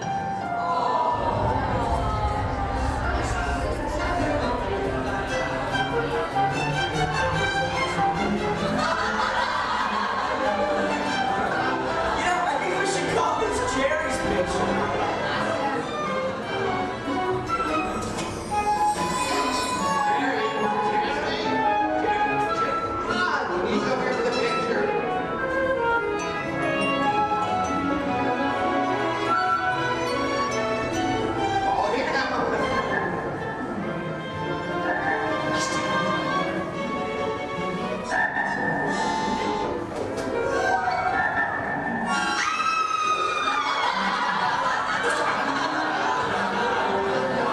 That's my boy. I think we could call it Dee's picture. Couldn't we, Dee?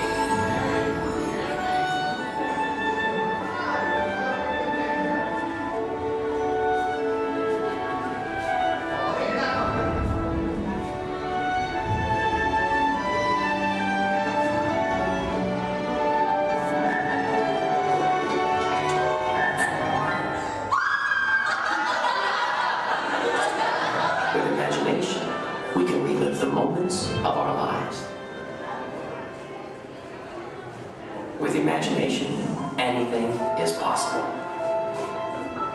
I'm gonna be a fireman just like my dad. It's Billy Cartwright stepping up to the plate. Bases are over. One, two, three, fresh to air it back.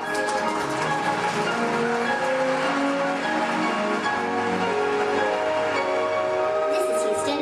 How's the view up there?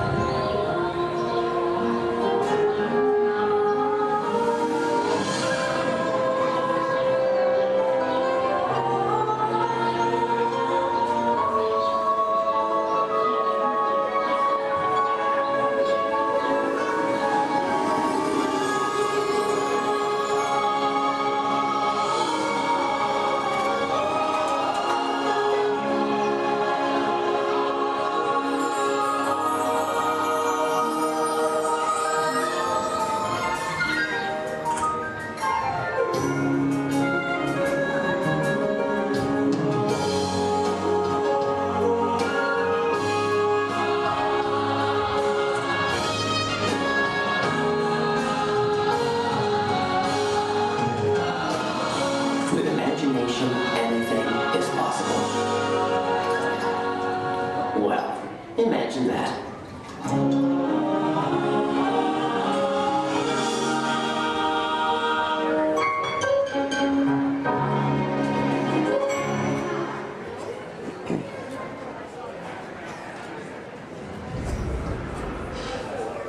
Testing. 1, 2, 3. I don't think this... Is this thing on? I don't think this thing is on. Can anyone hear me? Good, you can hear me. Hi, everyone. I'm Christy Smithers, an assistant here at the Institute. We're just about ready for you next door. But before we go in to see today's presentation, here's a message from my boss, the head of the Imagination Institute. Hello, Dr. Nigel Chen here. Welcome, welcome, welcome to our annual open house. It is my pleasure to have you here, just as it is your pleasure to be here. For over 100 years, the Imagination Institute has honored the world's leading thinkers, dreamers, and innovators with the Inventor of the Year Award. This year's recipient, Professor Wayne Zielinski, holds patents on numerous unique, one-of-a-kind inventions, including the hands-free phone helmet, the hands-free personal grooming helmet, and his newest creation, the video camera helmet, which, if I'm not mistaken, is also hands-free. But what brought Professor Zielinski to our attention was not headwear, but his incredible shrinking and enlarging machine. Although he's had some small setbacks, he has demonstrated a truly enormous gift for imaginativeness. Today, before receiving his award, the good professor will demonstrate for us his latest inventions, all developed right here at the Institute. Before we begin, I have one special reminder. Do remember, safety goggles must be worn during the presentation. But please, for your safety, do not put on the safety goggles until you are safely seated safely inside the theatre safely. That's right.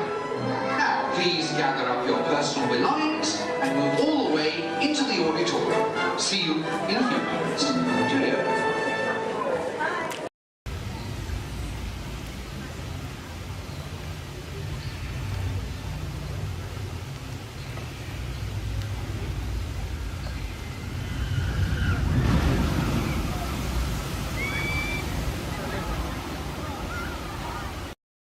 Journey into the movies is the perfect job for me because I love movies. So is everybody ready? Great, because it's showtime. Ready when you are, CB.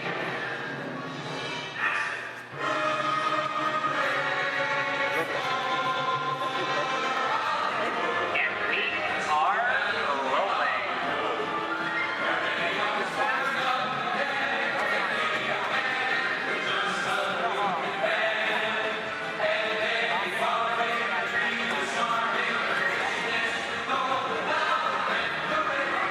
Hello everyone and welcome to the Great Movie Ride. Once again, my name is Michael, and I'll be taking you from this Hollywood soundstage right into some of the greatest movies of all time. All on one tour. And just between you and me, this is no ordinary tour, because the Great Movie Ride brings these movies to life and puts you right in the middle of the action.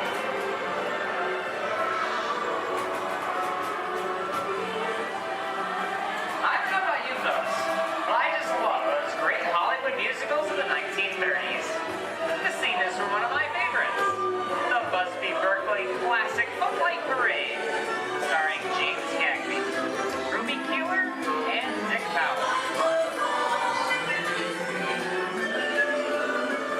In 1952, Gene Kelly was singing in the rain with Debbie Reynolds and Donald O'Connor. Did you know that Gene Kelly co-directed this movie?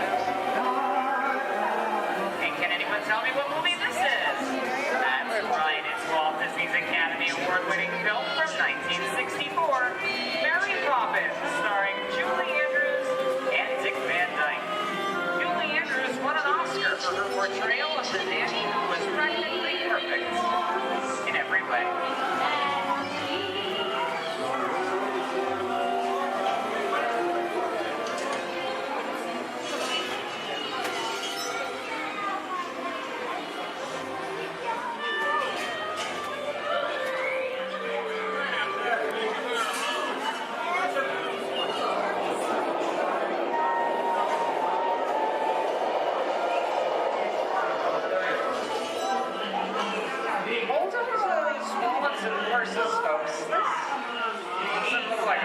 neighborhood.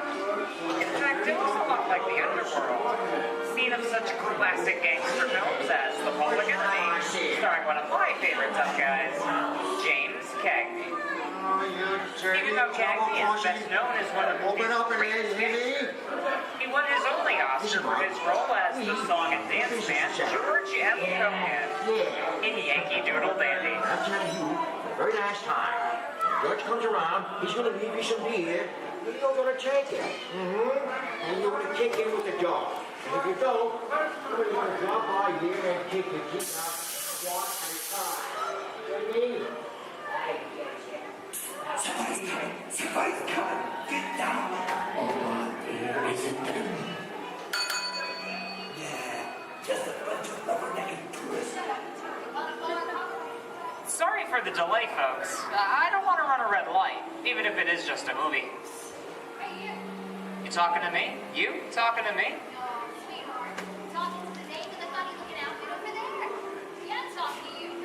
I'm not supposed to leave my vehicle. I said get over here. Okay, Muggsy, whatever you say. Hey. How'd you know my name anyway?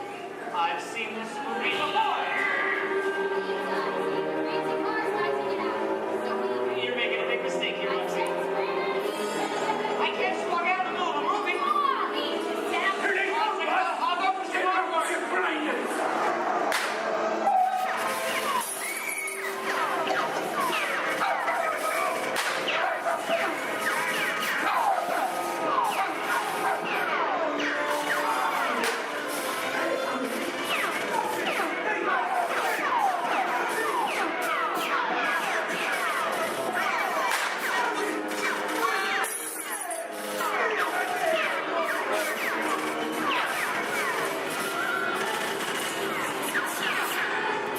Everybody just sit tight.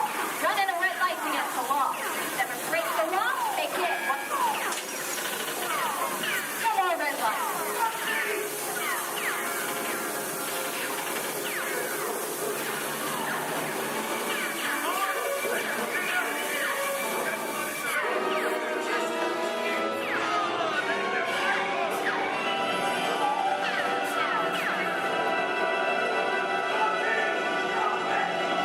Sorry, boys, I'm making my getaway. I'll see you in change. And what are you looking at? Not everybody mind if he's accused, maybe you won't get hurt. Ah, must be the west side of town. And now, the Old West, and two of Hollywood's legendary stars, Clint Eastwood and John Wayne.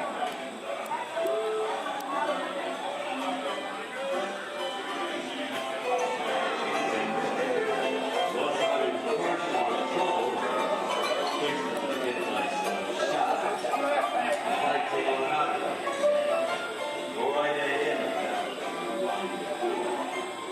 Long time ago, I made me a rule. Let people do what they want. Sleepy little bug, ain't it? So, that's a mighty tough territory you're heading into, Pilgrim. I think about turning back on you. That is, if you want my opinion. I reckon you ought to. Now that we're in the clear, this is the perfect time for me to collect up all your valuables. We'll start with the jewelry, then There it is! It's the bank robber! Don't let him get away! Look out, it's important to stay from the copper. Drop your gun! You're under arrest! Nuts. It's nuts to this. Get out of here. Get yourself up! Well, look at it this way. I can't get any worse.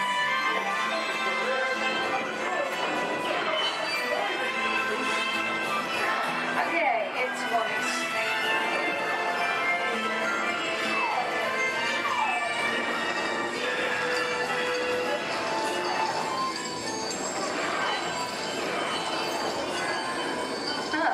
I don't know about you guys, but this is kind of creepy. What is this? This is Alien. You are with Sigourney Weaver aboard the spaceship Nostromo. Something has gone wrong. One by one, the crew has vanished. And somewhere in the ship, a terrifying creature waits to claim its next victim. Look, pal, I ain't no victim. Warning. Remain in your vehicle.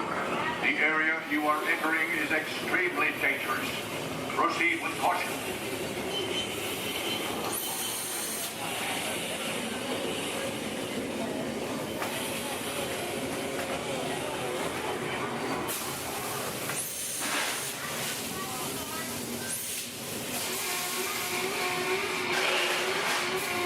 The emergency distractor system is now active. The ship will detonate in T-minus 10. The operators will hold on. Look out!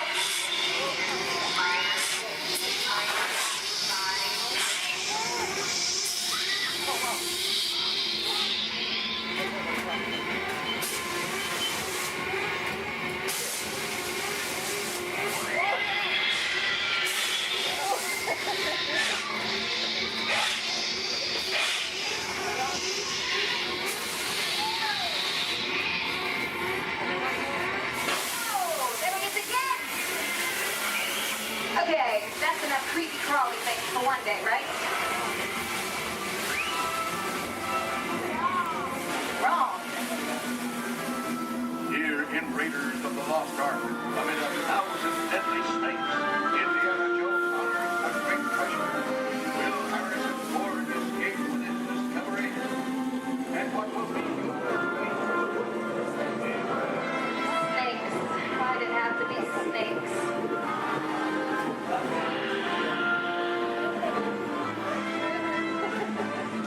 dust of 3,000 years lies undisturbed in this ancient burial chamber? On the chest, the great stone god of Christ. Wow. Yeah, a load of that chunk of ice. Time for me to get back to work. But don't nobody move on, go get the goods. I don't think they notice a few extra bodies around here. You know what I mean? But the jewel is guarded by a curse, and those who dare defy that curse must pay with their lives.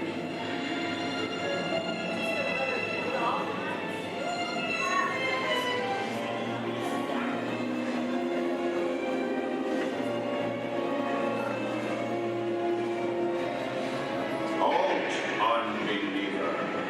Disturb the treasure of the gods, and you shall all pay with your lives.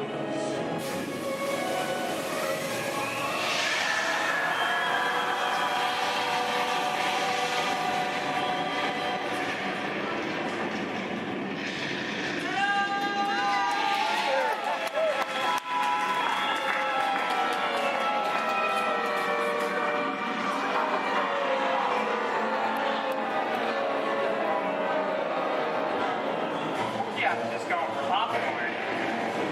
That just goes to show you anything can happen in the movies. Let's get on with the show. I see dead people. The horror movie is my all-time favorite genre. Some of the best horror films were produced back in the 1930s and 40s.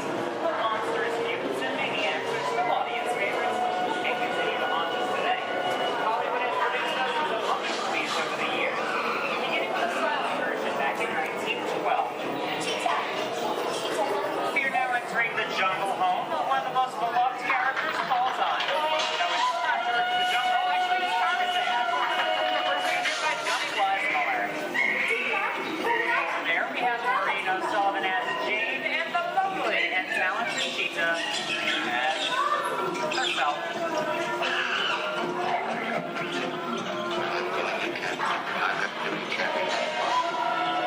Those are no good at being noble.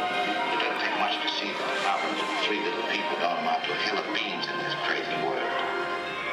Someday you'll understand that. Louis, I think this is the beginning of a beautiful friendship. That's the last line of a movie ever. Humphrey Bogart, favorite perfect, fantastic romance.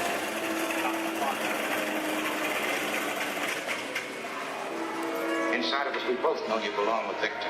Part of his work, the thing that keeps him going. If that plane leaves the ground and you're not with him, you'll better. Maybe not today, maybe not tomorrow, but soon. The rest of the ground.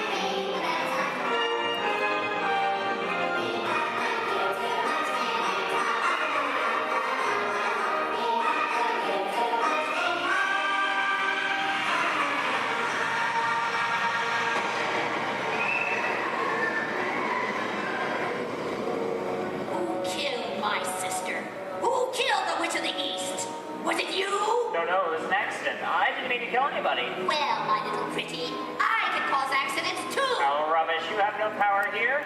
Be gone before somebody drops a house on you, too. Very well. I'll bide my time. But just try to stay out of my way. Just try. I'll get you, my pretty, and your little dog, too.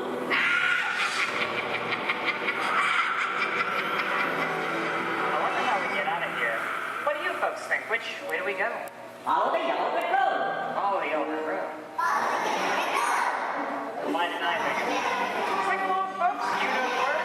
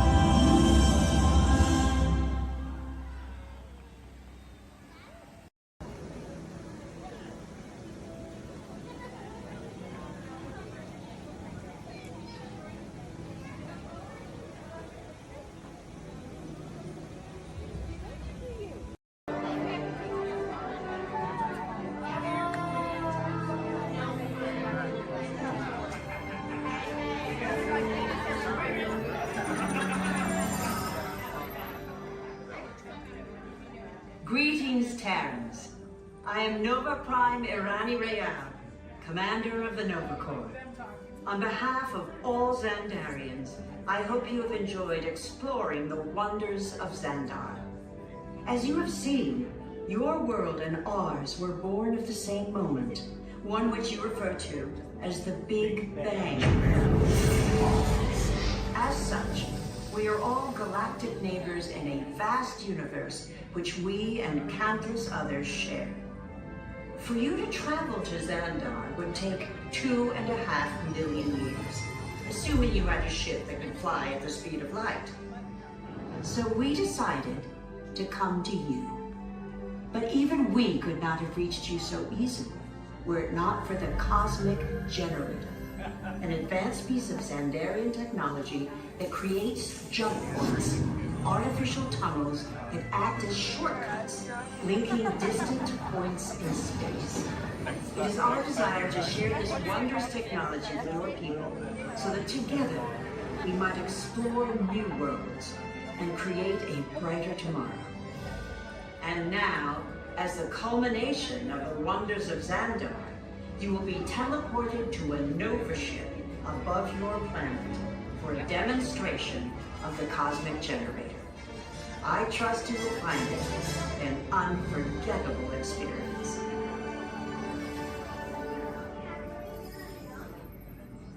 Welcome, people of Epcot, Epcoters, Epcotians, citizens of Epcot. Does anyone know what they call themselves? What? Someone needs to tell me when I'm on.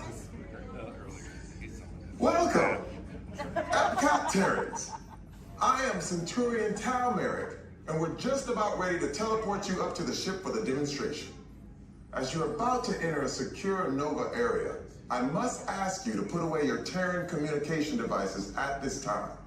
Recording of any type is strictly prohibited. I am very serious about this.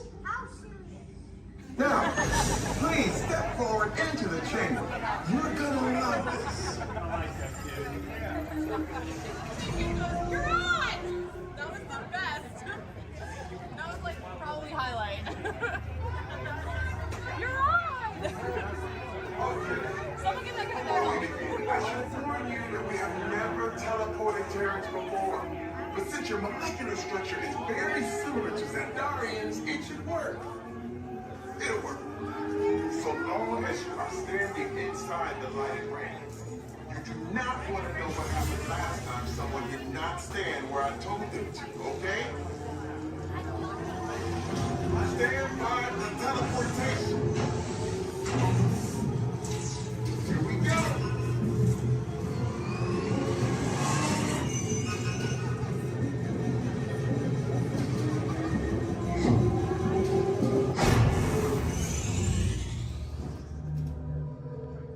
You made it. I mean, of course you did. Nova Prime, they're ready. Excellent. What you see before you is the cosmic generator. And in just a few moments, we'll be activating it so you can experience for yourselves what's happening. I'm not sure. Our power's out. And the cosmic generator is gone. Cheer your mind. Go to Code Red.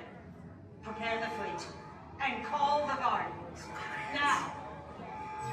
There is no cause for alarm. Turn off that alarm. I've got an important transmission coming in. Hey, what's up, Nova Corps? Our cosmic generator has been stolen. What? How? Why didn't we think of that? That thing's gotta be worth a fortune. I am Groot. Good question. Yeah, who do you think took it? Perhaps that really big man outside your ship. Oh, that is a big man. I need to alert Nova Prime. I'm watching Terrans for dogs. That's not creepy at all.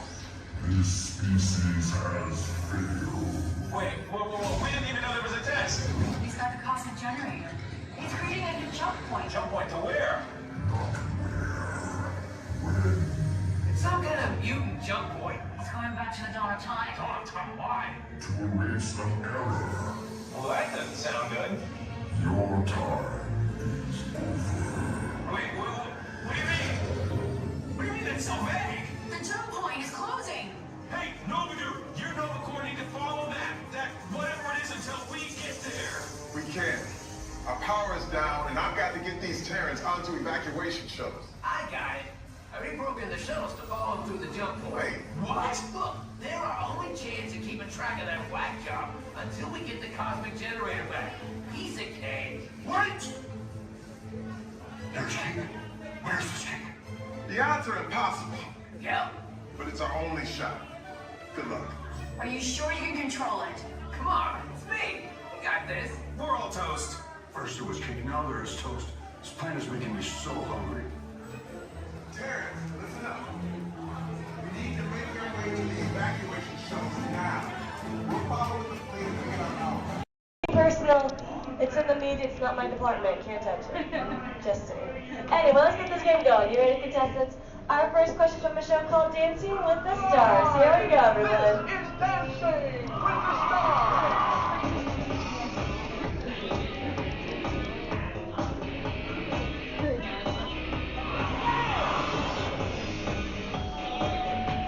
The NFL legend who danced his way to victory in Season 3 of Dancing with the Stars is A. Jerry Rice, B. Emmett Smith, or C. Apollo Antonona? All right, everyone, take it to the contestants. Contestants, what do you think the answer could possibly be? Contestant number 1.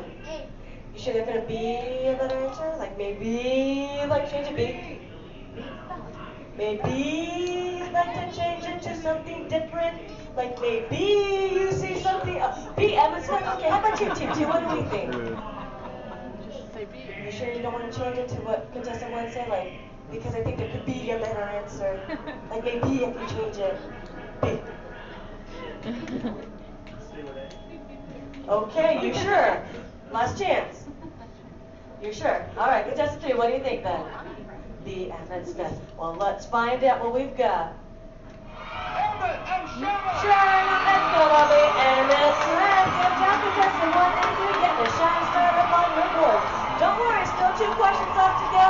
And this one's from a long-time running show. It's called America's Funniest Home Videos. Here we go. Oh.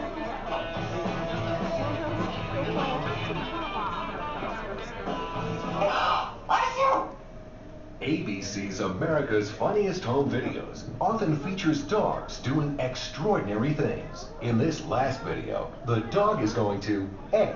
Imitate the woman's sneeze, B. Lick the woman's nose, or C. Fetch the woman a tissue. All right, contestants, you might see a subtle hint up there to help you out with this answer. So who wants to answer first? Hit that button. Here we go. Team number 2. B. B. Lick the woman's nose.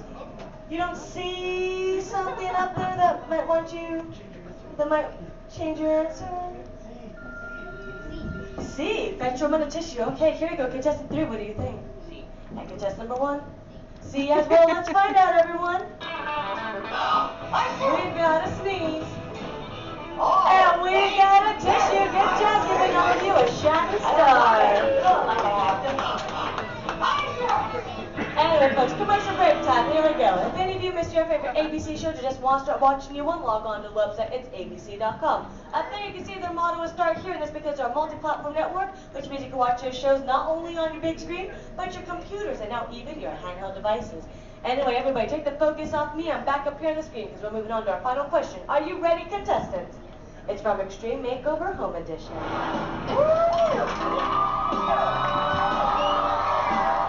We finished the house! You know what to say, with me, bus driver!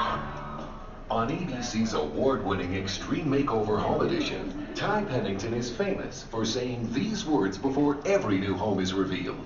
A. Bus driver, take it away. B. Bus driver, move that bus. Or C. Bus driver, hit it. Here we go, contestants. Here we go, team number 2.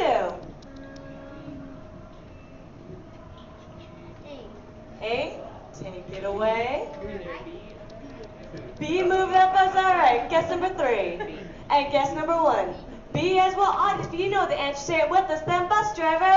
Move that bus. Yeah. Anyone wants to show? You're better than you want to do. It's okay. Anyway, on to be going right this way. We've got ourselves a tie with guess number 1 and 3, which means they watch way too much television. But how about a round of applause for all our contestants for coming on us? Now, folks, I hope you had fun with me, but we have reached our destination. The Elias Street Home is there behind us. Everyone, hop onto their front yard and party.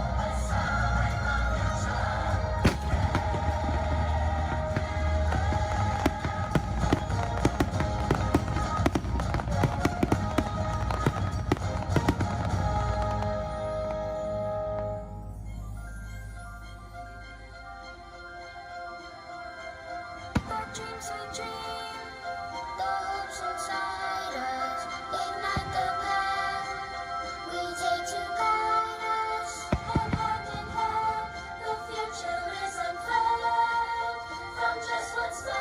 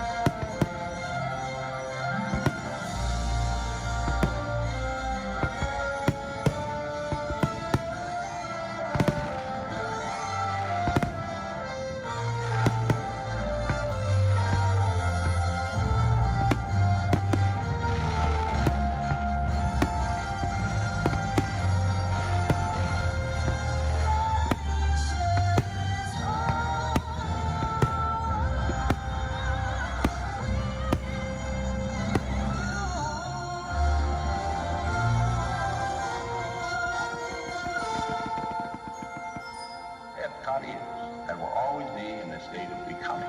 It will never cease to be a living blueprint of the future.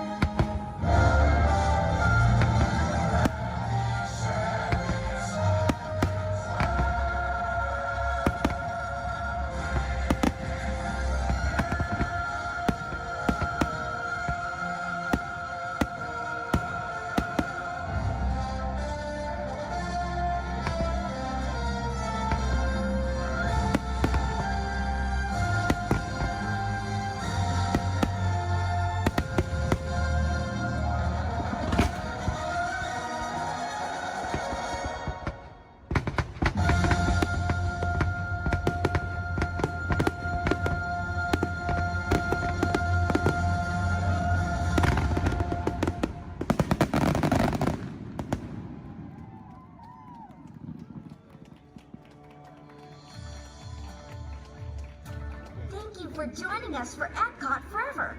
As you take your next steps into the future, we hope you'll continue exploring, creating, and discovering wherever you go. Remember, it only takes one little spark of inspiration to unlock the possibilities of tomorrow. From all of us here at Epcot, we wish you a wonderful evening and a safe journey home. Thank you and good night.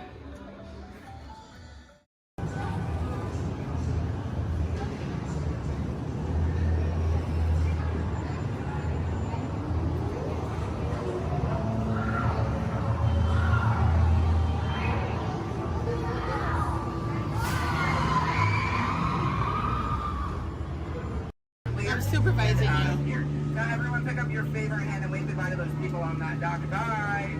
Goodbye. Yeah, you're never going to see them again. It's pretty short. But you don't know them, so why would you see them again, right? Unless that was your family up there, then you know what? You're welcome. I just got you a 10-minute break from them. You probably need it. You've been at Disney World all day with them. But now let's see. Is this anyone's first time on the Jungle Cruise? Can I see a raise of hands? Perfect. Me too. Is this anyone returning to the Jungle Cruise? Can I see a raise of hands? Perfect. I can't wait to be a sore disappointment for all of you and exchange a lot of awkward eye contact has already started. How beautiful.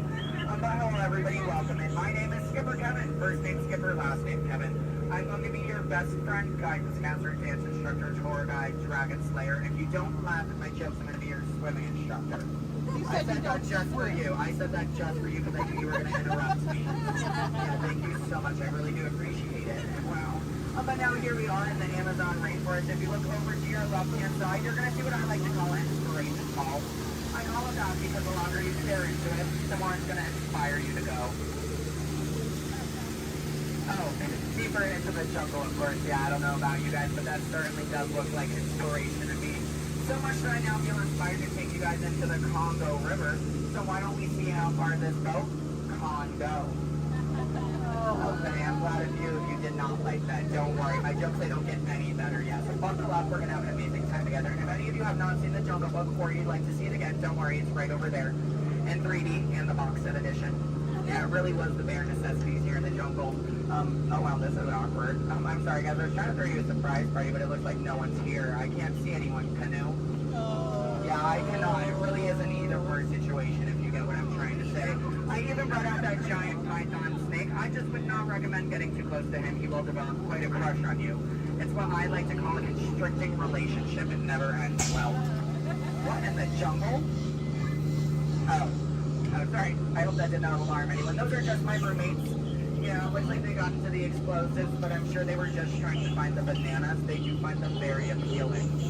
Yeah, they kind of go ape over them actually, but you know, I think we should make like a banana and split. So we're now gonna head down the Nile River, which is the largest river in all of the jungle. It goes on for Niles. And Niles. And Niles, thank you. And if you don't believe me, you are in Denial. disbelief. I bet you believed you had that one. No. Yeah, you did. I heard you say it. But if you look right there, everybody pay attention. This is super cool, super rare. It's honestly an African bull elephant. You could even say it is a once-in-a-lifetime opportunity. You will never see one of those again in your entire life. A twice-in-a-lifetime opportunity. You will never see one of those again. How majestic that is, the common African elephant. Okay, but now here we are on our African belt, which has some of my favorite animals on it. If you look up behind those boulders, you're going to see those tall neck cheetahs. Right here in the front, those are the ones that killed Mufasa. Over there, we have the scary-looking chickens. Look at all those chickens. And then we have that beautiful pride of lions protecting that sleeping zebra. Yeah, who am I kidding? I can't lie to you guys. That zebra's dead. Those lions are chowing down on some lunch right now. But kids, don't worry. I like to call that zebra plastics. There's lots of trust issues here in the jungle, I know. Wow. Okay, this is not something you see every day. Wow, all right. So, are you all looking like that's what you normally see on a Saturday afternoon? That's concerning, you guys. I'm a little nervous now. I don't know about you guys. I don't think I have ever seen that many rocks on the beach before. Yeah, there's like, what, 200 rocks up there? Maybe 300 rocks, but then again, I'm not a geologist, so what do I know? Yeah, but what I do know is we're not going to look up both the rocks. That just sounds like a lot of paperwork, and I hate paperwork, so instead we'll ignore it and hope it goes away. Yeah. Oh my goodness, there they are. Those are my friends who are going to go to that surprise party. We have Old Smiley and Ginger. Just be careful, Ginger snaps. Yeah, she is one tough cookie, and I'm not sure why, but my jokes, they kind of get crummier from here. I guess it's just the way the cookie crumbles. I don't really understand. It's unfortunate. But behold, straight ahead, we do have Schweitzer Falls, named after our famous and beloved founder of the Jungle Navigation Company, Dr. Albert. Wow. Yeah, don't worry if you didn't get that. We're going over it later. Yeah. So I really hope you know how to swim, and if you don't know how to swim, stop being dramatic. Stand up. The water's only 3 feet deep. That kind of like it's not that difficult. But if you guys are starting to wonder, Skipper Kevin, how on earth did you land your job here? I'd like to say it's plain to see. Yeah, I took a crash course, which was half off, and you know, I've been winging it ever since, but that's kind of the tail end of that story. There's not much to it. And now it does look like we are entering a hippo pool, and I need everyone to be very careful. These do look like some dangerous animals. In fact, you could even say they are some hungry hippos. So if you guys could do me a favor and hold on to your marbles. I lost mine a long time ago. That's why that boat's halfway underwater. Oh no, I'm just kidding. The legal team said I can't keep saying that. That's gonna get me fired. Yeah, the last time I took a boat out, I went to a volcano and everybody came back without eyebrows. But lucky for you guys, I took a wrong turn this time. But this is probably the point in the cruise where people start thinking my job is so easy, I'd let a monkey do it. But I promise you, that's not true. Those are chimpanzees. Yeah, there's a very clear difference between the two. Just don't ask me what it is. I have no idea, and I didn't think we'd actually see any, so that's kind of crazy. But lucky for you, I do have a very fun fact about monkeys. So apparently, humans eat more bananas than monkeys. But I don't know if I believe that, because I don't know the last time I ate a monkey, do you? Yeah, that's bananas. And don't worry, if you don't get that joke, I'll give you about 10 seconds. I get it. You're a late bloomer, you just need a moment to digest that one. You're welcome. Yeah, so please take your time. And it is now the moment that we have all been waiting for. It is the amazing, the colossal, it is the eighth wonder of the world. The backside of water! Oh, 2H! Oh, 2H! Alright, I got a few chemistry notes on board. That was the reaction I was hoping for. Everyone else, don't worry, I only tell those jokes periodically. It just gets me by element sometimes, you know. I did have a joke about oxygen and potassium. You could say it's okay. Yeah. I also had one about sodium, but no, Nah. you guys don't look interested. So instead, we're going to head down the Mekong River into the ancient Cambodian shrine. If you've never been in there before, be careful. There is a be 10 foot drop. So make sure your seatbelts are buckled left to right and tug on that yellow strap. Yeah, if you're looking for your seatbelt, you can't find one, hold on tight. Let me know how that goes for you.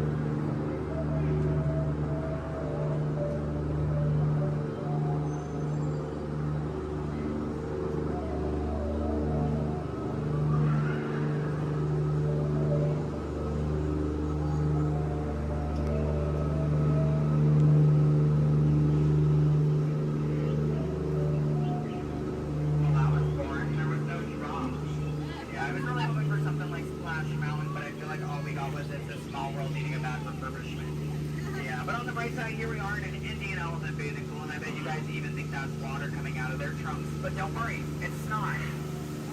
Yeah, and as a double feature, if you look up ahead to your right, you're going to see those two baby elephants playing under a full moon. Yeah, I bet you don't see that very often, do you? No, I'm just kidding. Don't answer that. If you do see that often, I don't want to know why that's weird. Please keep that to yourself, okay? But you know, since we are here in the jungle and there are plants everywhere, I'd really like to take a moment and show you guys some of my favorites. So, that one.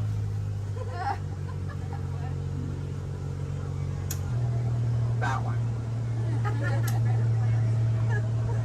Okay, pay attention everyone. The one right there with the green leaves. The one next to it. That one. Yeah, they're great, aren't they? Yeah, sorry if you wanted their names. I don't know any of them. I barely know how to do this thing forwards. Yeah, so I can only give you so much. But what I can tell you is I'm sorry to let you know we're coming up to the end of our cruise. And you know that's happening because look to your left, now it's a gift shop. Everything at Disney ends with a gift shop. It's how we steal your money. Yeah. And it's our Lost Bound gift shop, which is sponsored by everything you've left behind over the last 5 or so years. So thank you so much for keeping us in business. I really do appreciate it. And if you're curious about who's in charge of this gift shop, I know it can be kind of confusing because there's a sign that says back in 15 minutes by Sam. That sign's been there for a few years. I have not seen Sam. I don't think he's coming back. It's also not those monkeys, because you know that'd be a monkey business, and we don't monkey around here in the jungle. That's completely unacceptable. It's actually that elephant. Because did you guys know that elephants have the best memories in all of the jungle? I wish I had a memory like that. It really helped me with my job. Oh, fun fact about elephants. Did you guys know that elephants can grow up to 4 feet? Which is super impressive. We only grow up to 2, one on each leg. And if you don't get that, look at your legs, look at theirs, you're going to see an extra pair. If you see any more than 2 legs on yourself, go to a doctor immediately. Yeah, that's not normal, okay? And then if you're looking in that gift shop and you see anything you like, you might notice we have a whole bunch of hats in all different shapes and sizes. Once you get off the ride, just ask one of us skippers about it because, you know, we're really great at capsizing. It's something I think we've honestly perfected. But what I can tell you is that if you did enjoy your time here today, my name is Skipper Kevin. I'm trying to give you my full name. And I do spell it a little weird, so I'm going to go ahead and spell it out for you. It is spelled H-E-L-P space M-E. Do it that way, you will, okay? If you did not enjoy your time here today, then you know what? That's unfortunate for you. You willingly got in my boat and wasted 10 minutes of your own time. My name is still Skipper Kevin. Thank you for leaving. And I think I would go one step farther to say that out of all of my cruises today, you've been the most recent. No, I'm just kidding. I'm just kidding. You've actually been outstanding. Especially those of you who just awkwardly stared at me for 10 minutes. It's been mutually awkward. Yeah, I'm not a robot plot twist. I'm not an animatronic. I can move my feet off the floor, and I can hear and see everything you haven't done since you sat down. And you know what? That makes us like a family. Because I take my own family after 10 minutes of quality time together. Look at that. She's even giving me a heart. This is why I have attachment issues. You're going to get out of my boat in about 2 minutes, and it's going to make me cry. You need to leave is what I'm going to say. So in just a moment, you're going to be outstanding on that dock. Yeah, it really is great. Oh, and while we're looking over at the dock, let's do a little bit of a dock orientation. Everybody on this side, this is where we're going to be getting out. So if any of your rebels are hanging out of the boat right now, leave them there, stay comfortable. But when we get over there, you might want to pull it in the boat because that dock is really hard to replace. Yeah, your elbow, I can send you to an urgent care lab dock. I don't have a contact card for it. I don't know how to replace it. But you're going to see those two docks in between the boat. I like to call them the paradox. Yeah. The two skippers, they're paradorks. Yeah, they really are adorkable, aren't they? And you can tell them I said that. They're going to hate it, but I love it. Yeah, and thank you for saying I'm so funny. You're really inflating my ego as we speak. Yeah, I'm getting some compliments from you. She's falling in love with me. She's stealing my jokes. He's recording me. This is like a reality TV show. I'm better than the Kardashians. Yeah. Oh my goodness. And what do you do? What's your story? Do you walk across the country? Yeah. You do? That's I have interesting. medal spreads. Do you? Yeah. What kind of medal? Golden ones, silver. Do you sell them? No, I just wear them. You just, but, so have you not won any? No. You haven't, yeah, you're not wearing any, so I kind of just, yeah. When you get one, are you just going to wear it all the time? Yep. Oh, are you going to name it? Probably not. Why not? If it's going to be that important to you, I think it deserves a name. Why do you think your mother named you? I'm just saying, okay, your story's boring me now. What is your story? Talk to me, Miss Epcot Center. She's wearing a shirt that says Epcot. Is that your story? Yeah. That's it? Yeah, and that I'm sticking to it. That was a pretty short story. Yeah. It's been a long life. Short story for a long life. Something about that doesn't make sense. Oh, goodness gracious. My friend in the middle with the Leia shirt. Hello. Are you a Star Wars fan? Good to know. What's your story? Alabama? My friend's from Alabama. He's bald. He normally works here, but he's not. His name's similar to mine. It's Brevin. I'm Kevin.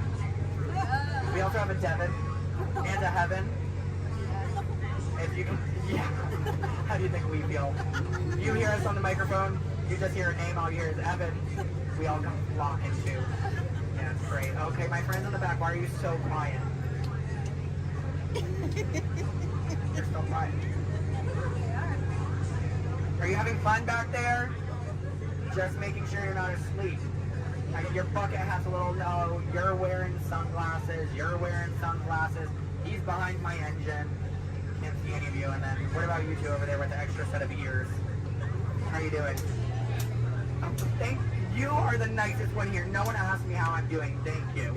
You are all horrible people. Just know that. Just know that, please. Except, well, no, you can love me all you want, but that doesn't mean you ask me how I'm doing. You know what? I think I'm ready to cut our time a little short together. So, now this is a word for legal. Make sure your hands, arms, legs, and feet are inside the boat. Parents, supervise your children. I don't have any, I don't want yours. Children, supervise your parents. I don't trust them, neither should you. And that number 2 they're holding, that means that we have to do this 2 more times because you guys just didn't make me feel good enough about myself. So hello everybody, welcome aboard the world famous Jungle Cruise. My name is Skipper Kevin and I would never do that again. That's treacherous. The only thing I'm going to do is make you 2 times farther from the exit for your inconvenience. You're welcome. And I really would like to tell you what my parents told me on my 18th birthday. They looked at me and they didn't say, Skipper Kevin, happy birthday. Why are you staring at me? That's all they said. Okay, well now that you guys are just doing weird things, get out. Goodbye. Yeah. Yay. Stop. Okay, don't stop. I need it. Yeah, guys, give me a standing ovation. I am a middle child. I love validation. Yeah, thank you. Welcome to the Avatar program. Soon, you're going to have a chance to undertake an amazing Navi rite of passage, flying on the back of this powerful animal called an Ikron, or as we call it, a Banshee. The way you're going to do this is by being matched to something called an avatar. And I'm here to help you guys get ready. But first, we have to scan you for Pandoran microparasites. Alright everyone, stay on your number and move your arms a bit. Okay, start scan. I'm here. Oh, I'm red. You've all got them. But don't worry, They're very common around these parts. Let's start the decon. Initiating GMR decon. Stay still over your number. You're not gonna feel a thing. You're doing great. You're almost done here. They're all clear. Great. Now let's go over how all this works. Like I said before, you're going to be matched to these things called avatars, which look a lot like the Na'vi. They're created by blending human DNA and Na'vi DNA. Once we match you to an avatar, thanks to a special link chair, your mind will be able to control that avatar. Using avatars to fly this way was all figured out by my boss, Dr. Jackie Ogden. She leads our science team, which is part of the Pandora Conservation Initiative, and we're here in the Valley of Moara studying banshees and their environment. Over a generation ago, this enormous company called the RDA created a lot of damage to the area through their bad mining practices and conflicts with the Na'vi. Just like on Earth, it can take decades for ecosystems to recover. One way to understand what's going on with an ecosystem is to study what are called keystone species. These are animals like tigers, jaguars, seals. The banshee is one of these important animals. Okay, to get you flying on a banshee, we need to find each of you an avatar. Let's prep the genetic sampling. I'm on it. Okay, first we need to find the compatible match of your genetic material with the genetic material of one of the avatar bodies that we already have. Once we do that, you'll be able to link to that avatar and fly. Help us out and move around a bit. Almost. Yes, got him. Now, let's find you your avatar matches.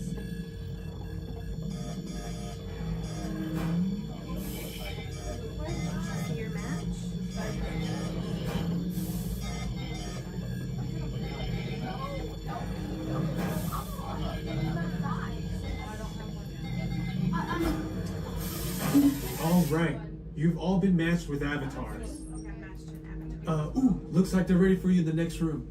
When the door opens, please go inside, all the way in, and stand over the same number that you're standing over now.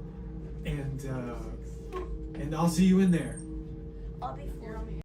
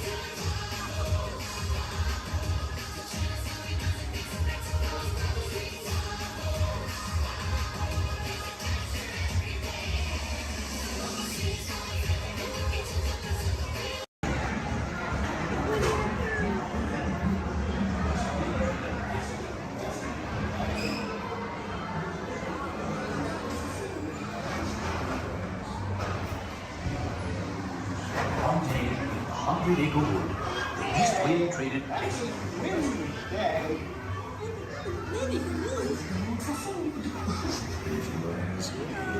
He'll never reach there. Oh dear, I'm the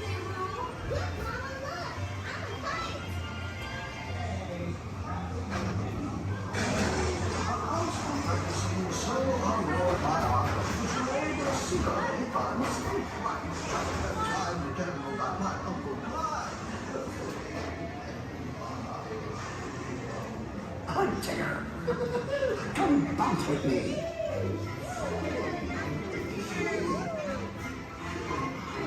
Bouncing makes you feel just great, doesn't it?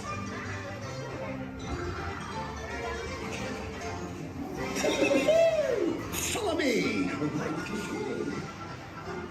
I almost bounced right out of the ride. Watch out for everyone's in the water. They steal honey. Steal honey.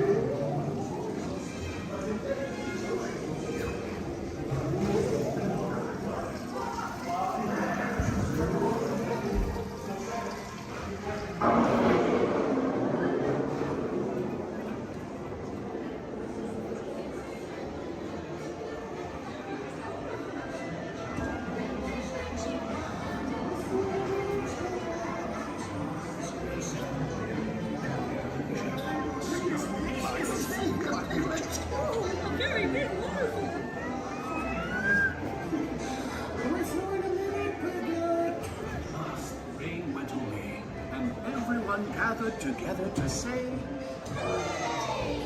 Hooray for Boo, too!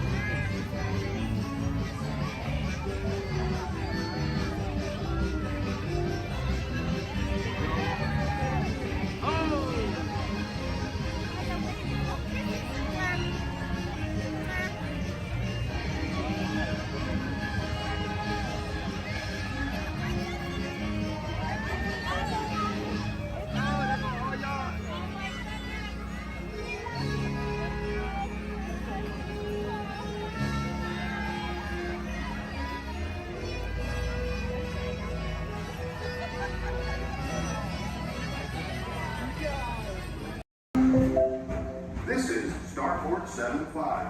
or as we locals call it, Space Mountain, our high-speed rocket port to distant deep space destinations.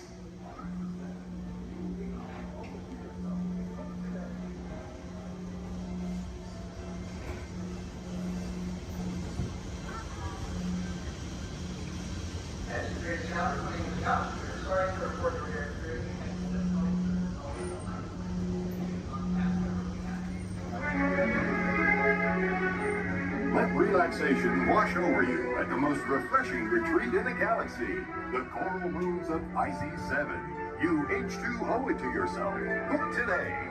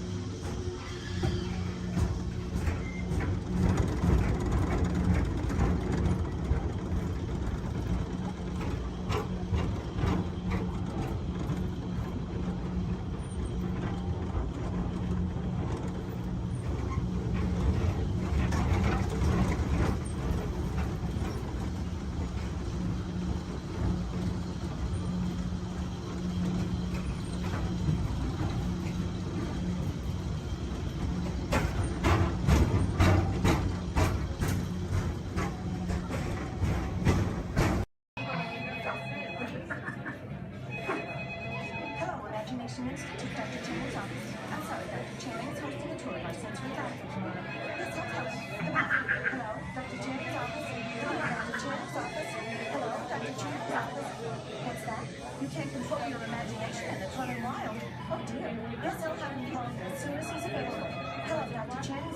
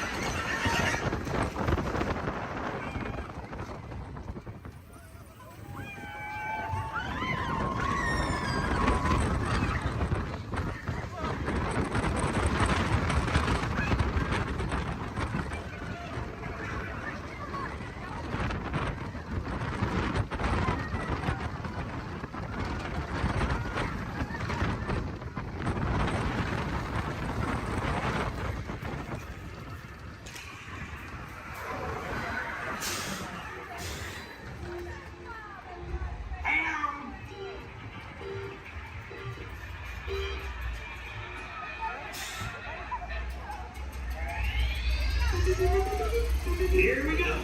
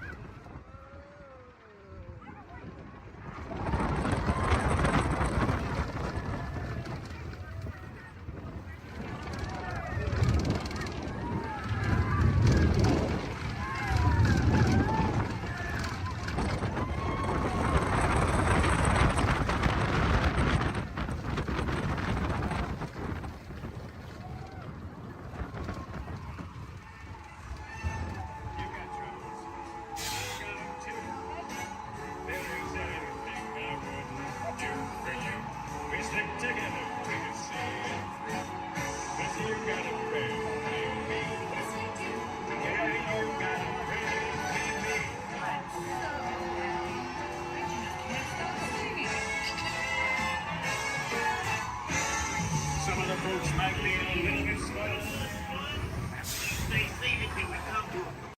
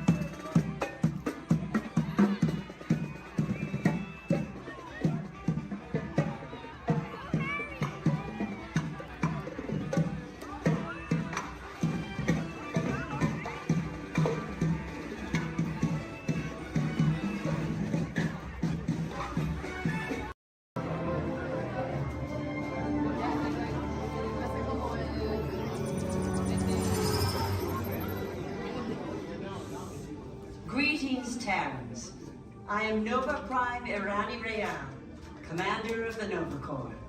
On behalf of all Xandarians, I hope you have enjoyed exploring the wonders of Xandar.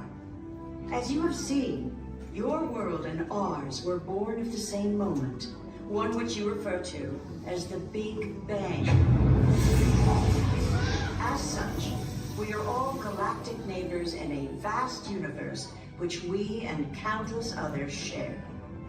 For you to travel to Xandar would take 2.5 million years, assuming you had a ship that could fly at the speed of light. So we decided to come to you. But even we could not have reached you so easily were it not for the Cosmic Generator, an advanced piece of Xandarian technology that creates jump points, artificial tunnels, that act as shortcuts, linking distant points in space. It is our desire to share this wondrous technology with your people so that together we might explore new worlds and create a brighter tomorrow. And now, as the culmination of the wonders of Xandar, you will be teleported to a Nova ship above your planet for a demonstration of the cosmic generator. I trust you will find it an unforgettable experience.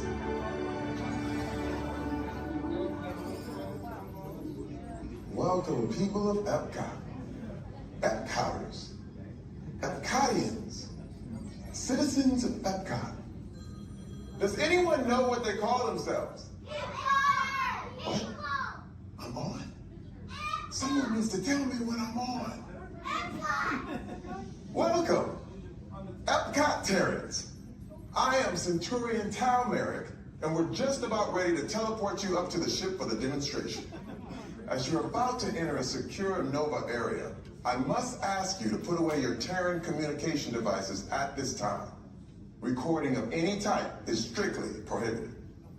I am very serious about this. Now, please step forward into the chamber. You're gonna love this.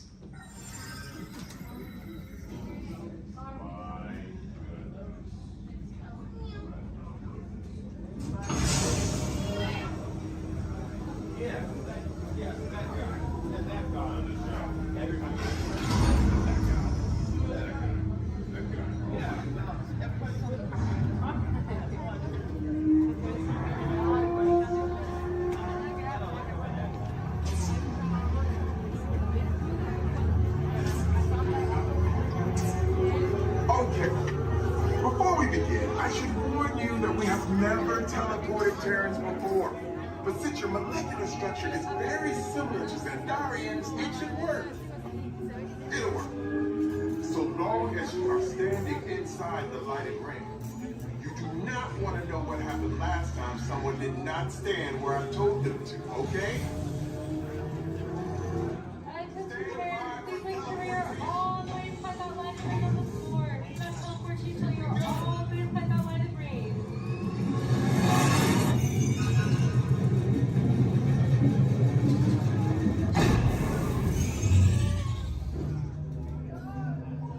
You made it! I mean, of course you did. Nova Prime, they're ready. Excellent. What you see before you is the cosmic generator. And in just a few moments, we'll be activating it so you can experience for yourselves what's happening. I'm not sure. Our power's out. And the cosmic generator is gone. Superior Monarch, go to Code Red. Prepare the fleet. And call the Guardians. Now! There is no cause for alarm. Turn off that alarm. I've got an important transmission coming in. Hey, what's up, Nova Corps? Our cosmic generator has been stolen. What? How? Why didn't we think of that? That thing's gotta be worth a fortune.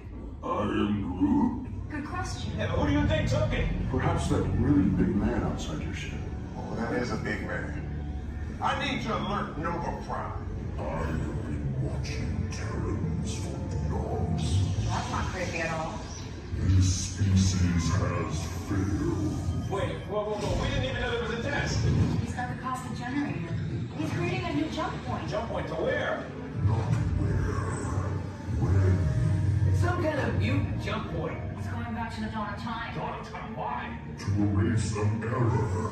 Well, that doesn't sound good. Your time is over. Wait, what do you mean? What do you mean it's so vague? The jump point is closing. Hey, Nova Dude, you're Nova Corps need to follow that whatever it is until we get there. We can't. Our power is down, and I've got to get these Terrans onto evacuation shuttles. I got it. I've been broken the shuttles to follow them through the jump point. Wait, what? Look, they're our only chance of keeping track of that whack job until we get the cosmic generator back. Piece of cake. Wait!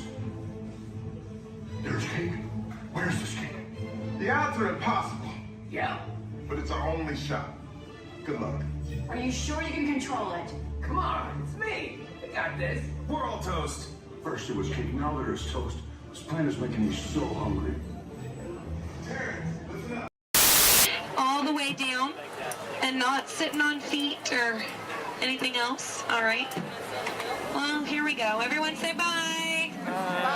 Bye. Bye. Everyone say hi. Hi. Hi. Now say bye. Bye. Bye. Now say hi. Hi. Don't say bye. We're stuck together. 3 months. Yes, 3 months together. Yes, my name is Erin. I'm going to be your skipper, your guide, your social director, and your dance instructor for all 3 of these months. Now, make sure you stay seated, keep your hands and arms inside, and be sure you watch your kids, because the crocodiles, be sure they will. Now, we begin our adventure here in the Amazon rainforest. On the left and on the right, you see those beautiful butterflies. Now, they can grow to have a wingspan anywhere from 12 inches all the way up to a whopping 1 foot. Yes, we call them the rulers of the jungle. Over here, we have Inspiration Falls. If you're wondering why it's called Inspiration Falls, it's because if you stare into it long enough, it'll inspire you. Yeah, watch this. Everybody say, ooh. Everybody say, ah. Congratulations, you have now been inspired. Now, if you look right over here on the left, then you'll see nothing on the right. Yep, made you look. We are now on the Congo River in the deepest, darkest part of Africa. Guys, I have a very special treat for you. A pygmy welcoming party to welcome us here to the jungle. Take a look right over here on this beach, and they're gone. Okay, something must have scared them off. So keep your eyes open, guys. Whatever it is could still be around. Yeah, something scary. Something probably like a, it's right behind me, isn't it? Uh-oh, okay. Just a 30-foot python. Nothing to be afraid of, guys. They are actually very, very friendly creatures. Yeah, but they can develop a crush on you. So we're going to stop here by my camp and pick, oh no. Uninvited house guests. That is the worst. But you know what? On the flip side, couldn't get that Jeep started this morning. Looks like they got it to turn over. Oh. Yeah. Well, we are now on the longest river in the world, the Nile River. It is over 4,000 miles long. Yes, if you don't believe me, well, then you are obviously in denial. Up ahead on the left, we have a beautiful African elephant. You can tell that he's an African elephant because his ears are shaped like Africa. Yeah. He actually knows a, oh, he's not going to show off? What about this one over here? Do you feel like showing off? This one over here knows a great trick. We'll see if he decides to take attention. Speak. There we go. Louder. Stay. Good elephant. I want to point out this sandstone here. You know, many people just take it for granted. Yeah. But I definitely think it's one of our bolder attractions. This is the belt, yes, the African belt where all the animals come down for water. They won't all return to their herd, yeah, thanks to that pride of lions. Now, up here, this demonstrates a basic law of the jungle. Never, ever be a zebra. Now, another basic jungle law states that a safari on foot cannot outrun a charging rhinoceros. Yeah, I tried to warn them, but they didn't listen. But you know what? I feel like they got the point. In the end, you know, when you hate to be the low man on that totem pole. Now, danger lurks around every bend in the jungle. As we come around this next corner, we are entering crocodile country. The big croc on the left, that's Old Smiley. Old Smiley is 75 years old. He just lays there all day looking for a handout. Yeah, I had an English teacher on my boat, try to give him one time. Now she's teaching shorthand. Up ahead is Schweitzer Falls. Now Schweitzer Falls is named for Dr. Albert Falls. Those of you in the back, you might want to lean in. Lean in, guys. Lean in, lean in. It's going to be close. Lean in. Or don't move a single muscle. That works too. Paralyzes fear, sir, I understand. Now people ask me all the time how I landed my job here at the world famous Jungle Cruise. I think it's plain to see. I took a crash course. Because when you've been here as long as I have, you just start to smell. Smell danger, that is. Like up ahead, this pool of hippos. Guys, I know they look cute, but they can actually capsize the boat. I'm going to use my gun to scare them off. Cover your ears, guys. This is going to be loud. Shoot! Shoot! Shoot! Shoot! Shoot! Shoot! There we go. Yeah, it's actually a little known fact about hippos. They are terrified of shoes. Now, up ahead, headhunters. This is bad. This is bad. This is a very bad place to be headed. All right, stay calm, guys. Don't lose your heads. Yeah, there's my last crew in that boat over there. But bunch of numbskulls. Now that dance that they're doing, that does mean they are going to attack, but they only attack from the right-hand side. Stay focused on the right and they can't ambush us. Over the top of the hill. They're on the left. Get down. Get down. Get down. Get down, sir. Don't worry about looking stupid. I'm doing it for you. Get down.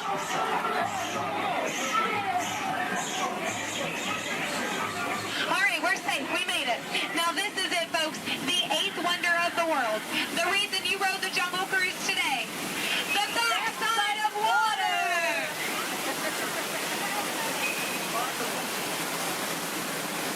Woo! Yeah, you feel that mist? Kind of nice, kind of cool. That is the largest concentration of bacteria in the jungle. You're welcome. Well, we are now in Southeast Asia, deep in the heart of Cambodia. Up ahead, we have a temple. Uh-oh. Guys, I was going to take you in this temple. I think there's been an earthquake or something. This is a new entrance. I don't know where it leads. It could lead to danger. It could lead to treasure. Should we go in? Yeah. Yes? Good. I do not know how to reverse.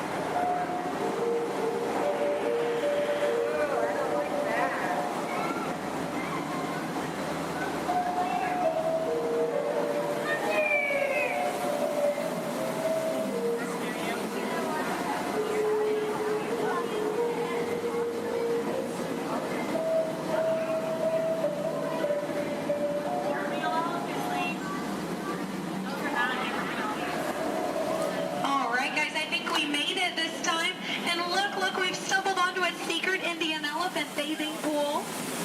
Now guys, I know this is their bathing pool, but feel free to take as many pictures as you like, because look, they all have their trunks on. It's fine. Now some of these elephants are very, very friendly, and they might try to spray the boat. So we are just going to scoot on through. Oh no, up ahead. Up ahead. Get down. Duck, duck, duck. Goose. All right. No, oh no. Oh no. Both sides. Oh no. Get down. You fell for it twice. Yeah. No, that one over there, don't worry. He always forgets to pack his trunk. Now, guys, I'm going to take this time to point out some of my favorite jungle plants. That one. That one. And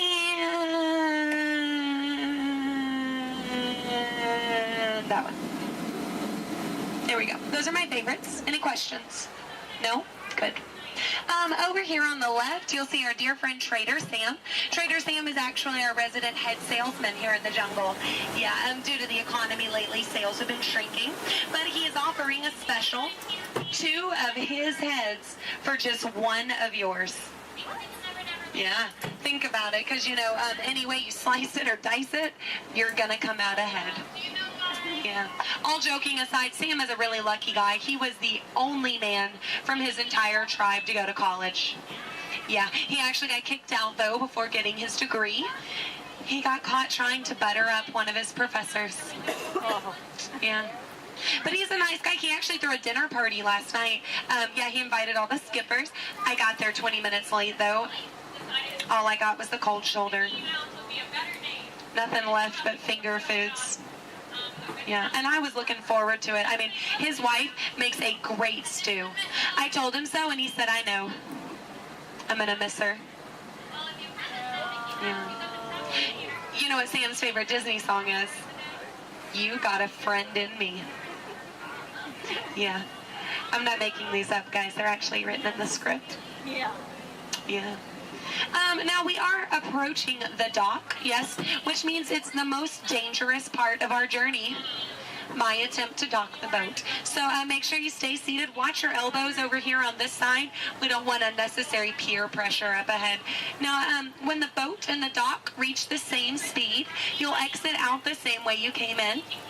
Everybody over here will use the back door. Everybody over here and in the center will use the front door. Just remember not to cross the crates. Yes, don't cross over the boxes. I don't want you to trip and fall. You'll have 2 bad trips on the same boat. I thought one was enough.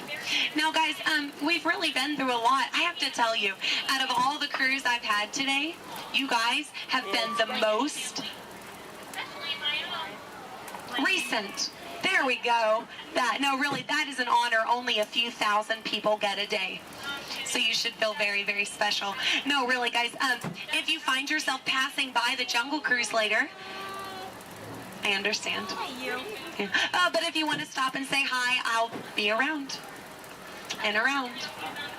And around. Stay in school. No, I'm kidding, guys, I'm kidding. 4 years of college. Yeah. My mom is so proud of my brother. He's a doctor. I tried to be a doctor, I really did, but I don't have the patience. Yeah, no, is that... Those are raindrops I hear hitting the top of the boat. So, yeah, it looks like we're going to get a little wet. Just a reminder, our dock is made out of pure hickory. Yes, so as you exit, you will be stepping out onto a slippery hickory dock. Make sure that you watch your step on the way out. Yes, watch your step, but don't step on your watch. That is just a waste of time. Yeah. Now, guys, if you did enjoy your cruise today, my name is Skipper Aaron. If you did not, the name's not important. No, it's not. Now we are, here we go. Oh, here we don't go. But I'm out of jokes. Ooh, why is Cinderella so bad at soccer? She keeps running away from the ball. Yeah, but I mean, can you blame her? She had a pumpkin for a coach. Yeah. Oh, why does Peter Pan fly everywhere he goes? Because he can never land. Yeah. Why does Tigger bounce everywhere? He would really hate to step in poo.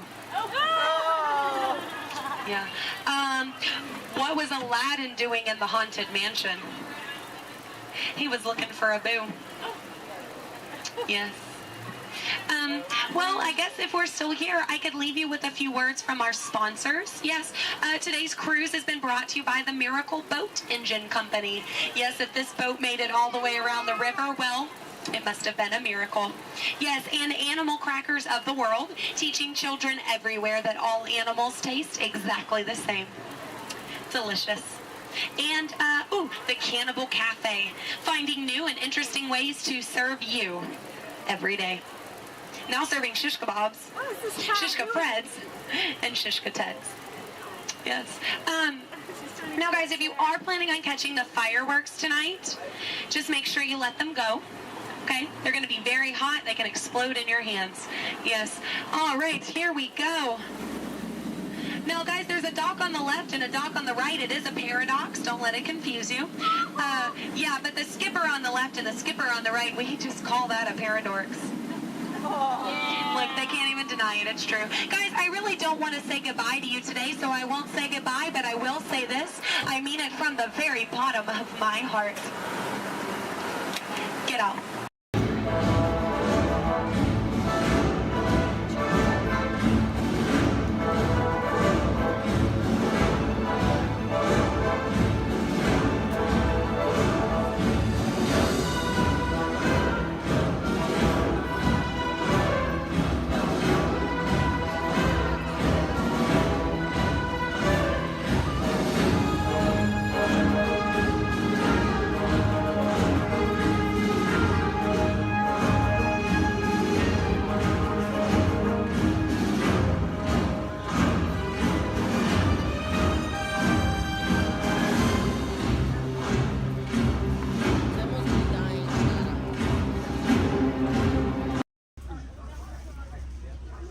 Everybody make sure we're staying seated.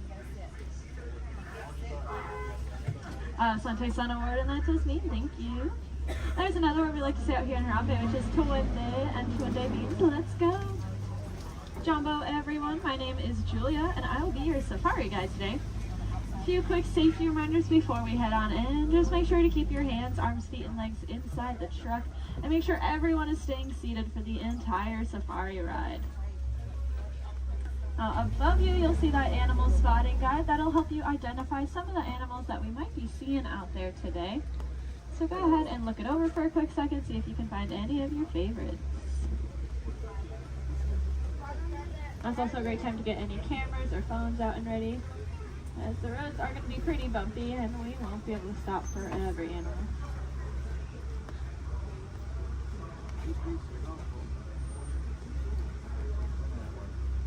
We are going to be starting our journey here in the Little Aturi Rainforest. Animals that live out here are going to be more shy and reclusive. So keep your eyes open for any stripes or camouflage.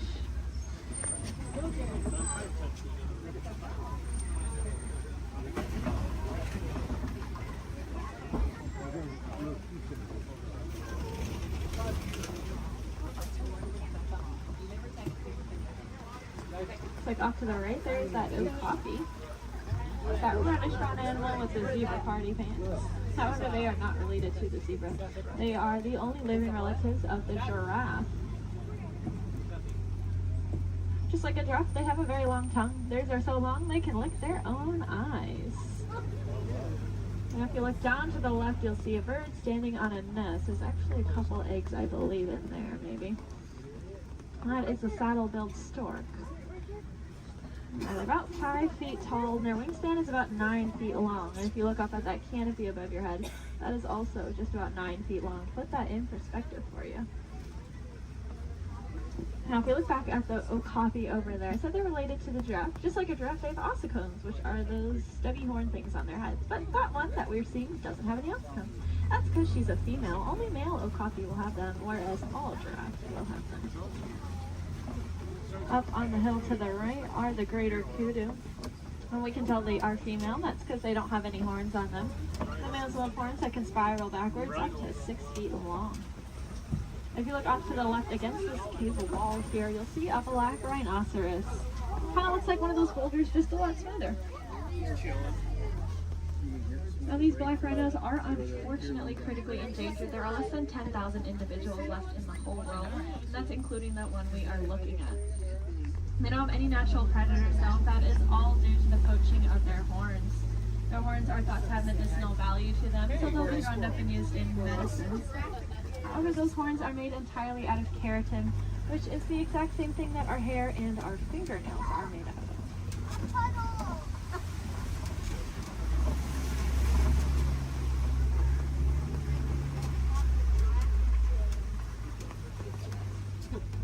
I said the animals that live out here are all going to use camouflage. We saw how they use their colors or patterns to blend into the trees around us. That's why it's really important that we use our paper products responsibly, since our paper comes from the trees that these animals' lives depend on.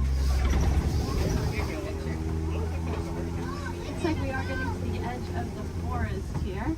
We're going to make our way down towards the Safi River. The animals that live here naturally spend most of their time underwater, which will keep them cool and camouflage, so keep your eyes open on the surface for any bubbles or ripples that you might see. Looks like off to the right there are some pink-backed pelicans. We get that name for that slight pink coloring on their back. That'll be there all year round. It'll get brighter during mating season, though. I like to say it's because they're putting on their blush.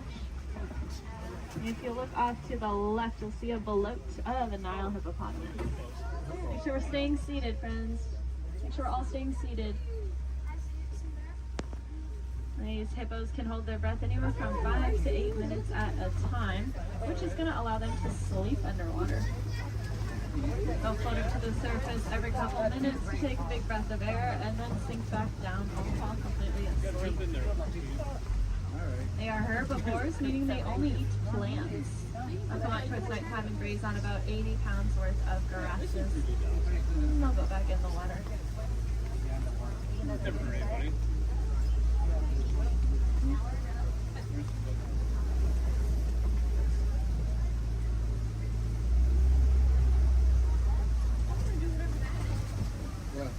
Keep your eyes to the left, especially as we cross over this bridge up ahead here, and you'll see the Nile crocodile.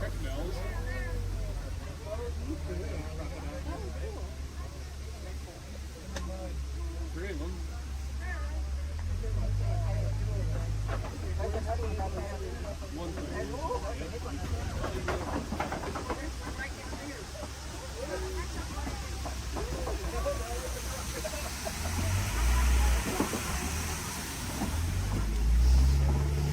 Those crocodiles are pretty impressive. They can weigh anywhere from 500 to 1,000 pounds, be as long as a giraffe is tall, and they have the strongest jaw and bite force of any animal.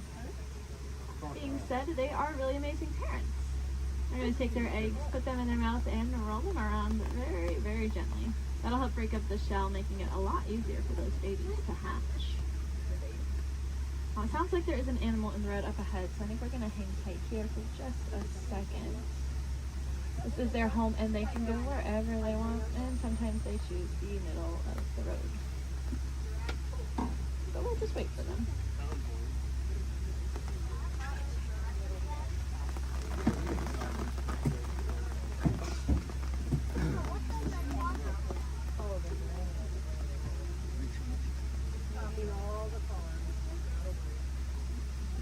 Does anyone know how to tell the difference between an alligator and a crocodile?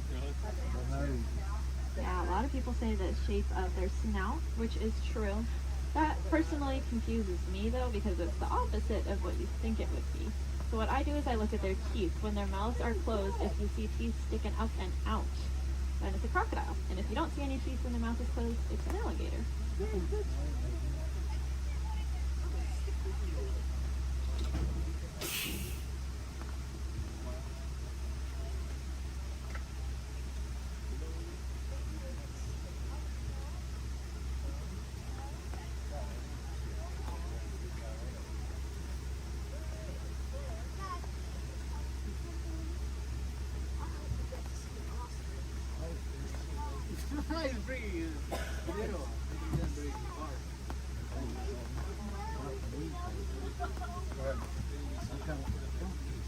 Well, thanks for your patience here.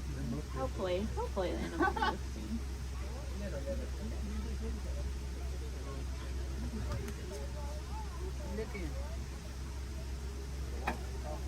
Crocodiles are also something that are called a living fossil, which just means that they were alive way back when all the dinosaurs and all them were alive. But they never went extinct, and they didn't evolve into a different species. They kind of just stayed.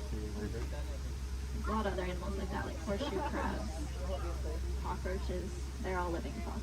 But so are those crocodiles and alligators.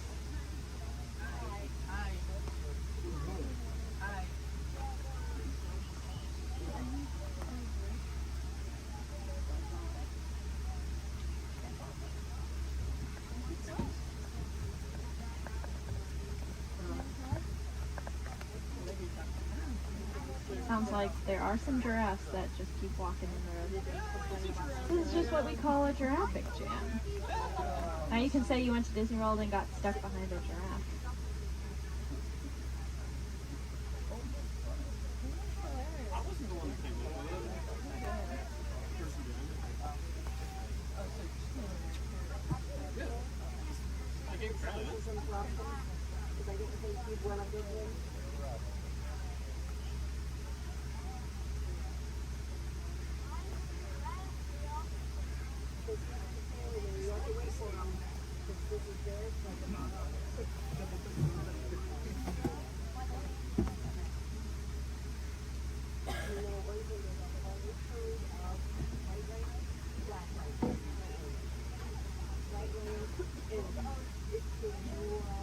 Sounds like the giraffe has moved, but now there's a different animal on the road.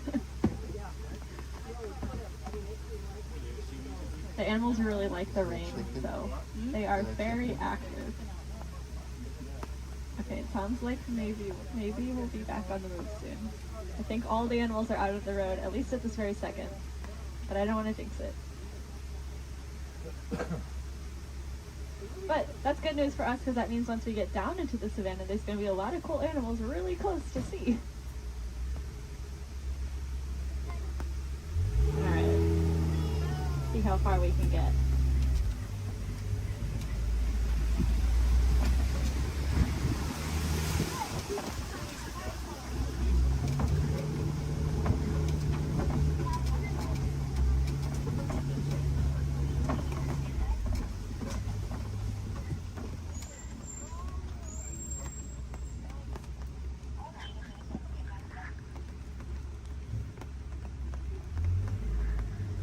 Now this might sound really ironic considering that it is raining, but we are leaving the river and heading towards a much drier area, where it really does not rain as much.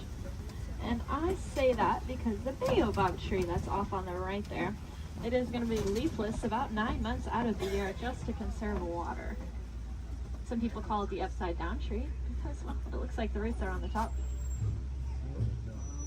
It's also known as the tree of life. That's because it stores a lot of water in its trunk there. So other animals will use it as water source. We can even use the bark as medicine. One of my favorite things about the baobab tree is that it does have flowers, but they only bloom at night because they're pollinated by bats. Alright, looks like we are finally able to head here into the savannah.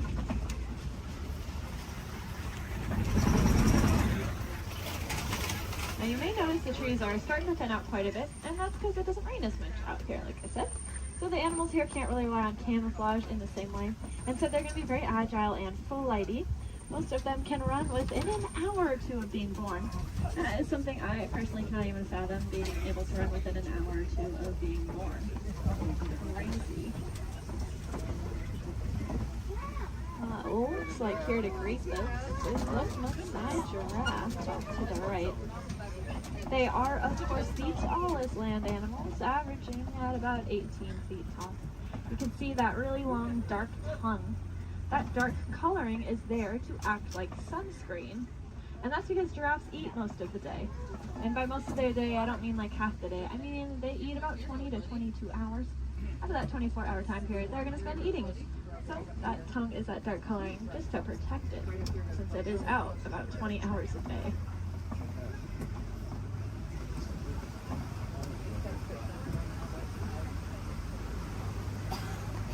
Off to the left here in this den, you'll see some African painted dogs. They are the most successful hunters out here with an 80 to 90% success rate. That is so successful that their young, sick, and elderly will eat first, and the healthiest adult will wait and eat last. What makes them so successful is that they are so cooperative. As a pack, they're not going to move on until everyone's got the chance to eat. Those painted dogs are there on the left. On the right, you'll see another giraffe as well as some Ankole cattle. I think these two were the culprits that were in the road earlier.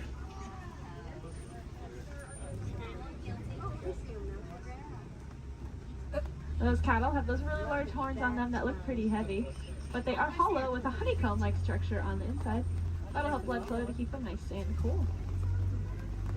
If you look to the left, you'll see the sable antelope, those 3 brown antelope back there. You'll also see some Hartman's Mountain zebra. Now take a really good look at these zebra here, because one of them is a little bit smaller than the other one, and that's because she's about 7 months old. That's her and her mom there. And if you look at her legs, though, her legs are just as long as her mother's, and that's because zebras are born with their legs fully developed. Running, as I said, is very important out here, so those zebra babies are born with long, lanky legs, ready to run within half an hour of being born. Their stripe patterns are going to be unique to them in the same way that our fingerprints are unique to us. That's actually true for a lot of animals, not just those zebra. That's true for those painted dogs we saw, and it's also true for these giraffes up here.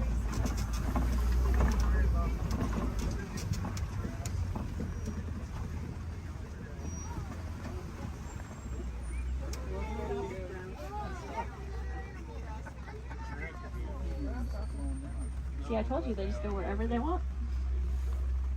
Oh, look, the zebras are in the road now. Over here they're in the road too.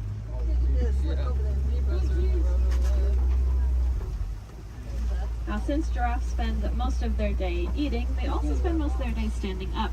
They don't really like to sit down. It's very vulnerable for them. They even prefer to give birth standing up. So that's about a 6-foot drop for those baby giraffes. I like to say the first thing a giraffe experiences in life is gravity. Of course, when you're born already about 6 feet tall, I guess it really doesn't matter that much. It also is going to kickstart their heart, that drop, so maybe it's a good thing.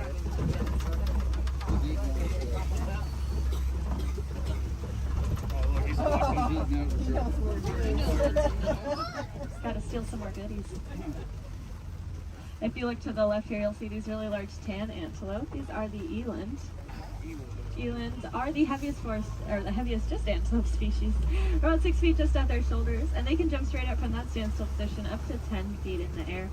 My favorite thing about those eland, though, is that they make flower crowns to attract each other, and I think it's adorable. The males will gather up a bunch of branches and twigs and leaves and even flowers and decorate his horns with them and then walk around proudly to attract all of the females. I would highly recommend looking up a picture of that if you have never seen it before. It is, like I said, adorable.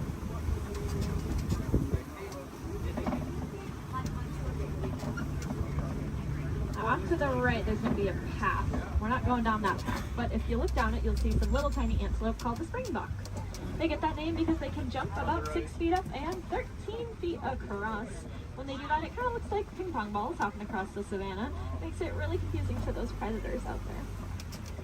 Now, all the animals that live out here have a very important job to do. They're going to be the landscapers. So those antelope will be the lawnmowers, giraffes will prune back the trees, and then larger animals will be the bulldozers. They'll knock over trees.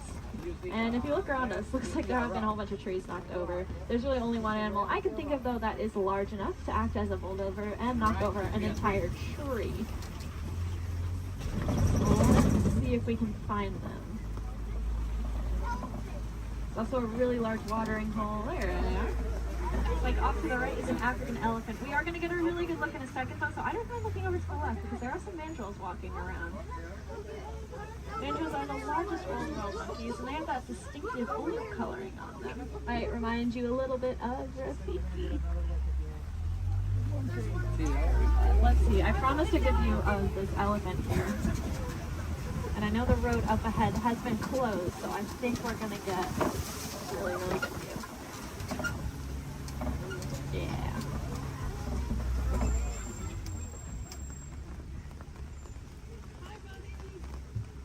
Elephants are, of course, the largest land animals. Also very, very intelligent. You can see him using that trunk. They have about 40,000 muscles in that one trunk. To put that in perspective for you, we have a couple hundred different muscles in our entire bodies. They have 40,000 in that one trunk. That is kind of unbelievable to me. And it's going to allow them to do a lot of really cool things, though. You see them eat with it. They also drink water, kind of like a straw. And sometimes they'll suck up a bunch of dirt or mud and then spray it on their backs to help protect their skin from all those natural elements.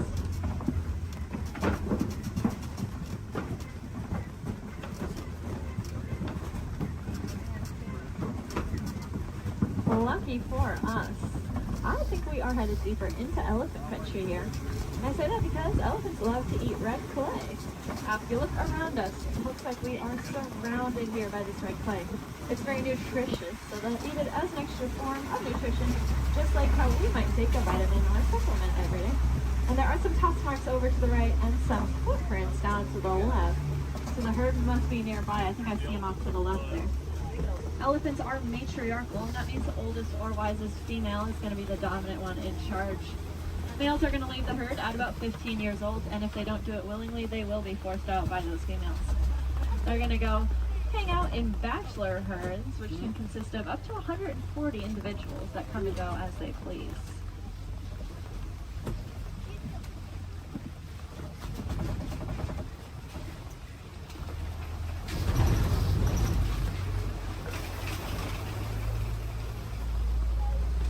Keep your eyes to the left and get some pretty good sights here.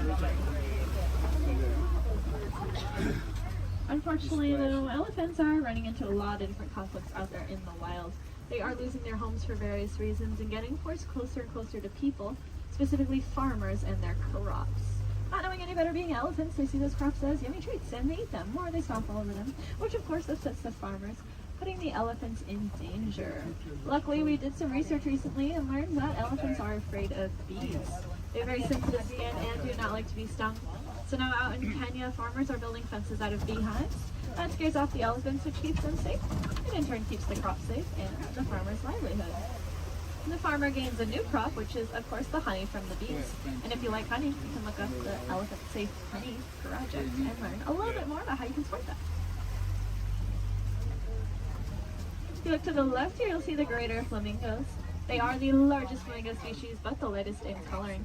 They're going to get that pink coloring from the brine shrimp that they eat. There's a protein in there called beta-carotene, and that's what'll turn them pink. It's the same thing that's in carrots. They're going to get their food by doing something called filter feeding. So if you can picture a pasta strainer, the noodles get stuck inside and the water comes out. That's how their beaks work. They take a big mouthful of water, the food gets caught inside, and the rest of the water flows right on out. That's why it's super, super important that we keep our waterways clean, because if we have plastic or trash floating around in that water, they could take a big mouthful of that. And we don't want any of our trash ending up in those flamingo beaks.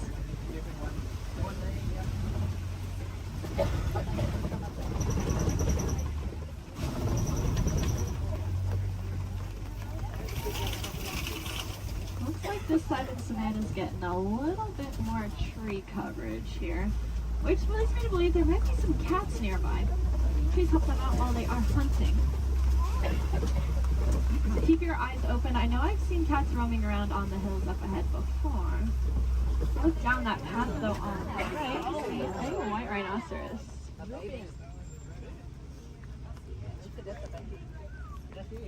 White rhinos are the most social of the 5 rhino species. They're usually always in a group with their buddies, so that one's friends probably aren't too far behind. They have a really, really good hearing too. Their ears will wiggle independently of each other, and they look like funnels, which helps them pinpoint the exact location a sound is coming from.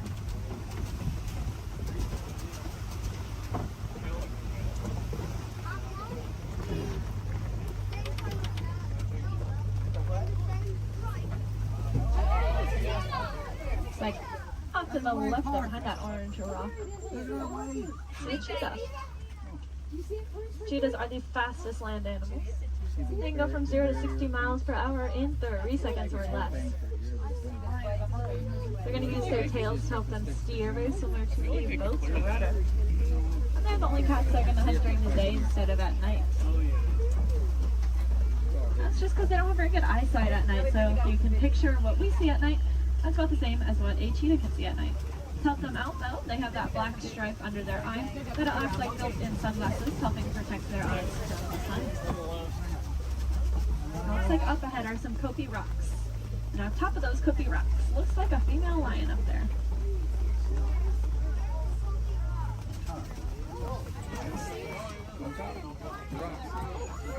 The second tallest rock on the top of it.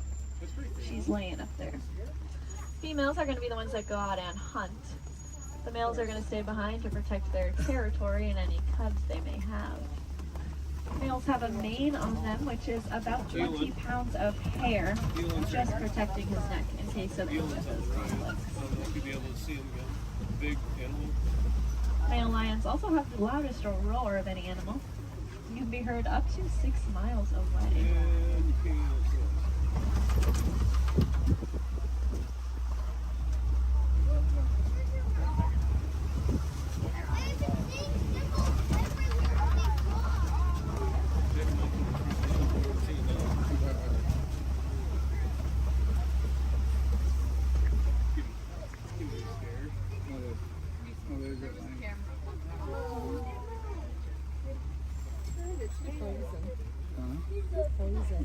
She is looking at us. That is so cool.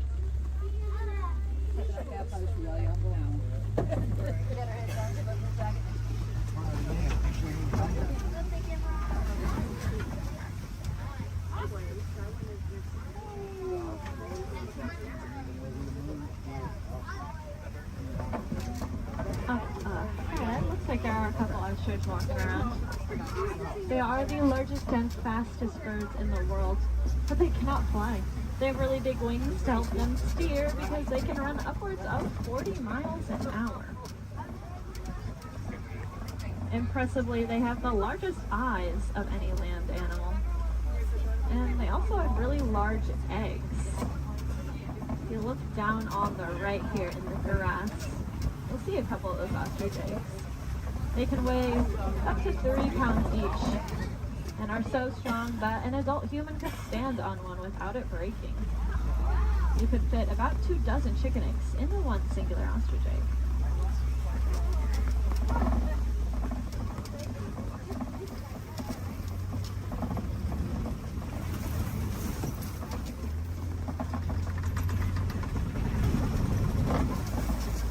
Up ahead is the warden's post. The warden takes care of all the animals out there on the reserve. There's some special ones up here with them. I bet they're all hiding under this porch from the rain now. These are the Nigerian dwarf goats. They look like cute little babies, but this is them full-grown adults.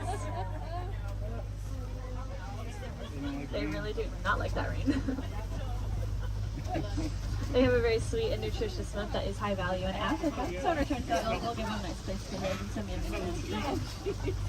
It just goes to show that we can peacefully coexist with a lot of amazing animals.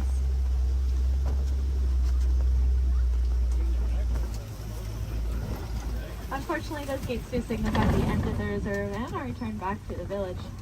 I really hope you enjoyed that safari. More than that, though, I hope you learned something new. If you did, maybe you can tell your family and friends those fun facts that you learned when you get home.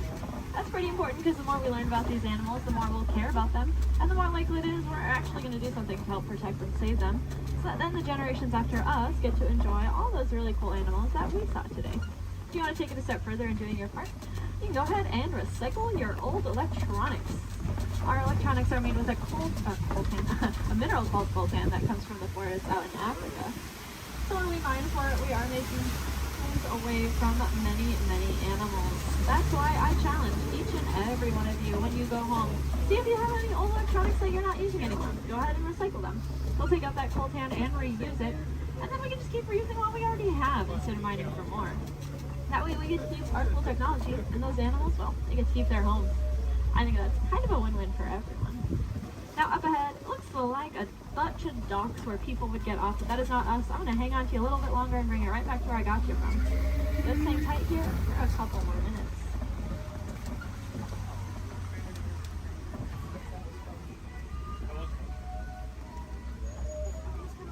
These people watching.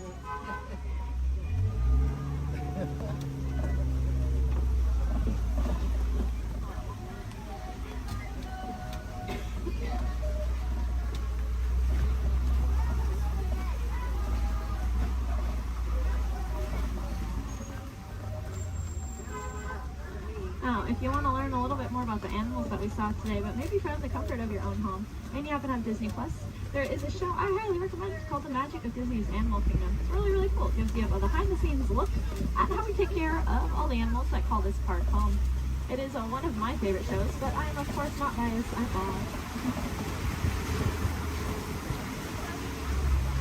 If you want to see some more animals while you're in the park today, I'd recommend heading over to the Gorilla Falls Exploration Trail.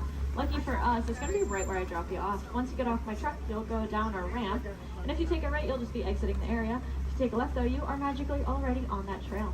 It's about a 10 to 15 minute walking path, where you can see a bunch more African animals, including, of course, those gorillas. If you head over to Asia, there's an Asian version of that trail as well called the Maharaja Jungle Trek, and they have all those Asian animals that we love, like bats, Komodo dragons, and tigers. There's also an aviary in both of those trails. If I had any wilderness explorers on board, you are riding the Simba 1. That is the code you'll need to get your safari badge, the Simba 1.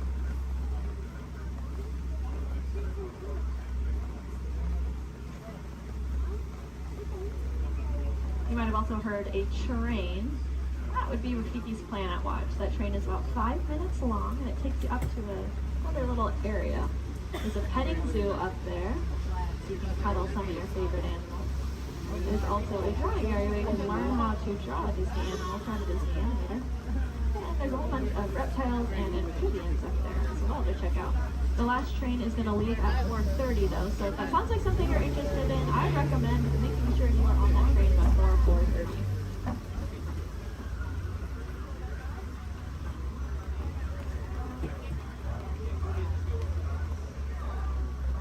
like we are almost there.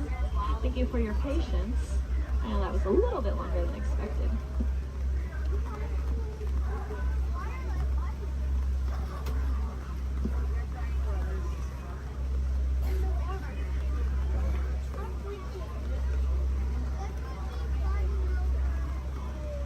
Now's a great time to gather up any personal belongings that you might have. Make sure you have everything with you.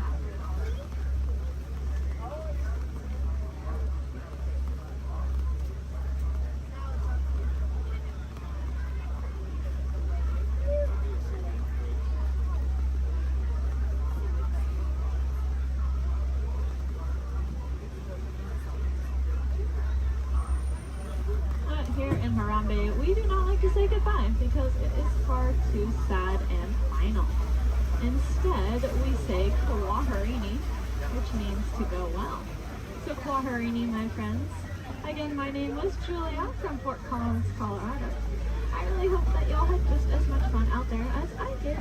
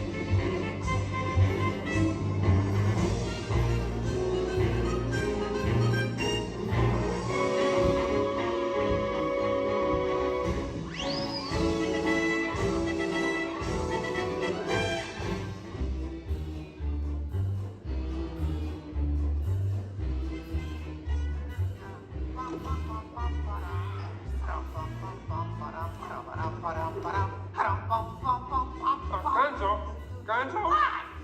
Oh, sorry, boss. Hi-ho, Kermit Frog here, and welcome to Muppet Vision 3D. Now, let me show you around our research center. See, here in this modern high-tech facility... Hey, careful! Here in this modern high-tech facility, we have perfected Muppet Vision 3D, a new film process which we're about to demonstrate to you. Now, working the projector is an old friend of ours, the Swedish chef. Chef, everything okay? Exactly. And our demonstration includes a little song from Miss Piggy. Little? Did I say little? I meant to say it's a huge, show-stopping, major song from Miss Piggy. That's more like it. Good. And we've also got a big musical finale from Sam Eagle. Sam, what's it about? It's called A Salute to All Nations, but mostly America. Great. So it's going to be a swell demonstration, and at no time will we be stooping to any cheap 3D tricks. Did you say cheap 3D tricks?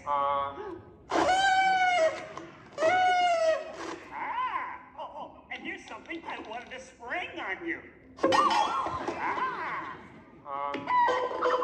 Walmart, it's that dumb bear again. Yeah. Hey, Bear, you're not even funny in 3D. Oh, not you guys. How did you get here? We entered a contest. Yeah, we lost. Oh, yeah? Well, my new 3D act's gonna shower you all with humor. waka? He's trying to drown us. What kind of act is that? An act of mercy. Listen, better luck next time, Posse. Okay? And now, if you'll come this way, I can show you our secret laboratory. You see, we invited distinguished scientists from all over the world to come and work here. Unfortunately, none of them showed up. So instead, I'd like to introduce you to the guys who invented Muppet Vision, and they can show you some of their... right now, I'd like to turn you over to Dr. Bunsen Honeydew and his assistant, Beaker. Well, thank you, Mr. Kermit. Today, let's look at the advancements we've been working on for Muppet Vision. Beaker, would you turn on the machine?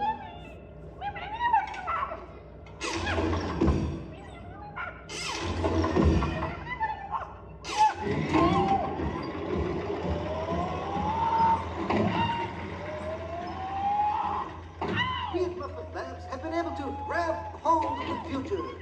The wheels of progress turn swiftly here as we strike upon ways to bring science safely to you. This user-friendly machine will now generate the first living 3D effect just by flicking a simple switch.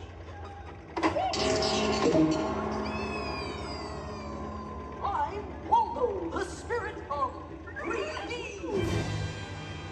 Thank you, Here. Ooh, cute outfit. What's this?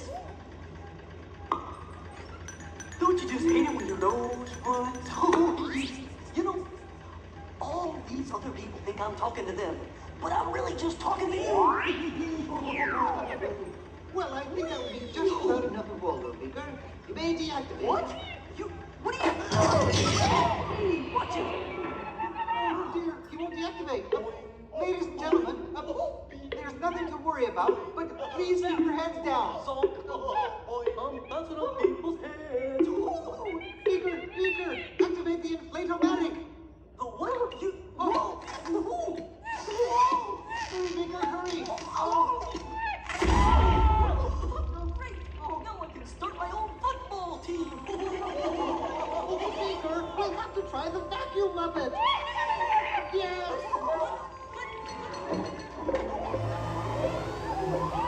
Ladies and gentlemen, we're all deeply pleased with our next family.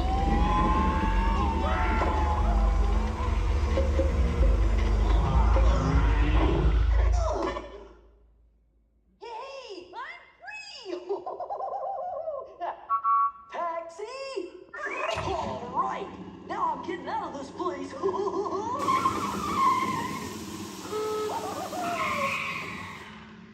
This way, folks. I'm sorry, but Muppet Labs seems to have been temporarily sucked up. But, now what is that? Hey, Kermit, see, it's my new remote control banana cream pie. Huh? Hey, Kermit, watch this. What?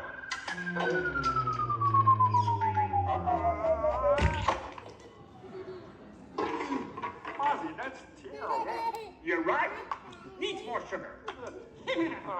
And now, ladies and gentlemen, for the first musical portion of our demonstration, we have Miss Piggy in a wonderful 3D number.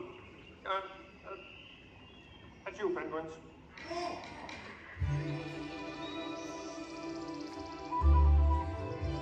Oh, doesn't it look beautiful? Yeah, too bad they're gonna spoil it with a pig. La la la la la la.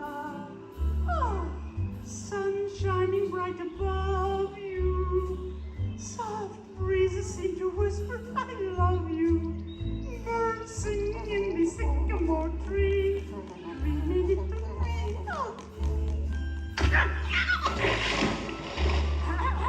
Look in my eyes and kiss me. Just hold me tight and tell me you miss me. While I'm alone and blue as can be. Dream a little dream of me. No troubles as life bubbles on, dear. Still craving a kiss. All right, that's it. Knock it off, penguin. Oh, but it was going so well. I will not work with the rabbit. But I was just doing 3D. Guess I won't be needing this. What's that? It was for the big water skiing finale. What?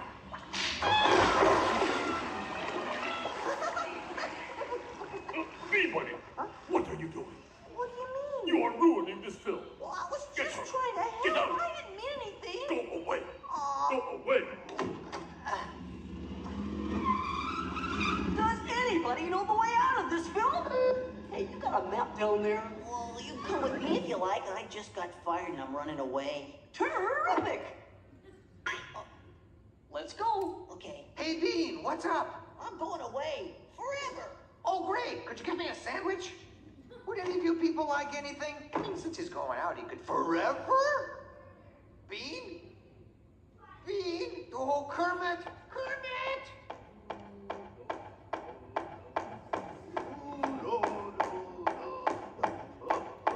Hey, sweeter, that's a great effect. Hey, Fuzzy Kermit! What is it? Bean Bunny ran away! Oh, no. Yes, our ribbons! We gotta find him. I know! All right, everybody spread out and look for Bean. Right. I'll go this way. Ladies and gentlemen, we'll continue the show in just a moment. But in the meantime, if you see a rabbit, holler. Bean. Bean? Oh, Bean. Bunny! Bunny! Bean! Where are you? Bean! Bean! Bean!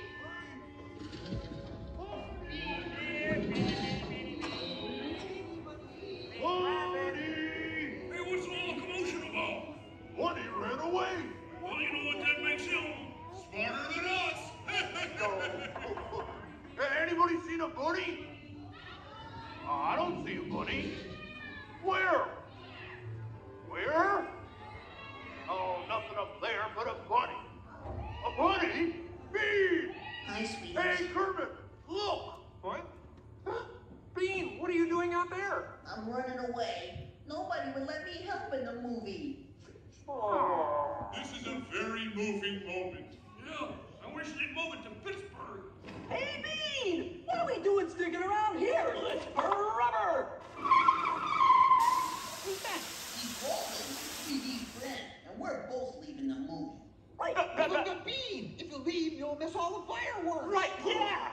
Fireworks? Ooh. Okay, I'll stay, but I want to help. Gee, is there anything Bean can do in the final number? Oh, gosh, maybe Bean could set off the fireworks. That sounds How great. cool. Yeah, and I'll stay and help.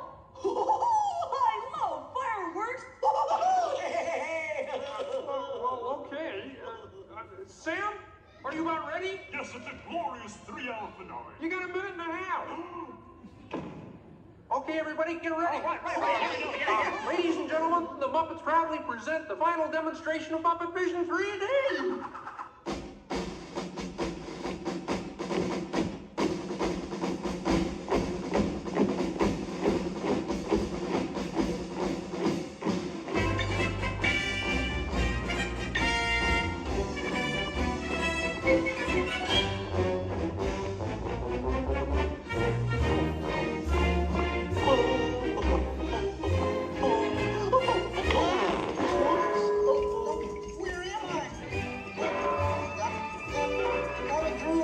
What are you doing? Get back into place. On me! Here's the Kiwi section. Oh boy. Whoa! Is it over yet? Did we start again? Sorry. The fireworks!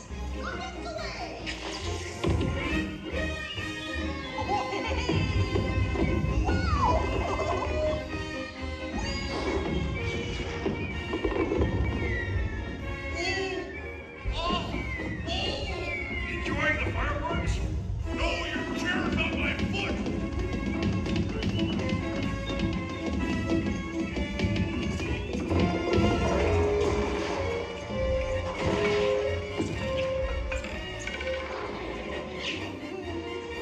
What's this?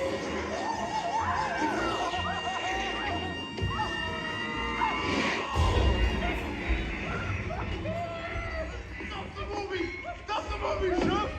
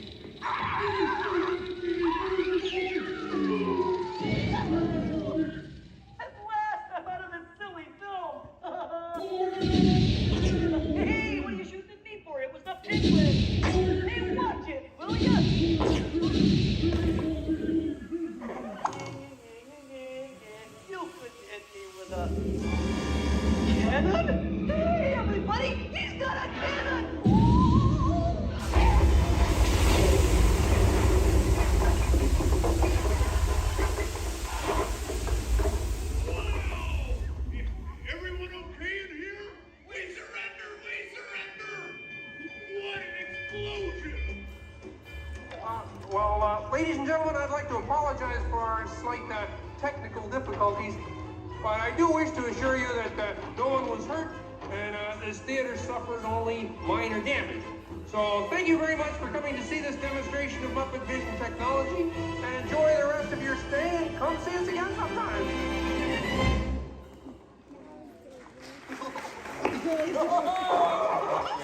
They'll never recognize me now. Forward!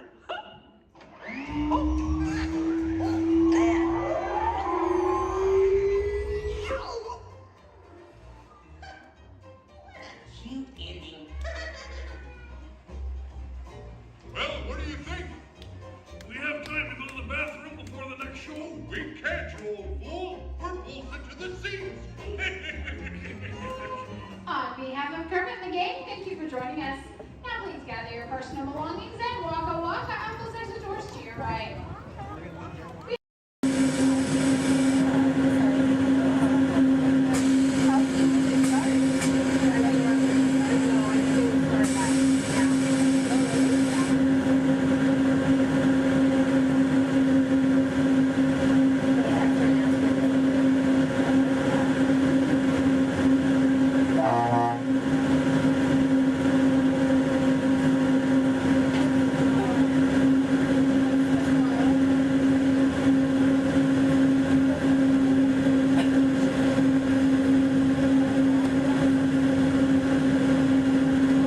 To those of you who have just joined us, welcome aboard the Disneyland monorail. For your safety, please remain seated, keeping your hands, arms, feet, and legs inside the train. Watch your children, and no smoking, please.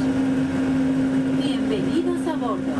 Para su seguridad, permanezca sentado y mantenga las manos, brazos, pies y piernas dentro del tren y cuide a los niños. Por favor, se dirija a la fila.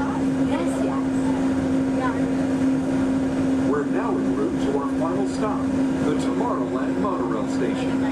Along the way, you can get a bird's-eye look at the downtown Disney district, Disney's Grand Californian Hotel and Spa, and Disney's California Adventure. To the left of the monorail is the main entrance of Disneyland, the happiest place on Earth. Disneyland is truly an American original. Since its opening in 1955, it has hosted more than 500 million guests from around the world, including presidents, kings, and celebrities. It is the original Disney theme park, created and enjoyed by Walt Disney himself. To the right is our transportation plaza, where you'll find taxis, hotel shuttles, and public transit stops. We're about to enter Disneyland. Some of the clearances are pretty tight up ahead, so be sure to remain seated, keeping your hands and arms inside the cabin.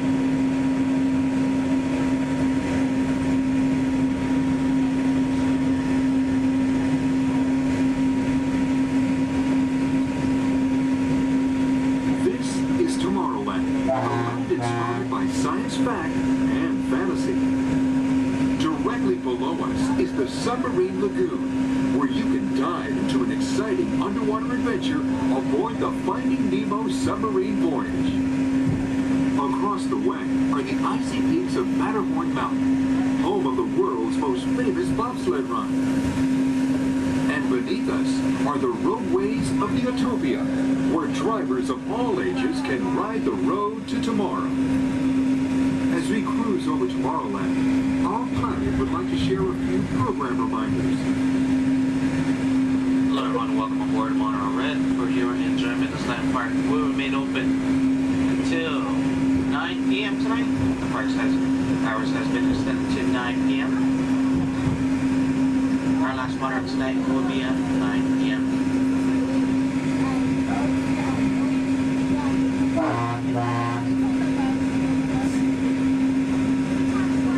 Later today we have Celebrate H Street Party stepping off at 5:30, coming from Main Street, USA, back up to It's a Small World. And later tonight we have Halloween screens at 8 p.m. in front of Sleeping Beauty Castle. Hope you enjoy the rest of your stay here at Disneyland Resort. Thanks for joining us on that. Drive this guy.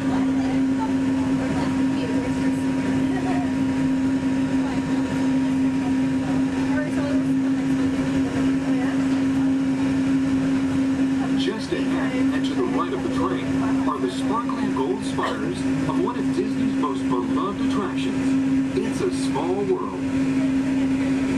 Beyond it is the wacky world of Disney's classic cartoon characters, Mickey's Toontown. We're now riding alongside the happiest kingdom of them all, Fantasyland, home to Pinocchio, Snow White, Peter Pan, and other storybook characters.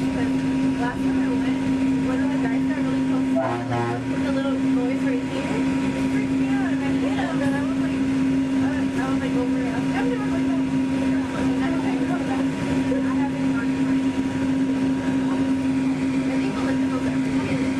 We're now approaching the Tomorrowland monorail station, our final destination. Please remain seated until the monorail comes to a complete stop. Then, collect your belongings, watch your head, and step carefully from the train. On behalf of all of our crew, thanks for traveling with us, and we hope you'll have a happy and memorable visit here at Disneyland.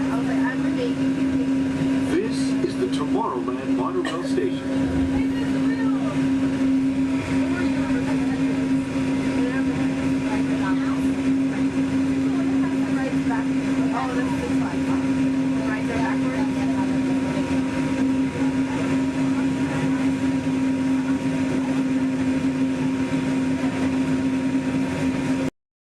We recently learned that your Terran visionary, Walt Disney, had a similar goal in mind with his early concepts for the experimental prototype Community of Tomorrow.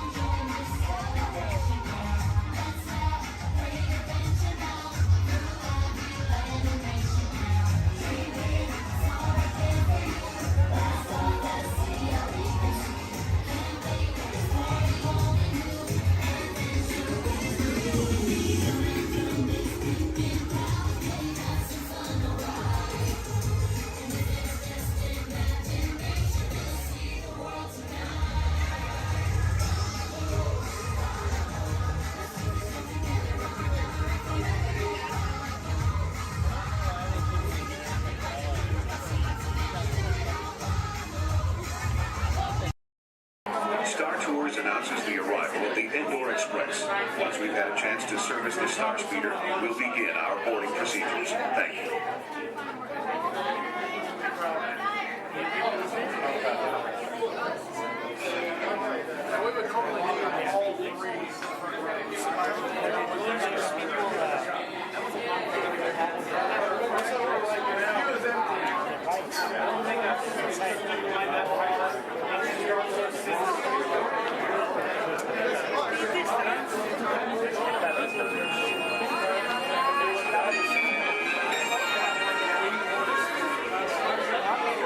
May I have your attention, please?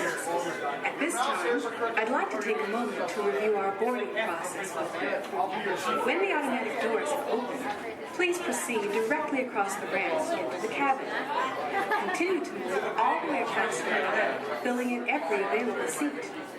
For your safety, all passengers are required to wear safety restraints throughout the flight. To fasten the restraint, pull the strap out from the right side of the seat and snap it into the console on your left. Galactic regulations require that all carry-on items be safely stowed beneath your seat. While on board, flash photography is not permitted.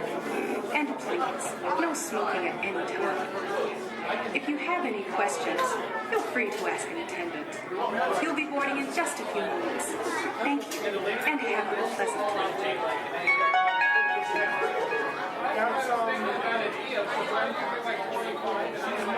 Welcome, Space Travelers, to the Indoor Express. My name is Eric, and I'll be assisting you this afternoon.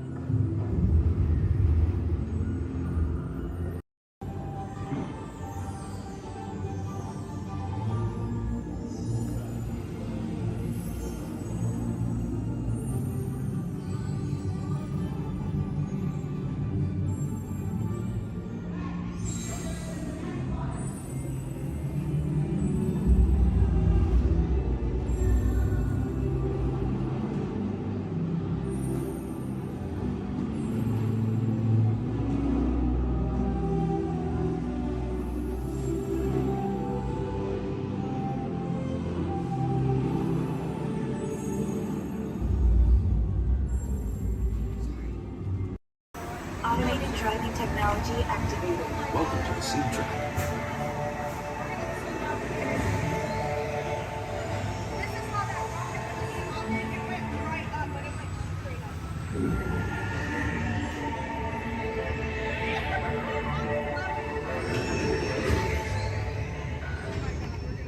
We'll begin with the capability test to see how your vehicle designs perform under challenging weather and surface conditions.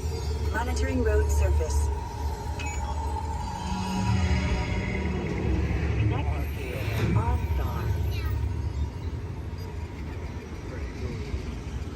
SIM car performance data acquired.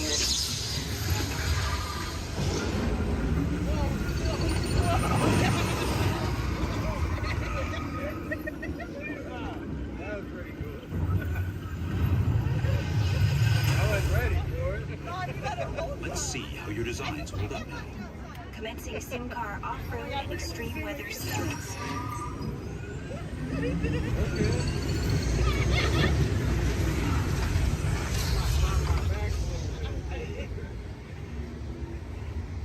Capability test results displayed and verified.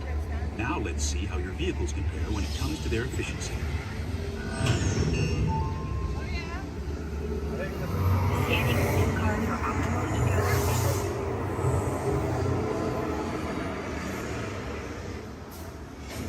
Engaging eco scan for aerodynamic efficiency.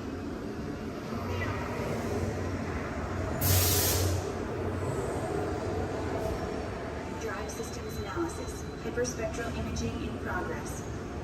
Calculating total enviro impact.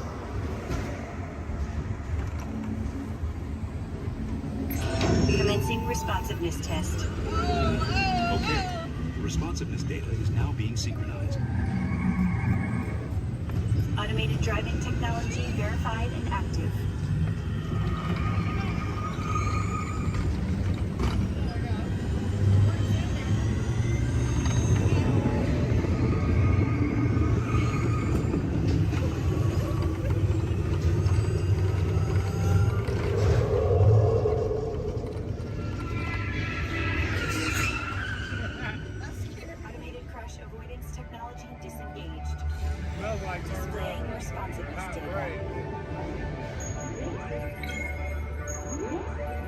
Here comes the final test. Energizing power test.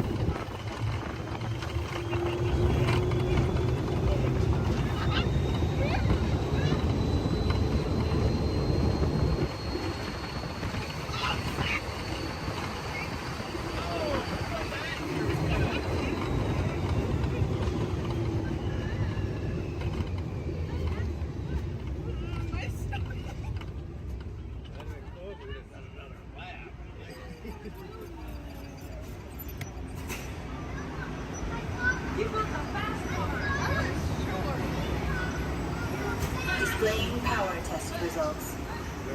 SimTrack performance testing complete. This concludes your performance testing. You'll be able to see how your Chevrolet custom concept vehicle designs compare with the sim car after you disembark.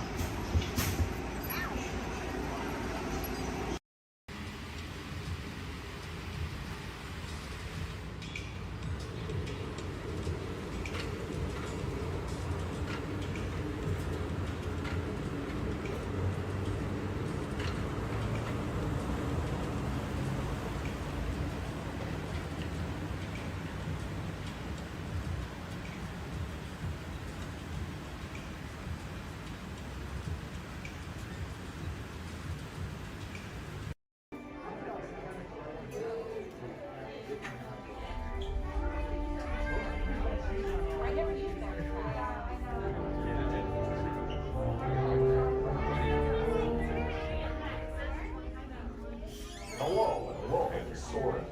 My name is Patrick and I'll be your chief flight attendant today. We'll begin boarding in a few minutes, but first I'd like to acquaint you with some important safety information. When the doors to your flight open, please take a seat and store all carry-on items in the under-seat compartment. This includes cameras, purses, hats, and of course, these little beauties. Next, fasten your seatbelts, inserting them into the buckle on your right. If smaller aviators don't measure up to the height indicator on the seat, just put the belt through the loop in the center strap before buckling it.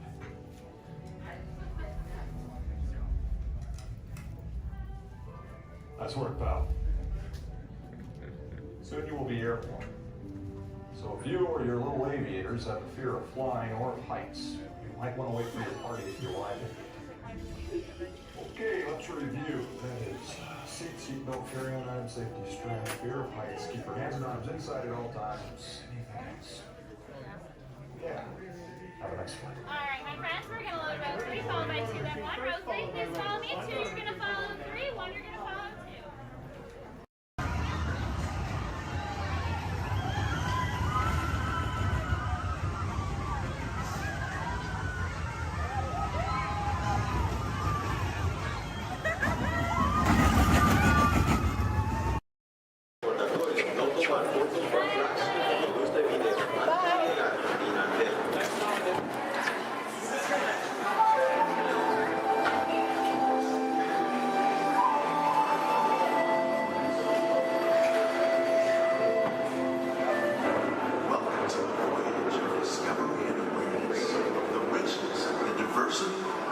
surprising nature of living with the land.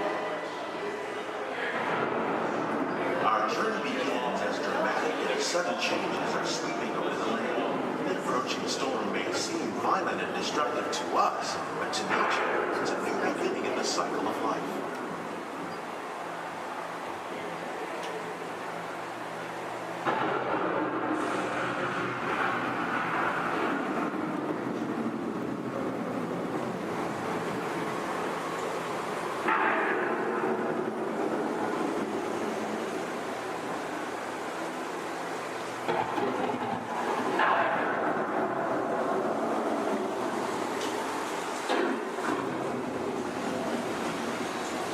Beneath the surface of the land, rich trap water from the flowing mud. extracting precious nutrients and minerals. These elements, when combined with sunlight, create the diverse living systems of our planet.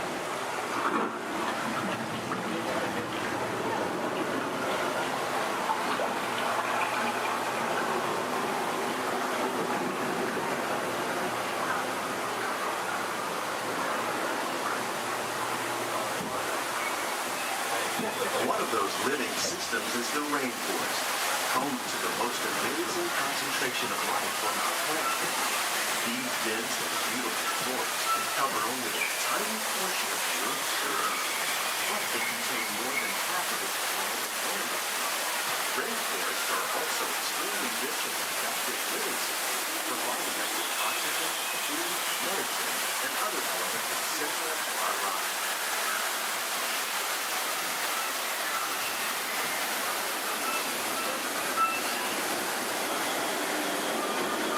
Nature has created a very different, no less beautiful living system. And while this arid landscape may seem lifeless, it is very much alive. The plants and animals that have learned to survive in these harsh conditions make use of what little water they can find and avoid the scorching. The American prairie once appeared as desolate as the desert, but over time, rainwater and nutrients gradually penetrated the hard surface of this land. Even the hooves of the mighty buffalo helped create the rich soil that would one day become home to the American farm.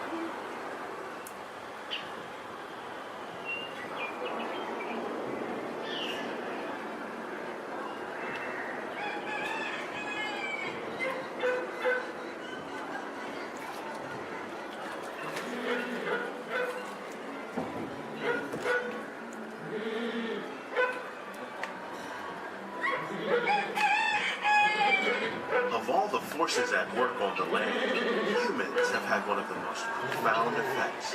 The need to produce food for a growing world led to the enormous use and sometimes overuse of the land. In our search for more efficient ways to grow food, we often fail to realize the impact of our methods.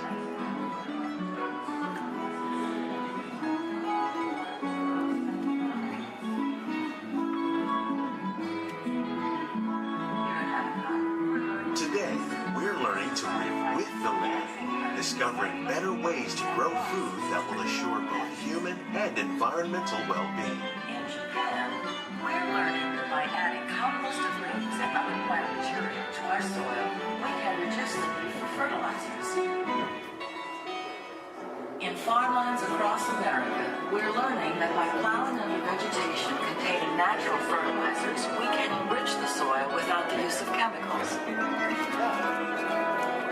In Saudi Arabia and Mexico, we're learning to produce food on desert seacoasts by developing and planting crops that thrive on saltwater. Here at Epcot, we're learning to reduce the need for pesticides by using natural predators like ladybugs and wasps to control pests. How will we meet tomorrow's growing needs for food production, yet still respect the needs of the land? Some of the answers are being discovered just ahead. To help us maintain these carefully controlled ecosystems, and for your safety, please remain seated in your boat at all times.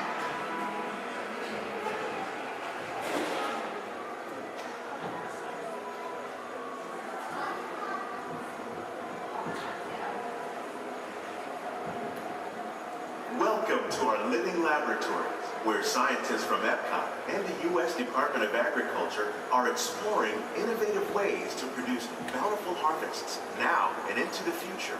The tropics are home to the greatest diversity of plants on the planet. Many of these, like papaya, bananas, cacao, coffee, and rice, are well known around the world. Others, like the jackfruit, fluted pumpkins, and dragon fruit growing here, represent the vast number of lesser-known tropical plants. As we learn more about these crops, we discover that many are rich in vitamins and minerals, while others are well adapted to growing in less than ideal conditions. For instance, the fluted pumpkin thrives in the poorest soil conditions of Africa. With its edible seeds and leaves, the pumpkin could become an important staple for areas where other crops don't grow easily. The unique-looking dragon fruit is actually a member of the cactus family. The fruits are high in vitamin C, rich in antioxidants and have a light, sweet taste. The fruit originated in Mexico or Central America, but is already becoming popular in Asia. It could become a source of important nutrients for people living in many areas of the world. These and many other lesser-known crops may one day be as popular as the bananas growing on both sides of the boat. More than 28 million tons of bananas are eaten annually, making it the most popular fruit in the world.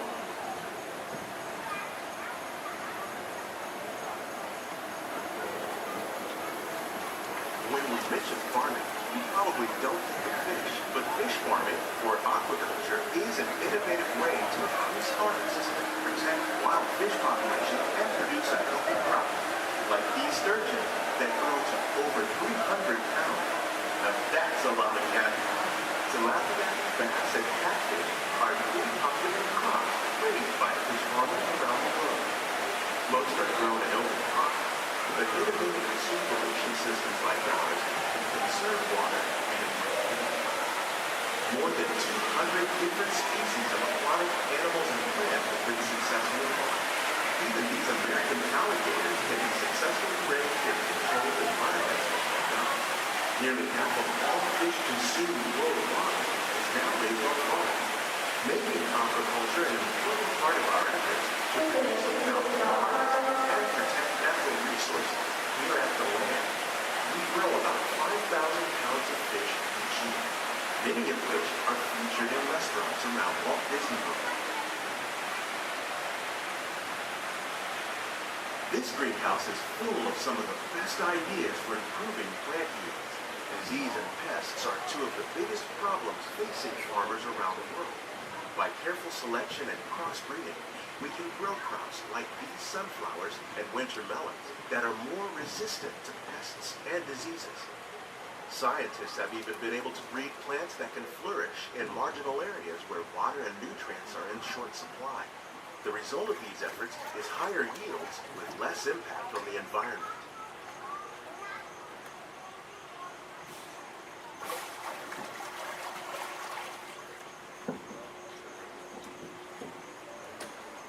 These plants are definitely on their way up. Innovative growing techniques like the ones you see help to increase yields while more efficiently using resources like water, fertilizer, and pesticides. We're growing these nutritious sweet potatoes above ground. This method increases yields, produces larger potatoes, and can be used where rich soil is in short supply. We're growing lettuce using our nutrient film system. This technique precisely controls and recycles water and nutrients. With it, we can produce over 27,000 heads of lettuce a year in this one small area.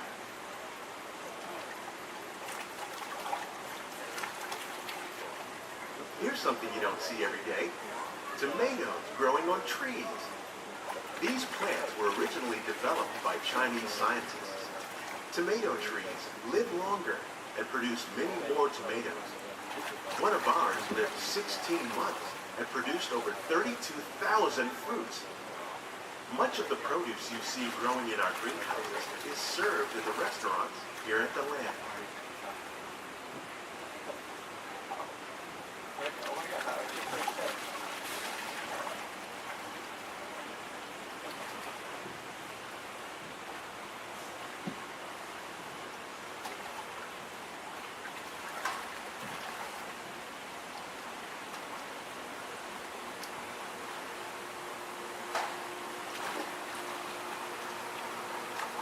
The future of agriculture includes some high-flying ideas like the ones you see here. The aquaponics system on your left integrates hydroponics with aquaculture. The fish provide a source of natural fertilizer for the plants, and the plants help keep the water clean for the fish. It's another great way to produce more while using less resources. In our lab, Epcot scientists are working with the U.S. Department of Agriculture on a number of innovative projects. The goal of these efforts is to produce higher yielding and better quality plants.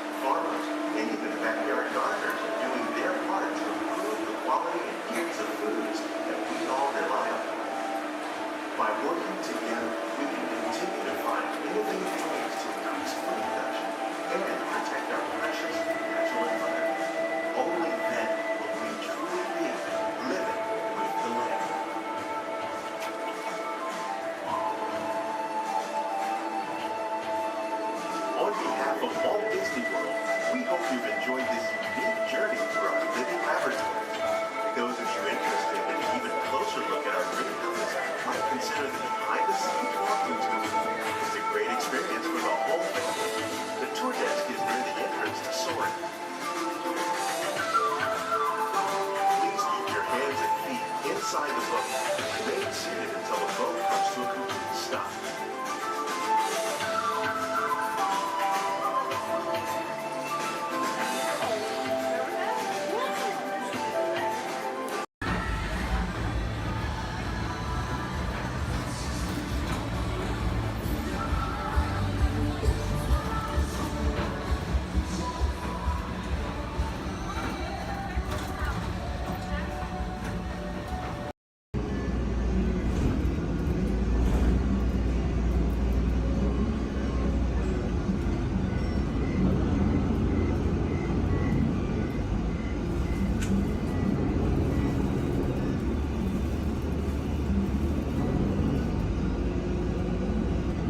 This is Disney's Port Orleans French Quarter Resort.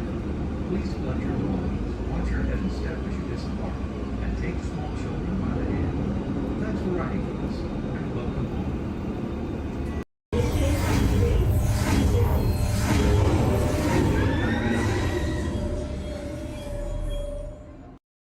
Sealed genetic matching room. Okay, Dr. Stevens, they're ready. Can everyone see me? Great. Welcome to the Avatar program. Soon, you're going to have a chance to undertake an amazing Na'vi rite of passage, flying on the back of this powerful animal called an Ikron, or as we call it, a Banshee. The way you're going to do this is by being matched to something called an avatar. And I'm here to help you guys get ready. But first, we have to scan you for Pandoran microparasites. All right, everyone, stay on your number and move your arms a bit.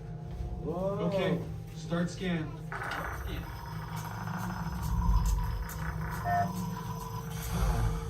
You've all got them. But don't worry, they're very common around these parts. Let's start the decon. Initiating GMR decon. Stay still over your number. You're not going to feel a thing. You're doing great. Almost done here. You're all clear. Great.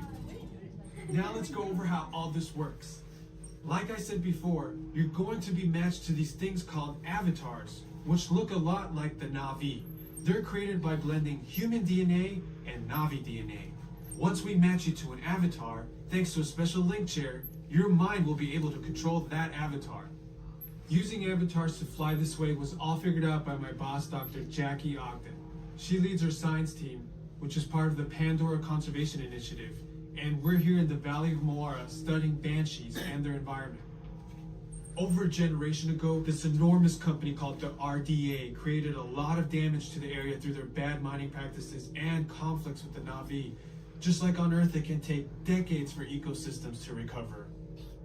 Okay, to get you flying on a Banshee, we need to find each of you an avatar. Let's prep the genetic sampling. I'm on it. Okay, first we need to find the compatible match of your genetic material with the genetic material of one of the avatar bodies that we already have. Once we do that, you'll be able to link to that avatar and fly. Help us out and move around a bit. Almost. Yes, got him. Now, let's find you your avatar matches.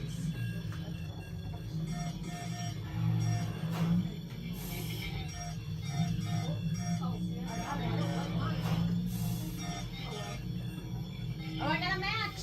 Well, I got one. Oh, I don't do that. I got one. All right, you've all been matched with avatars. Looks like they're ready for you in the next room. When the door opens, please go inside, all the way in, and stand over the same number that you're standing over now. And I'll see you in there.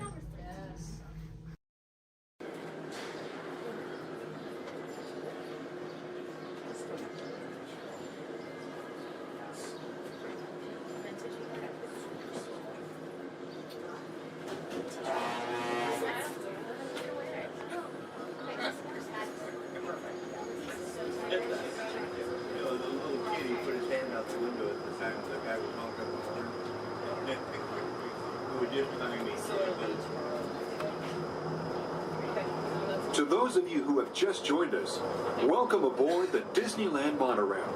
For your safety, please remain seated, keeping your hands, arms, feet, and legs inside the train. Watch your children, and no smoking, please. Bienvenidos a bordo. Para su seguridad, permanezca sentado y mantenga las manos, brazos, pies y piernas dentro del tren y cuide a los niños. Por favor, se ruega no fumar. Gracias. We're now en route to our final stop, the Tomorrowland monorail station. Along the way, you can get a bird's eye look at the downtown Disney district, Disney's Grand Californian Hotel and Spa, and Disney's California Adventure.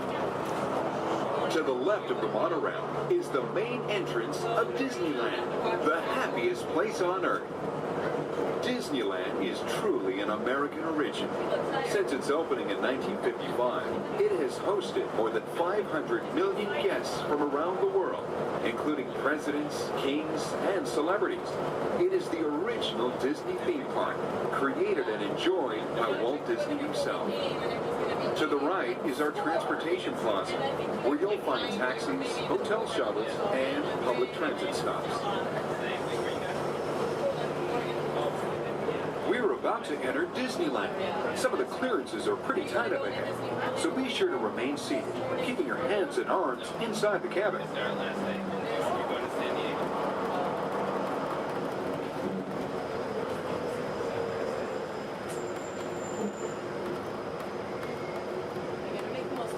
This is Tomorrowland, a land inspired by science fact and fantasy.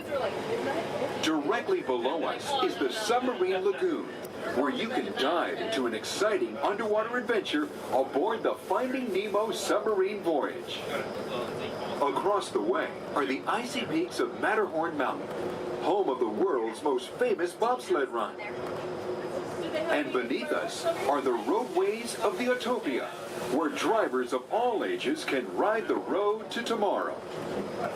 As we cruise over Tomorrowland, our pilot would like to share a few program reminders.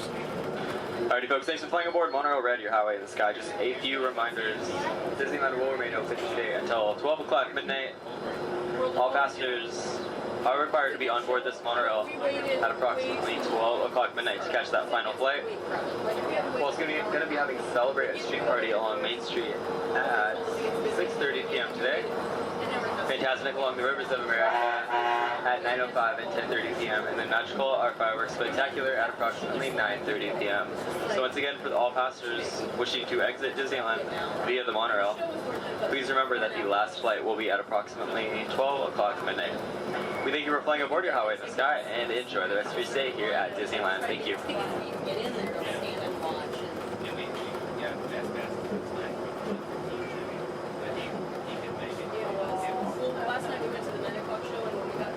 Just ahead and to the right of the train are the sparkling gold spires of one of Disney's most beloved attractions. It's a Small World. Beyond it is the wacky world of Disney's classic cartoon characters, Mickey's Toontown. We're now riding alongside the happiest kingdom of them all, Fantasyland, home to Pinocchio, Snow White, Peter Pan, and other storybook characters.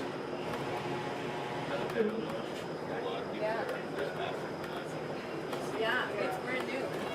Supposedly it said it's we're gonna try it, but so many people interested in it and said it's so popular, I'm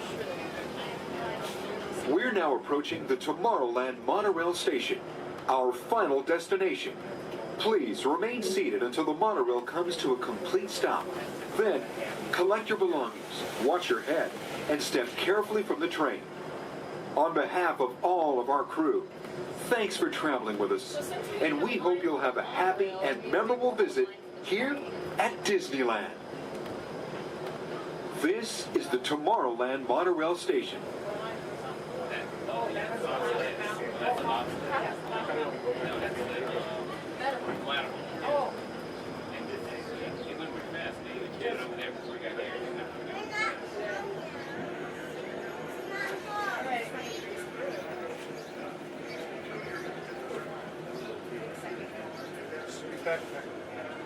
We did? Okay.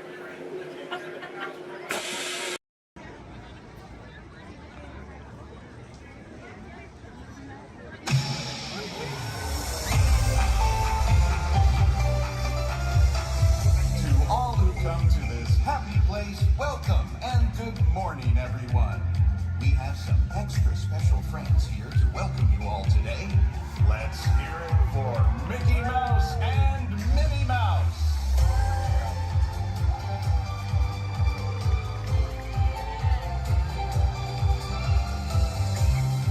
Well, hi, everybody. Good morning. Gosh, it sure is great to see so many amazing friends. It certainly is. Oh, I have a feeling today is going to be the best day ever. You said it, Minnie. And now that we're all together, we've got a surprise for you. When everybody heard that you were going to be here, they just had to come and give you a great big Magic Kingdom welcome. And here they come now.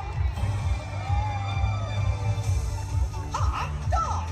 Now that everybody's here, I think it's time to start the day. And that means we're going to need just a little bit of magic. I bet these folks can help with that. Oh, I know they can. On the count of 3, everybody shout, "Let the magic begin!" Are you ready? 1, 2, 3! Let the magic begin! It's all your magic, wrapped up in pastry dust. Welcome to a place where dreams come true. A timeless journey through lights of fantasy. Where only a wish creates things like this you'll appear. Lovers magic, a place on earth meets here.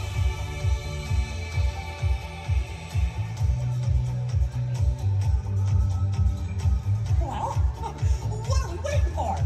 Let's get going! Bye-bye, everyone. See ya real soon!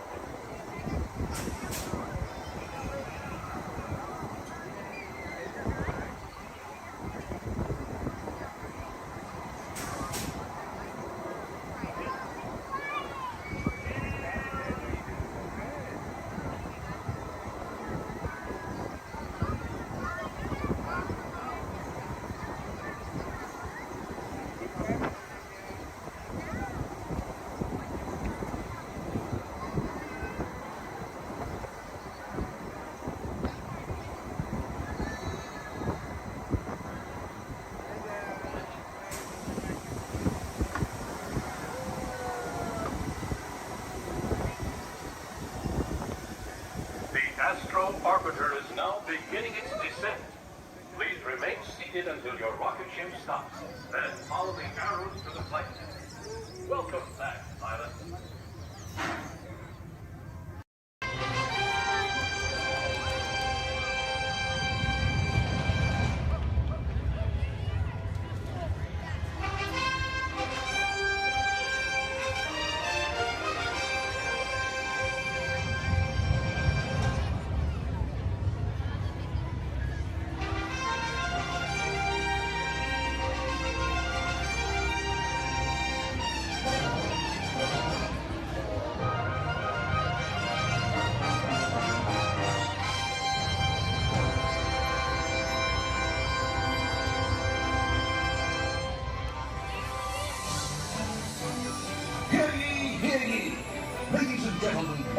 girls, welcome to the Magic Kingdom. You are warmly invited to join Mickey Mouse and his Fantasyland friends for a magical celebration in the streets. Dreams will come true, hearts will soar, and you will become a part of the magic. For the time has come to take your places and prepare to welcome the wondrous and wonderful Disney Festival of Fantasy Parade!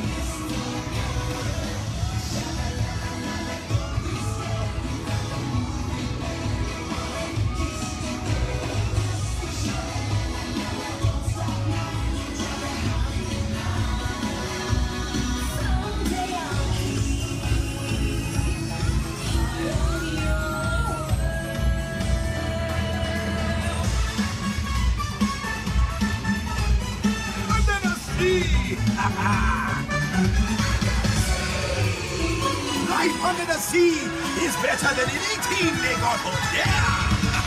Under the sea, with the sun.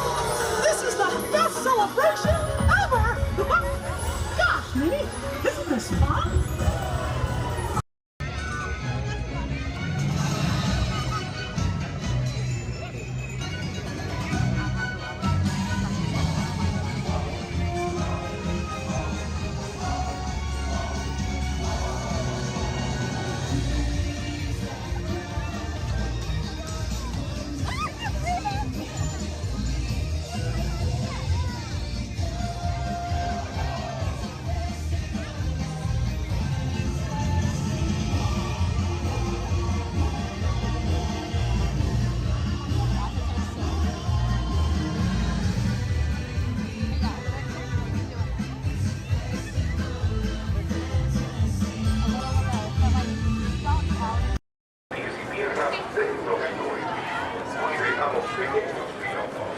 Gracias. Okay, we're gonna go on Small World now.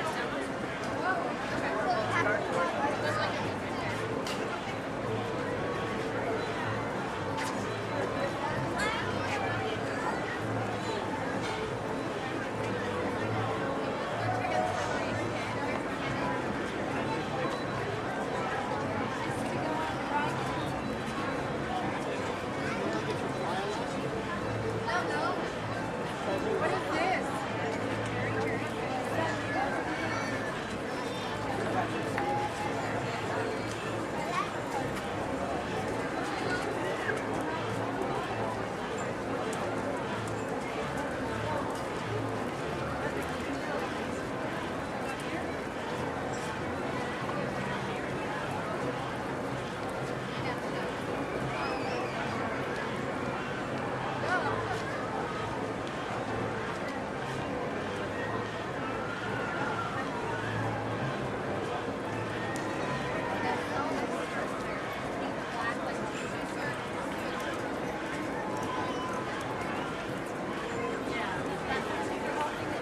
No.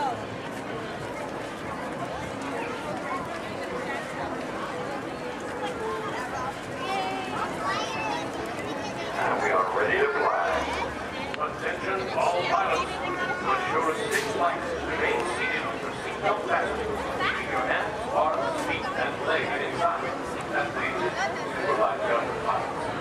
To make your rocket ship fly higher, pull back on the control lever in front of you. To descend, just push the control lever forward. Thank you. Pilots, prepare for liftoff. Para su seguridad, permanezca sentado por el cinturón de seguridad ajustado y mantenga sus manos para sus pies y piernas dentro del cohete. Cuide a los pequeños pilotos. Gracias.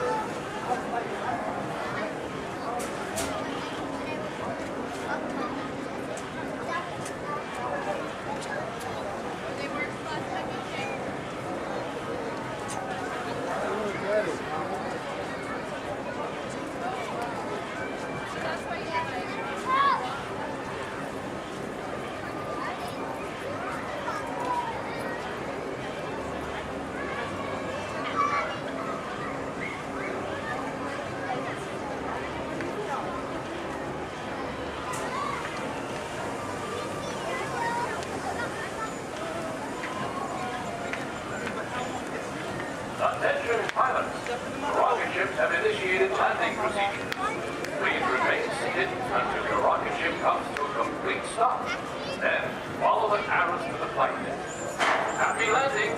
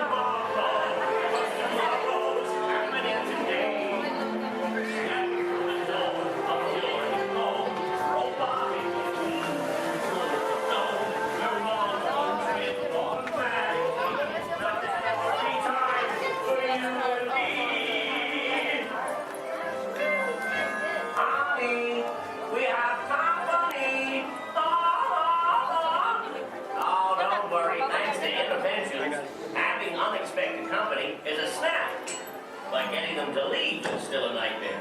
We're still working on that. Yes, sir, we've got all the latest things. And I'm not talking Mr. Coffee, whose work I admire, by the way. I'm talking smart relatives of mine. Genius gadgets that take the hard work out of housework. You want digital, analog, interactive, hyperactive, radioactive. Can you believe it? It's all here. You're gonna love it. I'm gonna have to ask you to leave now. I'm expecting company to arrive at any moment, so if you'll excuse me, I have to clean up this house. There's a great, big, beautiful tomorrow headed right this way. Well, see you around and around and around and around and around. Bye-bye. Bye.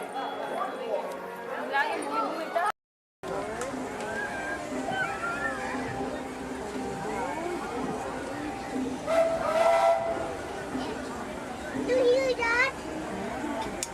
It's a choo-choo. Whoa!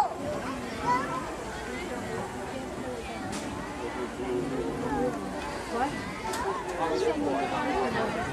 We're almost back. We're almost back and we want to get from the trains to Montreal. Hello, everyone. Thanks for joining us on the Disneyland Railroad. For a safe ride, remember to stay seated with your hands, feet, and legs inside the train. And please, watch your kids. ¿Qué tal, amigos? Y bienvenidos a bordo. Para su seguridad, permanezca sentado y mantenga las manos, brazos, pies y piernas dentro del tren. Y cuide a los pequeños. Gracias. As we steam on, one more look at the majestic Matterhorn Mountain and the happiest cruise that ever sailed. It's a small world.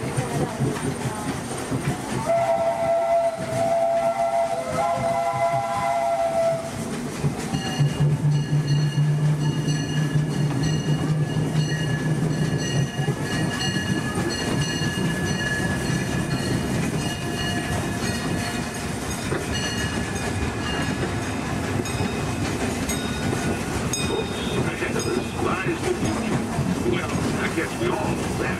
What I mean to say is, we're heading into Tomorrowland, where everything is possible. You look overhead, you might catch a glimpse of a monorail. When Disneyland introduced the monorail back in 1959, it was the first daily operating monorail system in the entire Western Hemisphere. Why did below us launch a wheel where drivers of all ages could get behind the wheel of a car and no licenses required? Ever wanted to become an astronaut, then you might want to stop at Space Mountain in Starkville, where they got some brand new flying spaceships that launch you into the deepest reaches of space. You can ride them if you got flying. Well, we're now arriving at Tomorrowland Station. If you'll be leaving here, just stay seated until we count to a full stop. Gather your belongings and step carefully from the train. Thanks. Have fun in the future. For the rest of you, just sit tight. We'll be on our way again in just a minute.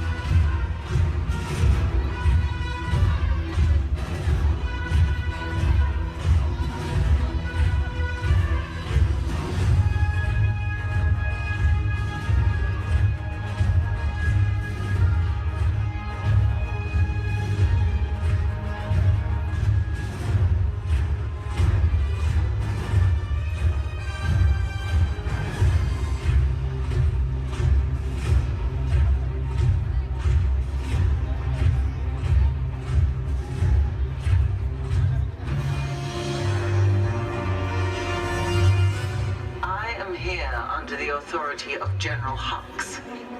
You are here under the authority of me. Stand proud.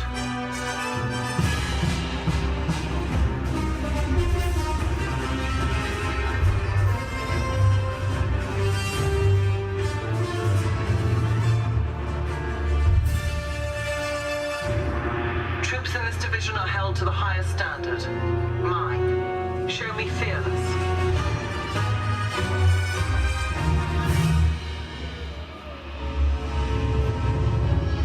Under my command, you will be proud to wear the armor of a stormtrooper. You will learn discipline, loyalty, and what it means to be a stormtrooper. Battle stance.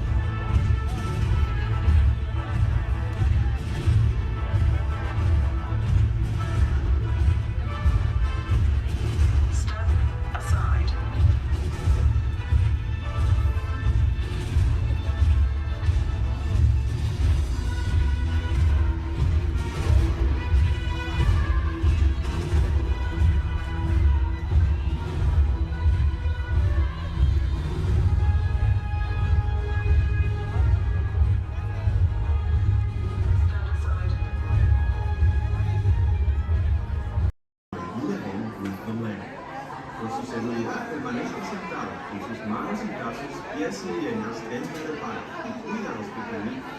A manera de recordatorio, no tomar fotos con flash y luz de video antes de llegar a un hotel.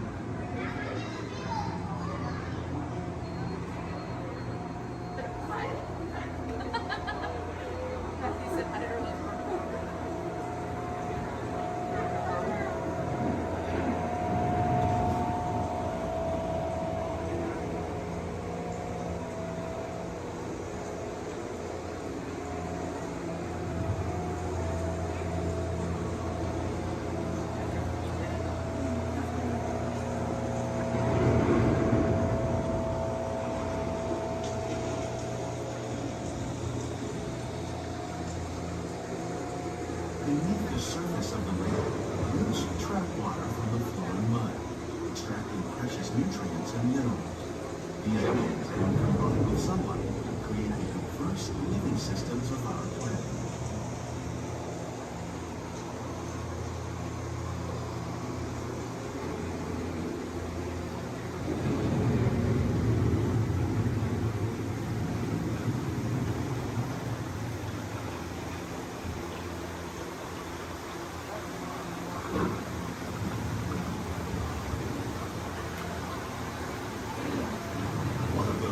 Systems is the rainforest, home to the most amazing concentration of life on our planet. These dense and beautiful forests cover only a tiny portion of the Earth's surface, but they contain more than half of its plant and animal species. Rainforests are also extremely rich and productive living systems, providing us with oxygen, food, medicines, and other elements essential to our lives.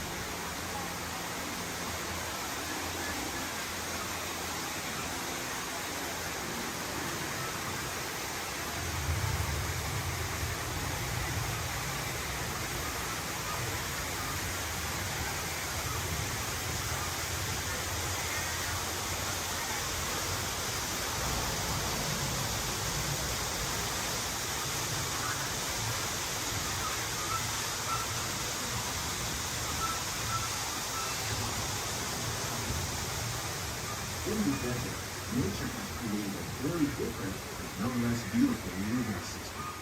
And while this arid landscape may seem lifeless, it is very much alive. The plants and animals that have learned to survive in these harsh conditions make use of what little water they can find and avoid the scorching rays of the relentless sun.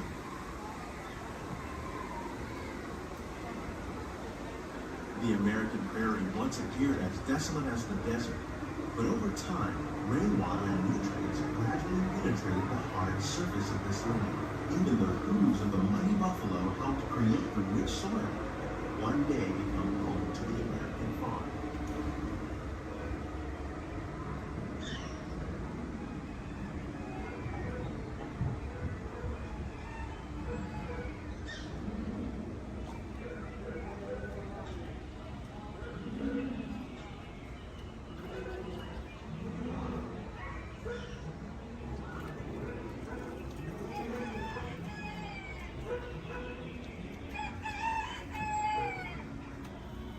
Of all the forces at work on the land, humans have had one of the most profound effects.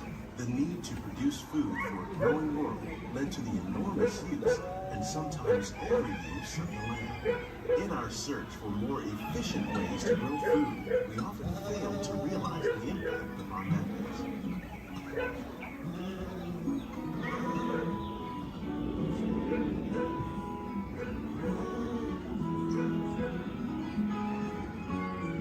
Today, we're learning to live with the land, discovering better ways to grow food that will assure both human and environmental well-being.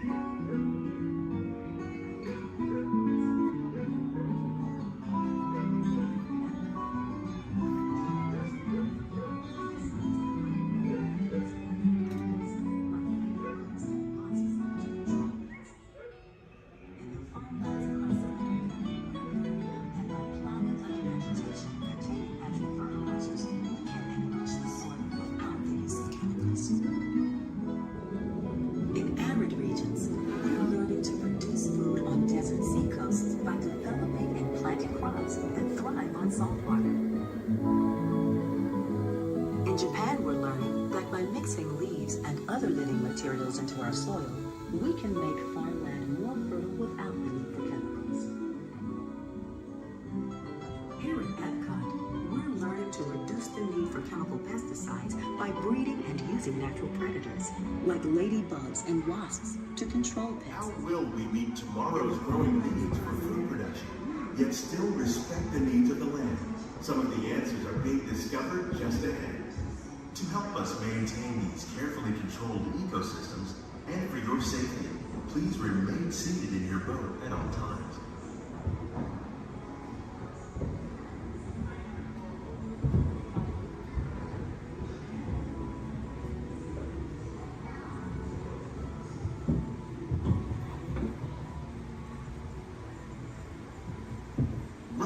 to our living laboratory, where scientists from Epcot and the U.S. Department of Agriculture are exploring innovative ways to produce bountiful harvests now and into the future.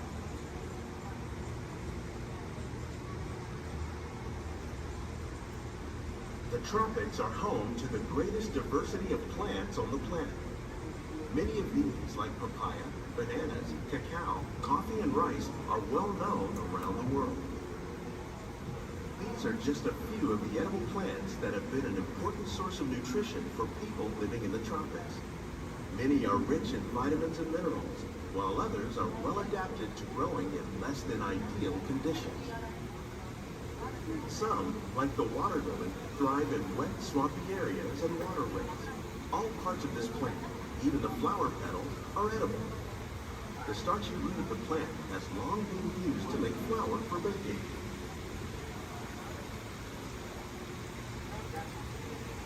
One day, many of these lesser-known tropical plants may be as important as the bananas growing on both sides of the boat. More than 28 million tons of bananas are eaten annually, making it the most popular fruit in the world.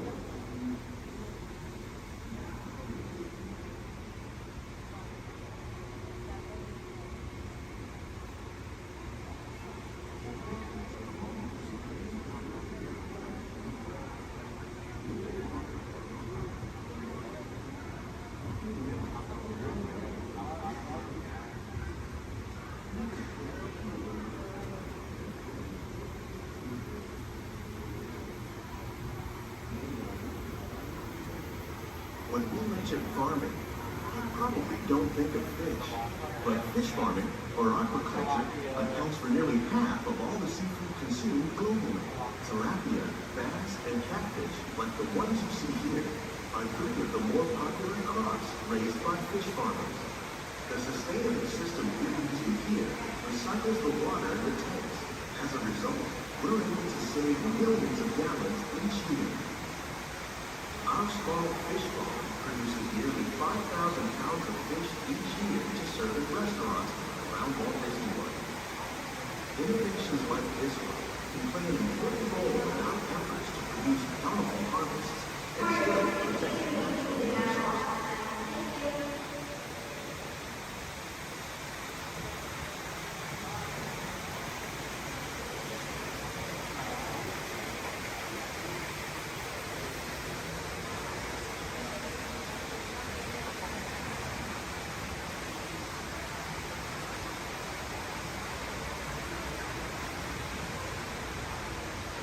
While there are more than 50,000 edible plant species in the world, most of us are only familiar with the handful that make up our everyday diet.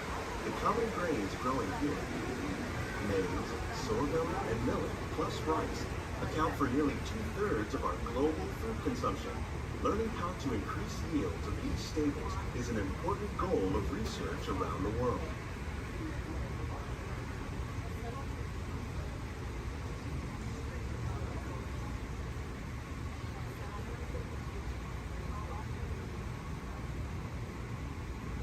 These plants are definitely on their way up. Innovative growing techniques like these increase yields while more efficiently using resources like water, fertilizer, and pesticides. Another innovation at work here is our integrated pest management program. By populating our greenhouses with beneficial insects that prey on harmful pests like aphids and flies, we are significantly reducing our reliance on conventional pesticides. We're growing these crops using our nutrient film system. This technique precisely controls and recycles water and nutrients. With it, we can produce over 27,000 heads of lettuce a year in this one small area.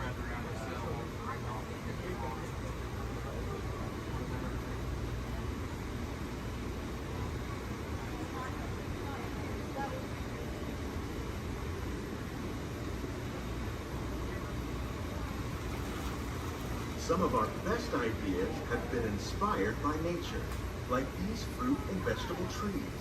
By growing these ground plants vertically, we can increase yields and better control diseases. These crops taste as good as they look. In fact, We serve more than 15 tons of produce from our greenhouses in restaurants here at the land every year.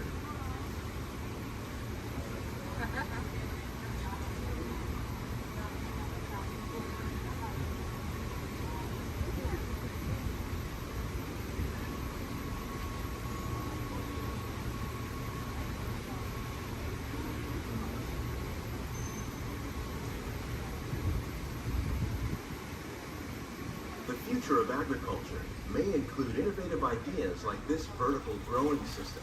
Plants grown in this way use a fraction of the space required by traditional growing methods. That saves water and increases production. The aquaponics system on your left combines hydroponics with aquaculture. The fish provide a natural source of fertilizer for the plants, and the plants help keep the water clean for the fish. It's another great way to produce more while using less. In our lab, Epcot scientists are working with the U.S. Department of Agriculture on a number of innovative projects. The goal of these efforts is to produce higher yielding and better quality plants.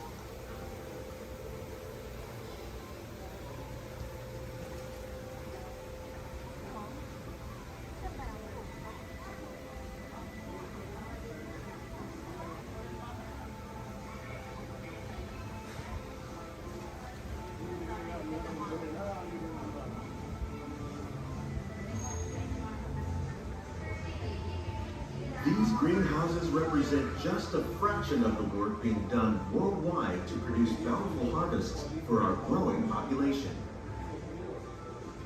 Scientists, farmers, and even backyard gardeners are doing their part to improve the quantity and quality of foods that we all rely upon.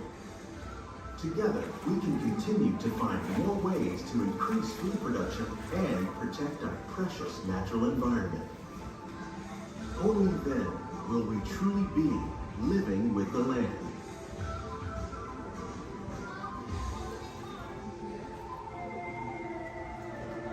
On behalf of Walt Disney World, we hope you've enjoyed this unique journey through our living laboratories. If you'd like a closer look, then check out the Behind the Scenes walking tour. It's a chance for the whole family to get up close and personal with the plants and growing techniques in our laboratory. Please keep your hands and feet inside the boat and remain seated until the boat comes to a complete stop.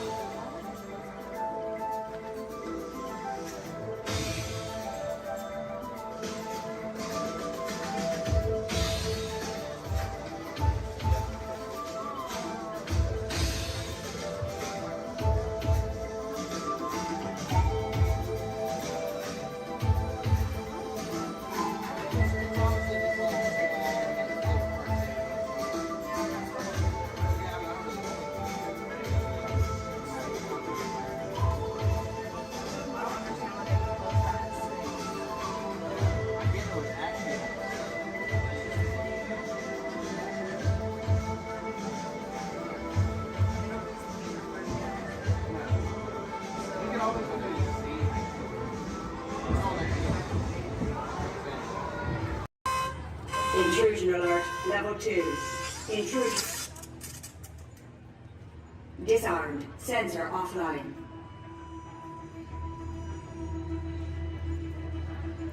Nothing to see here. Move along.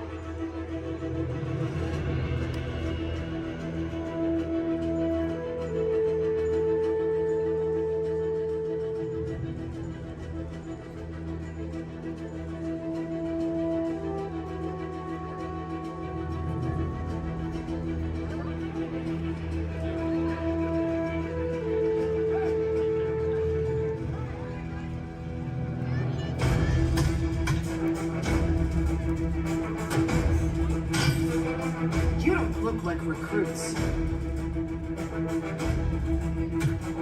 I've got this. Intrusion alarm level 2. All units alerted. My turn.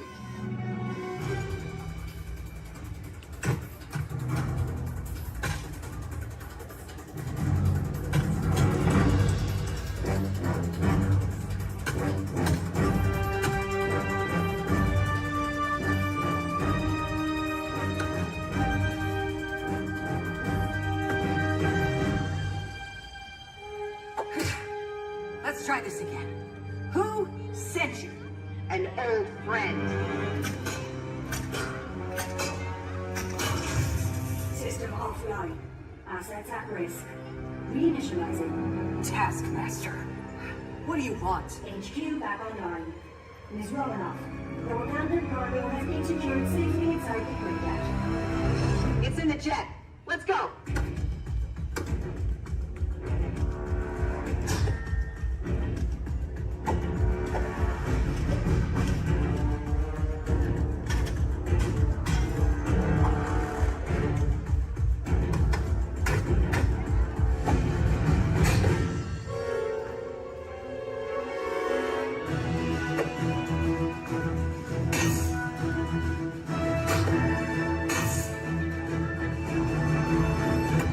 Incoming call from Mr. Stark. Friday, don't put him through! Yeah, she put me through. Hi, Nat. Everything okay? You need help? I don't need help! Yeah, I said help. Intruders, step aside. I won't ask a second time.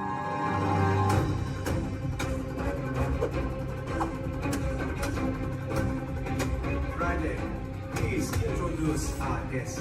The Taskmaster. Origin unknown. Be ready. Taskmaster has the ability to master and replicate your fighting skills. It's annoying. This is a fight you cannot win.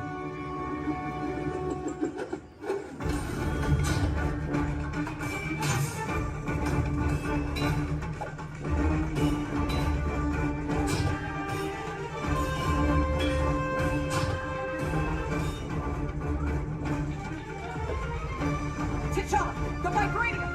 Leave it to me.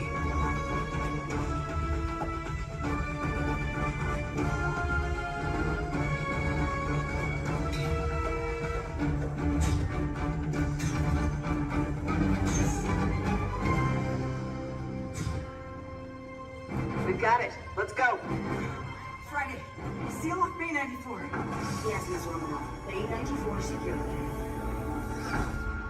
This is not going to end well for you.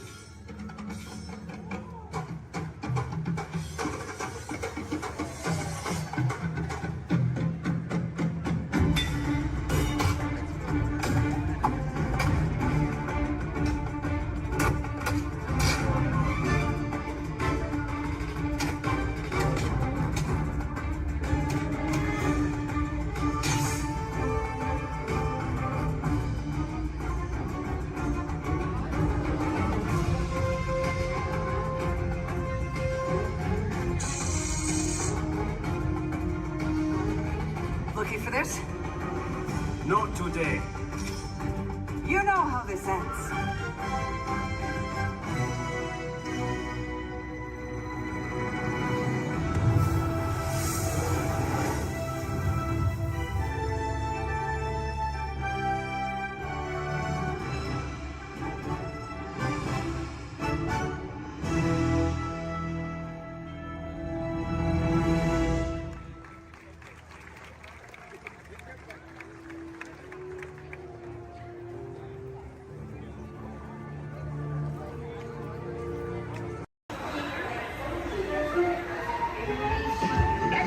Keep your eye on Jack Jack. No problem, darling. And the baby is gone. Edna? Dash, go get him. Get started! Hold on! 5, 4, 3, 2, 1,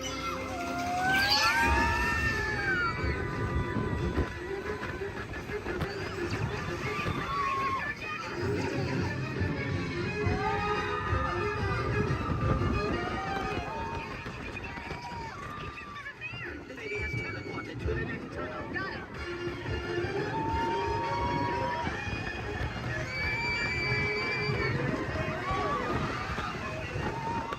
Hey, sweetie. Come to mommy. No, don't come with me. Jack Jack.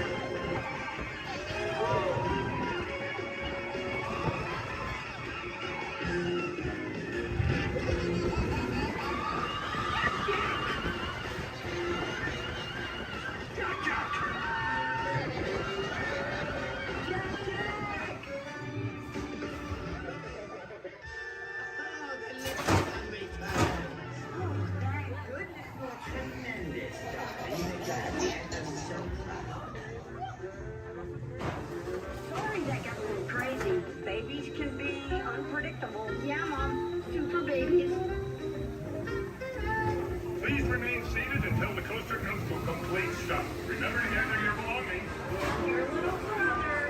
And safely exit area. Have an incredible day.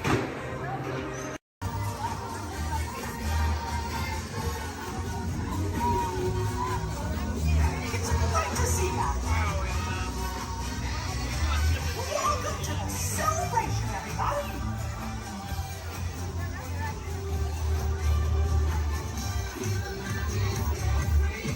Hi, pals.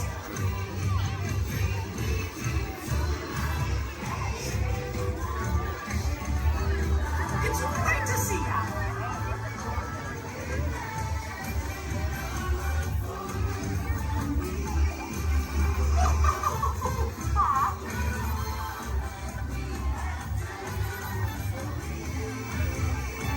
There's magic everywhere!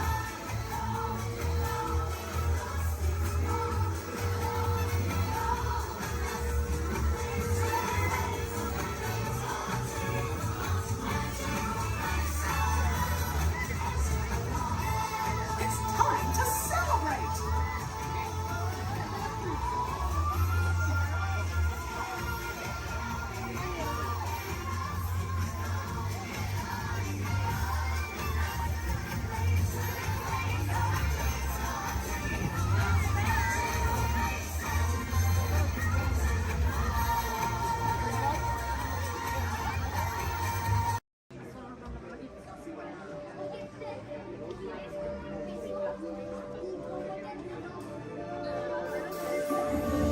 I see we have new visitors.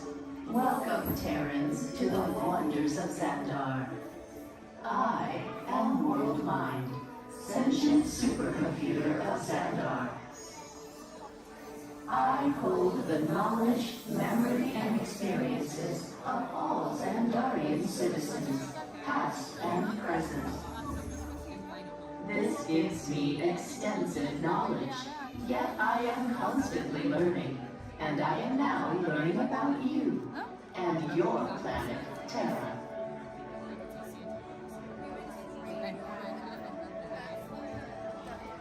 Much of my knowledge of your world came from your great scholar, Peter Quill. However, many of his facts have yet to be confirmed, such as the incredible importance of a legend called Footloose. Through my fellow Xandarians working here at the wonders of Xandar, I am discovering more about you Terrans. Such as your fascination with eating the turkey leg. Why only the leg? What about the rest of this creature? We are eager to learn the answers to these questions and so much more about your world. In return, we Xandarians hope to share with you more about ours. Although Xandar is 2.537 million light years away from your planet Terra, our worlds are actually quite similar and began at precisely the same moment. We refer to this as time zero, before the existence of anything. Our worlds were born of a single point of matter and energy that blasted outward in what you Terrans refer to as the Big Bang. And from nothing came the beginning of everything.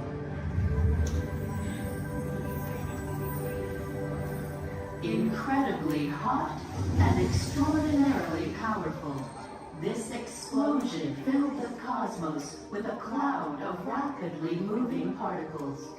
Over the next 100 million years, space continued to expand, and the particles cooled and slowed.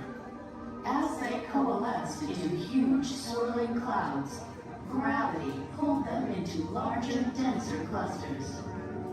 At the heart of these clusters, the temperature rose, and the particles were compressed so tightly they fused, releasing enormous amounts of heat and light. This is how the very first stars in our shared universe were born.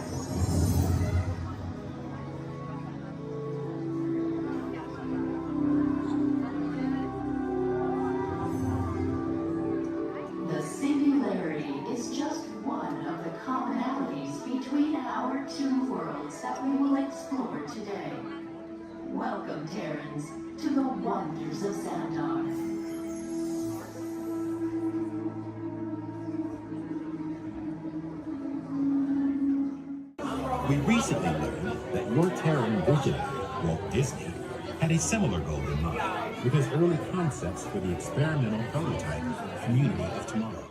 Years now, Peter Quill. What do you have to say about this? You know, I guess, I mean, it was really a group effort to execute my plan. The Great Lady. The Great Lady, I would love to hear more about how Terra was chosen for this Wonders of Xandar tour. Well, that was totally my idea. And that got too, because I love that place. It's awesome. I went there as a kid, and I cannot wait to get to go back and ride. I forgot this, man. Also want to see the energy, dinosaurs, and of course, hear the veggie fruit. It's the best. Can't wait. Okay, well, I'm sure it will be wonderful for you to relive all of those memories again. That's us. And it's thanks to Wonders that Xandar is reaching out to other cultures across the galaxy.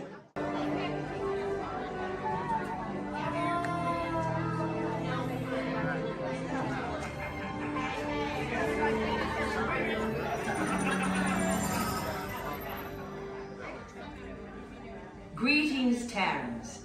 I am Nova Prime Irani Rayal, Commander of the Nova Corps. On behalf of all Xandarians, I hope you have enjoyed exploring the wonders of Xandar. As you have seen, your world and ours were born of the same moment, one which you refer to as the Big Bang. As such, we are all galactic neighbors in a vast universe which we and countless others share. For you to travel to Xandar would take 2.5 million years, assuming you had a ship that could fly at the speed of light.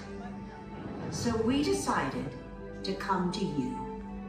But even we could not have reached you so easily were it not for the Cosmic Generator, an advanced piece of Xandarian technology that creates jump points, artificial tunnels that act as shortcuts, linking distant points in space.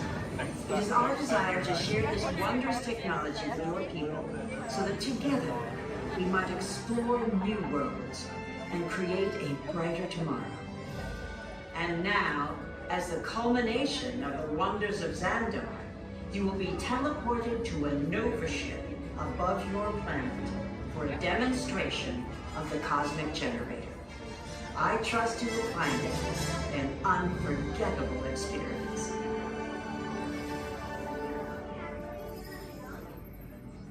Welcome, people of Epcot, Epcoters, Epcotians, citizens of Epcot. Does anyone know what they call themselves? What? Someone needs to tell me when I'm on. Welcome, Epcot Terrans. I am Centurion Tal Merrick, and we're just about ready to teleport you up to the ship for the demonstration. As you're about to enter a secure Nova area, I must ask you to put away your Terran communication devices at this time. Recording of any type is strictly prohibited. I am very serious about this. Now, please step forward into the chamber. You're gonna love this. You're on! That was the best. That was like probably highlight. You're on!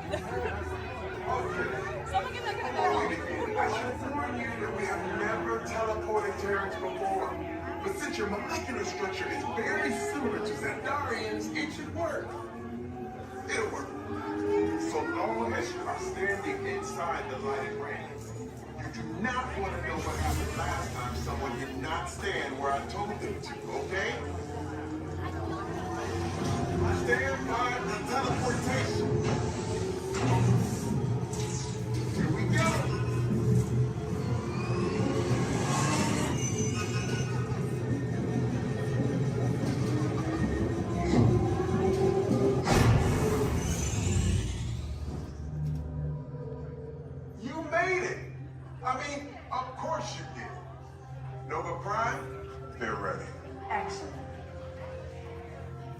What you see before you is the cosmic generator.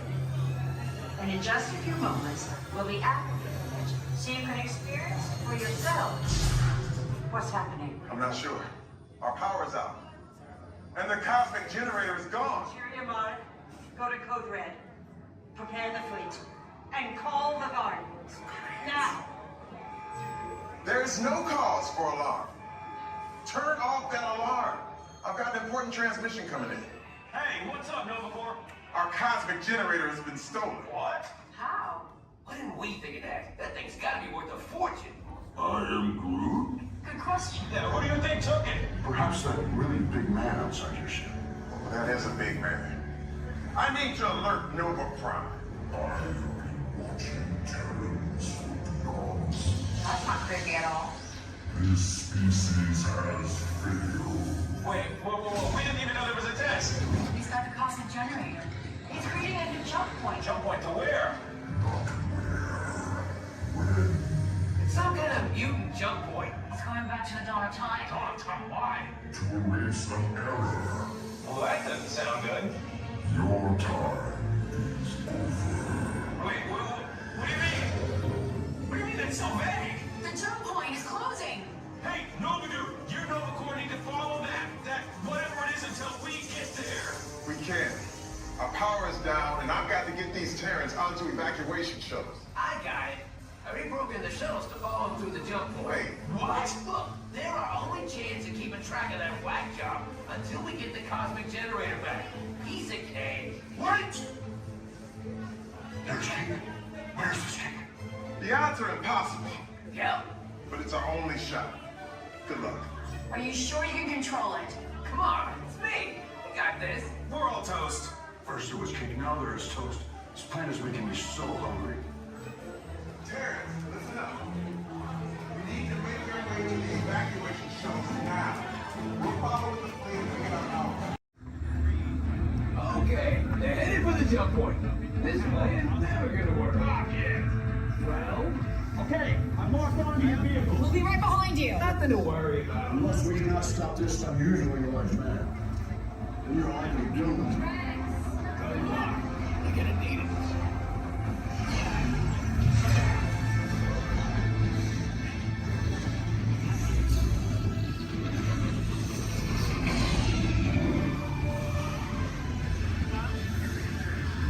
Useless to follow me. What is that noise? Noise? No one's gonna stop rock and roll from existence. What have we done? I think we're jumping back.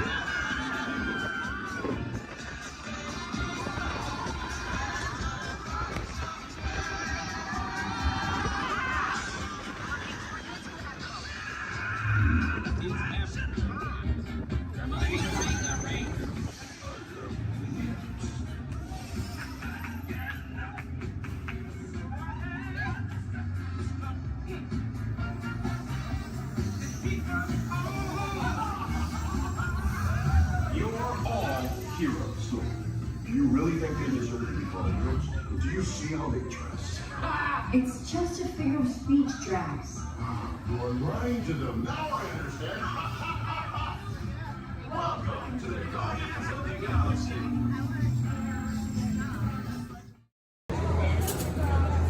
We might try to get her going, but